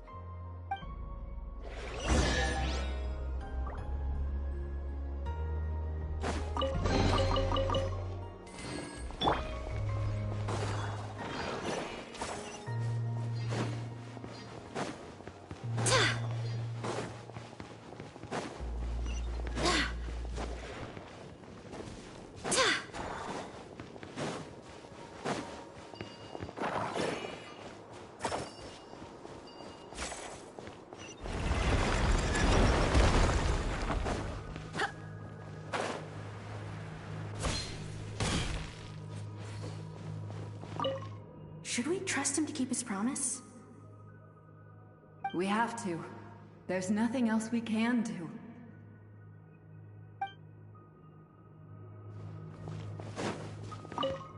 Why? Why do the creators of this world no longer show mercy upon their people? Remember his words. We must change our fate with our own hands. Wait, that's odd. Who is he? Is something wrong? No, not really. It's just that over 30 possibilities emerged in my head, so I can't be sure who he is. It's been too long. My memory isn't as sharp as it once was. Okay. 30. Wow. Impressive.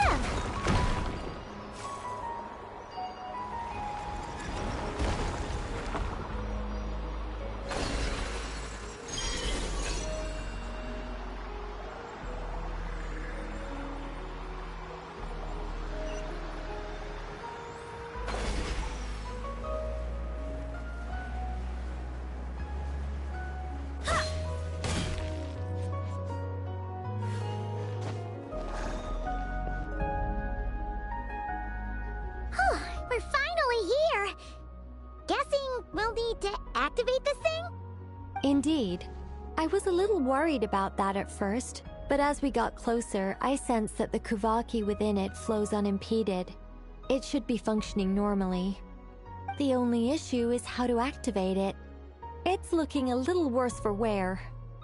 What about the cores from some of the other devices we've seen? Can we repair it using those? In all likelihood, yes. I imagine that would have been the Hyperborean's backup plan. Let's look for some cores.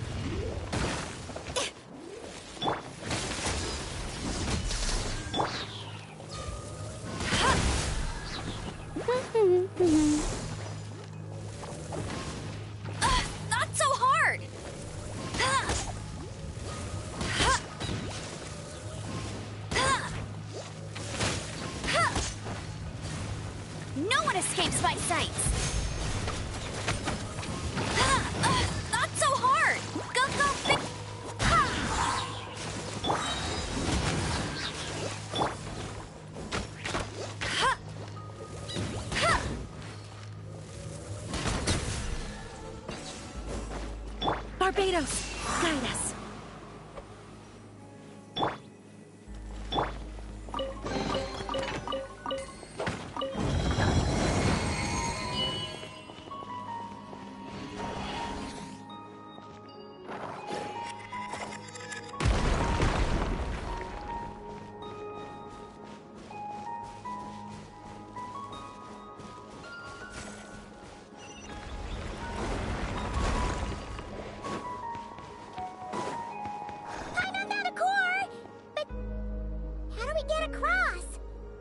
Walk up, then jump down.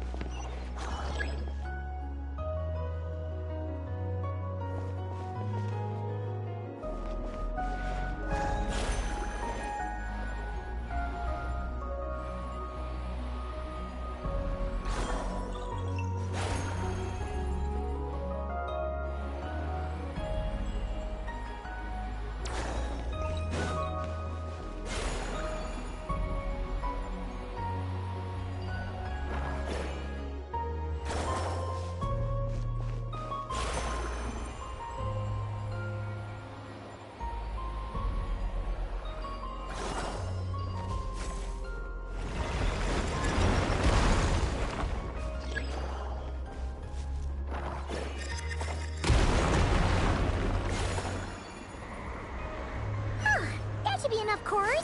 Let's head back.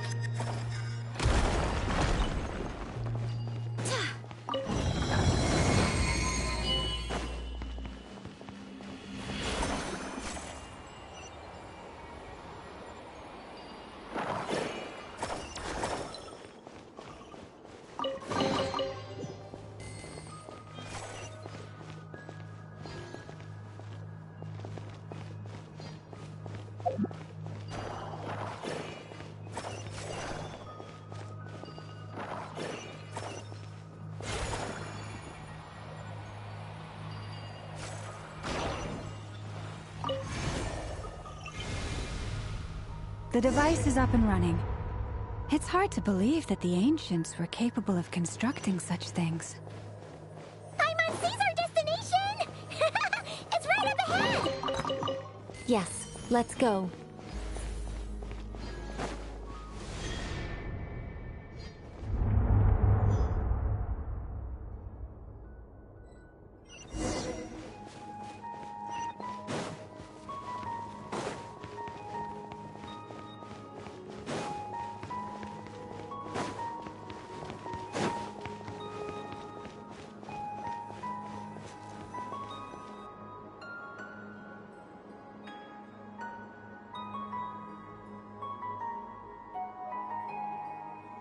This is where the people of Hyperborea communicated with the moons. We need only place the moon marrow upon this platform on Moon Prayer Night, and we shall be able to open a portal to the moon and send our moon goddess back home. The assumption being, of course, that we can find her first.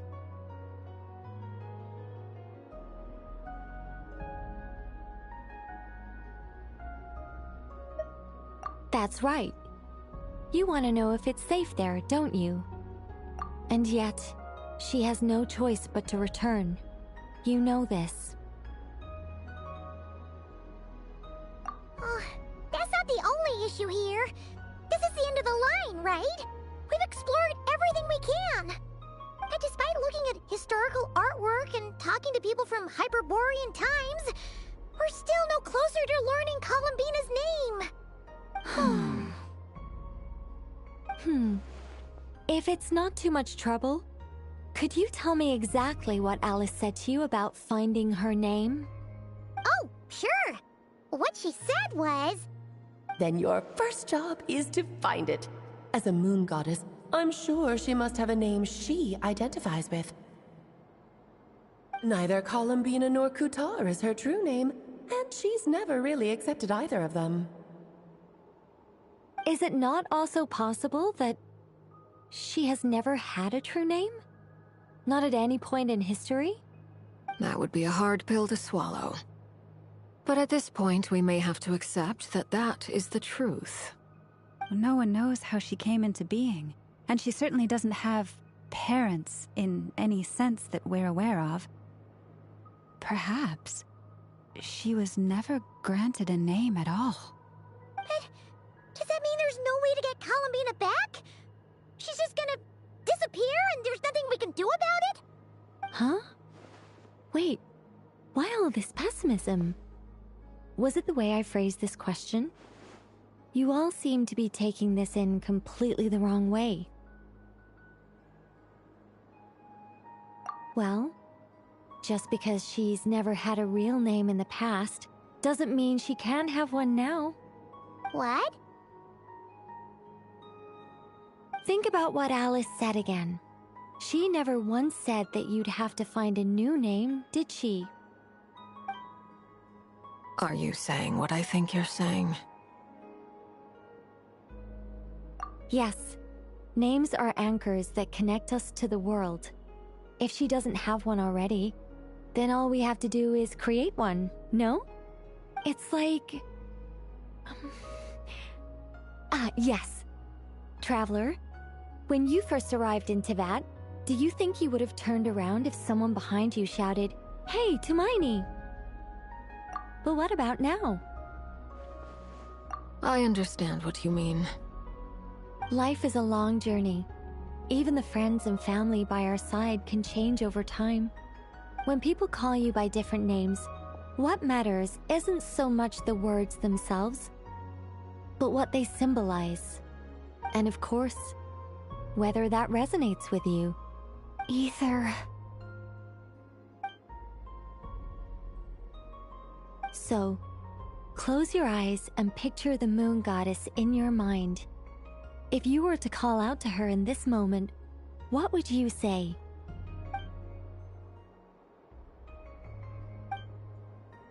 Columbina. Columbina.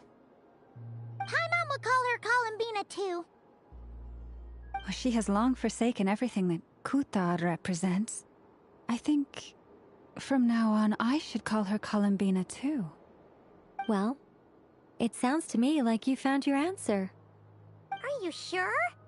Is it really that simple? We haven't found her this whole time, and not for lack of trying.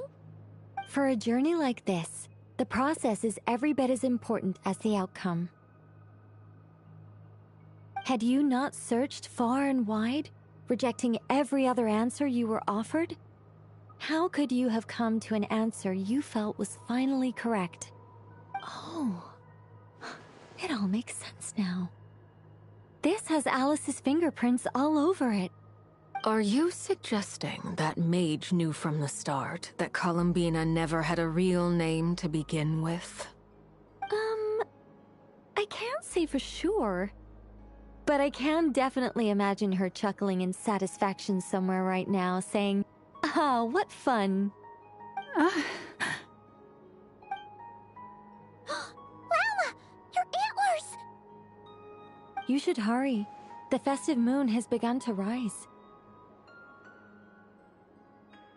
Do not worry, for when you called the name Columbina just now, I could sense that the power within was enough to summon back the moon goddess. The power within what? The name? Yes. So, the thing is... What's wrong now? This is so annoying. I really want to explain how that whole thing works. Starting from the founding principles of Teyvat and... Oh, I could talk about this for hours. But... Deep breaths, Nicole. Deep breaths. You're an angel. A sober, sensible, solemn angel who has her priorities straight. Okay then. Sorry for asking. Clearly a bad call on Paimon's part. Anyway, you all need to hurry. Last thing, remember how it felt when you called out that name. Then it is agreed. By the name Columbina, we shall find her. Then we'll throw her the best Moon Paradise party ever! And at last, we will send her home.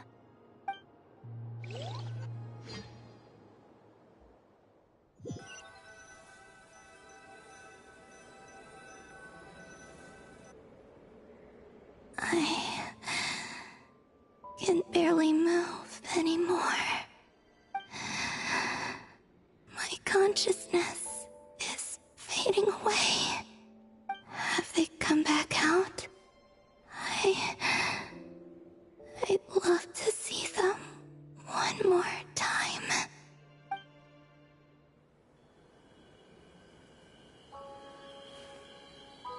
They didn't make it.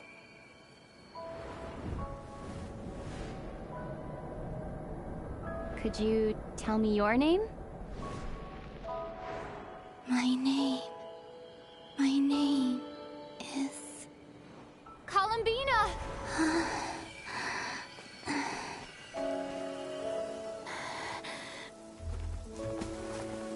Columbina! Are you here? Columbina! That's the name you gave when we first met. And it's what I've called you ever since. Columbina. It's a fine name. I have many fond memories of Columbina, and so do all of your friends.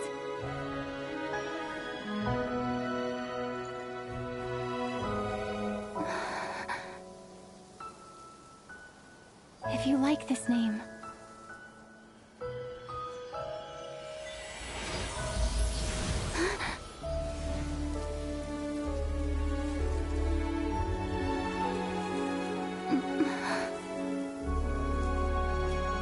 looking for me?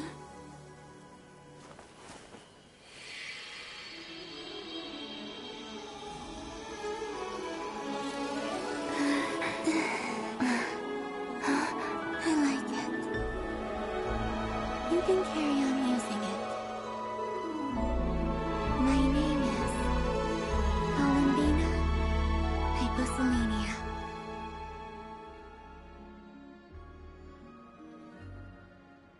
Columbina Hyposelenia. That's a wonderful name. I never thought that Columbina would become my real name. But after I met you and my other friends, the things that this name stood for slowly began to change. It went from being a Fatui code name to something my friends call me.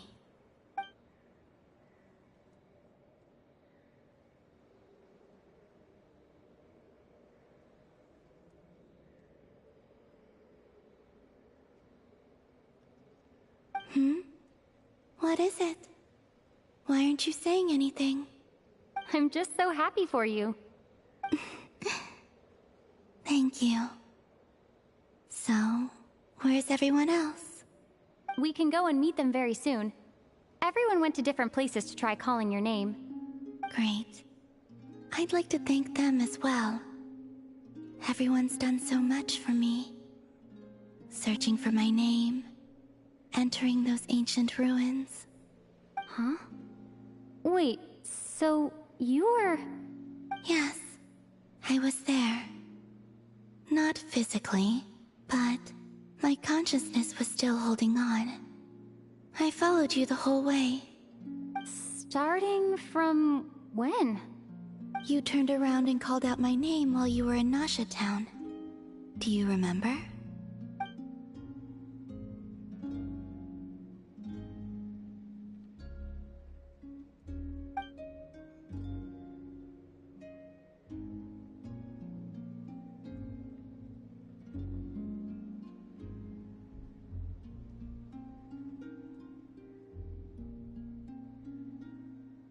Let's go. We don't want to keep them waiting. Sure. In that case, come with me. But... Hmm? Before that...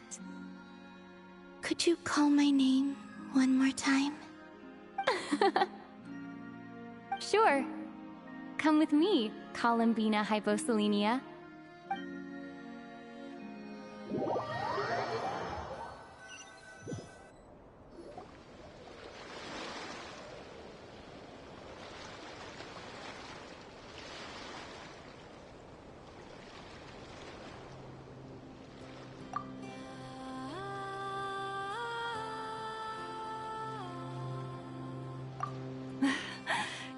Columbina!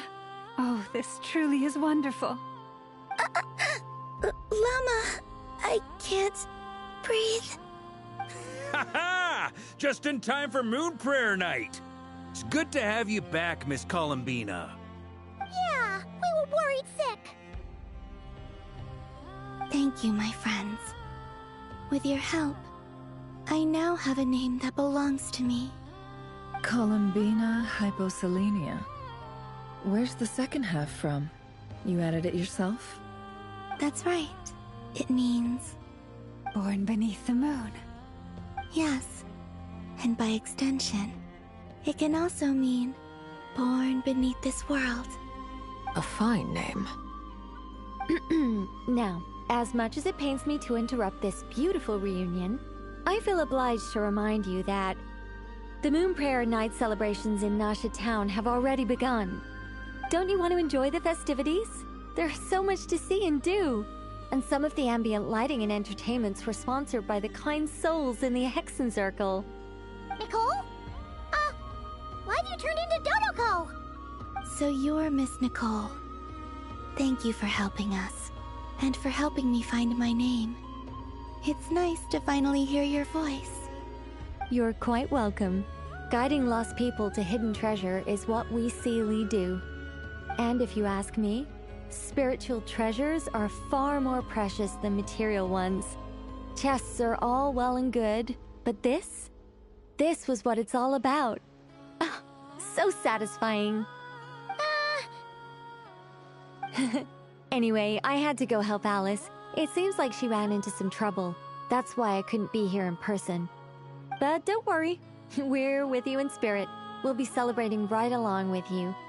Keep an eye out for the Hexen Circle's festive stalls in Nasha Town. I think you'll like what we came up with. Alice said she even managed to rope B in this time. The Frost Moon Scions have also prepared various attractions. I believe Aino, Ineffa, and their crew are setting things up as we speak. On that note, Nefer, about that request I made. It's all in hand. Yehoda is on site to ensure that everything goes off without a hitch. Wonderful. In that case, Traveler?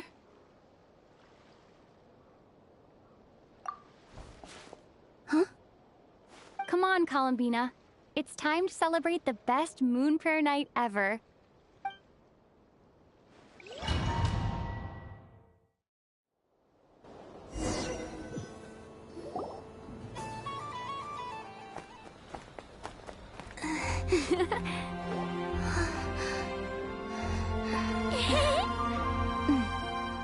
Hey, young lady. Would you like some Moon Prayer Night candy? Happy Moon Prayer Night. Oh, yeah.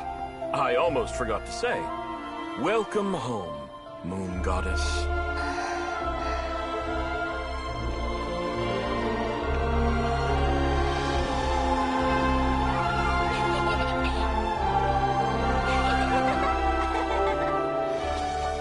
Welcome home, Moon Goddess. Welcome home, Moon Goddess. Welcome home, Moon Goddess.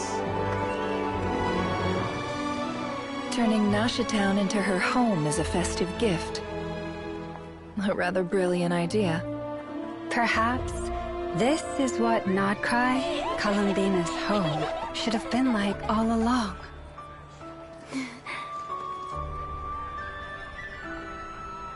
Thank you for the gift. I like it a lot.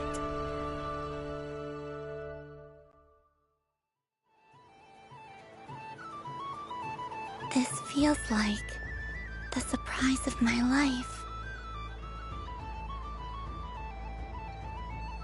I do. I never imagined I'd ever get to enjoy Moon Prayer Night with everyone so freely. If you're happy, we're happy. Quite a strategy you came up with. Hide the tree in the forest. It's not your usual style, Lauma. Is there something about Moon Prayer Night that enhances what's in your head as well as the antlers on top? Apparently so.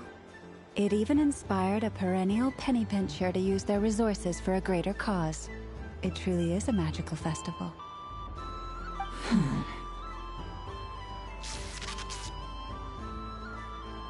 I see it now. This bickering is actually a sign of a strong relationship. Huh? What's everyone doing here? Oh! Miss Columbina, you're back! Yes, I'm fine now. Thanks for your concern. How's your progress with Alice's assignment? Very well indeed. I've never heard her sound so excited. Not like this. This time her excitement seems more serious. Seems like she's had a major breakthrough. She said she'll contact us once she knows more. In the meantime, we're free to relax and have some fun. Enjoy the time off while it lasts. I have a feeling that our next task won't be so simple.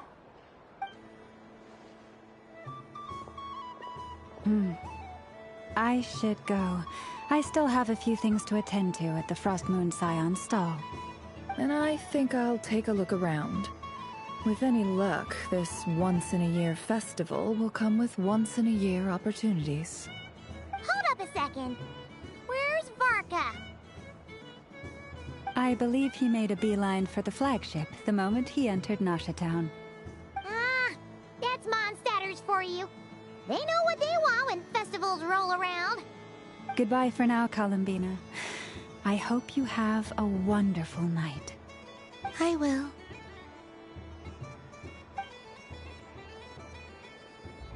Well, in that case, don't just stand there. Get up there and have some fun. You'll definitely get a warm welcome at every stall. Oh, also, take this map with you. It's a guide to the festival.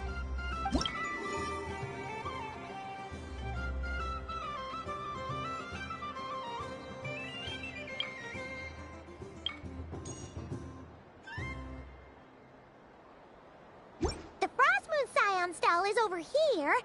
Lauma's invited a whole bunch of cute animals to celebrate too. Over there is the Hexencircle section. Alice seemed more excited than anyone about this festival, so she insisted on making it a grand affair.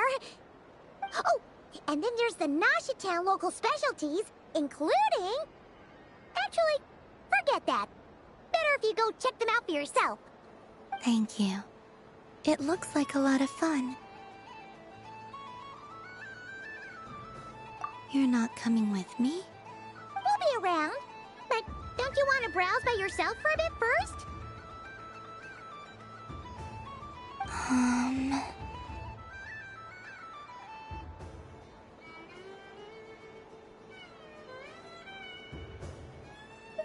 Yep. If you find something you like and want to try it out together, just give us a shout. We'll be right with you. Otherwise, just relax and enjoy yourself. There's so much on offer, so try to experience as much as you can. And don't forget to stuff yourself with all the delicious festival food.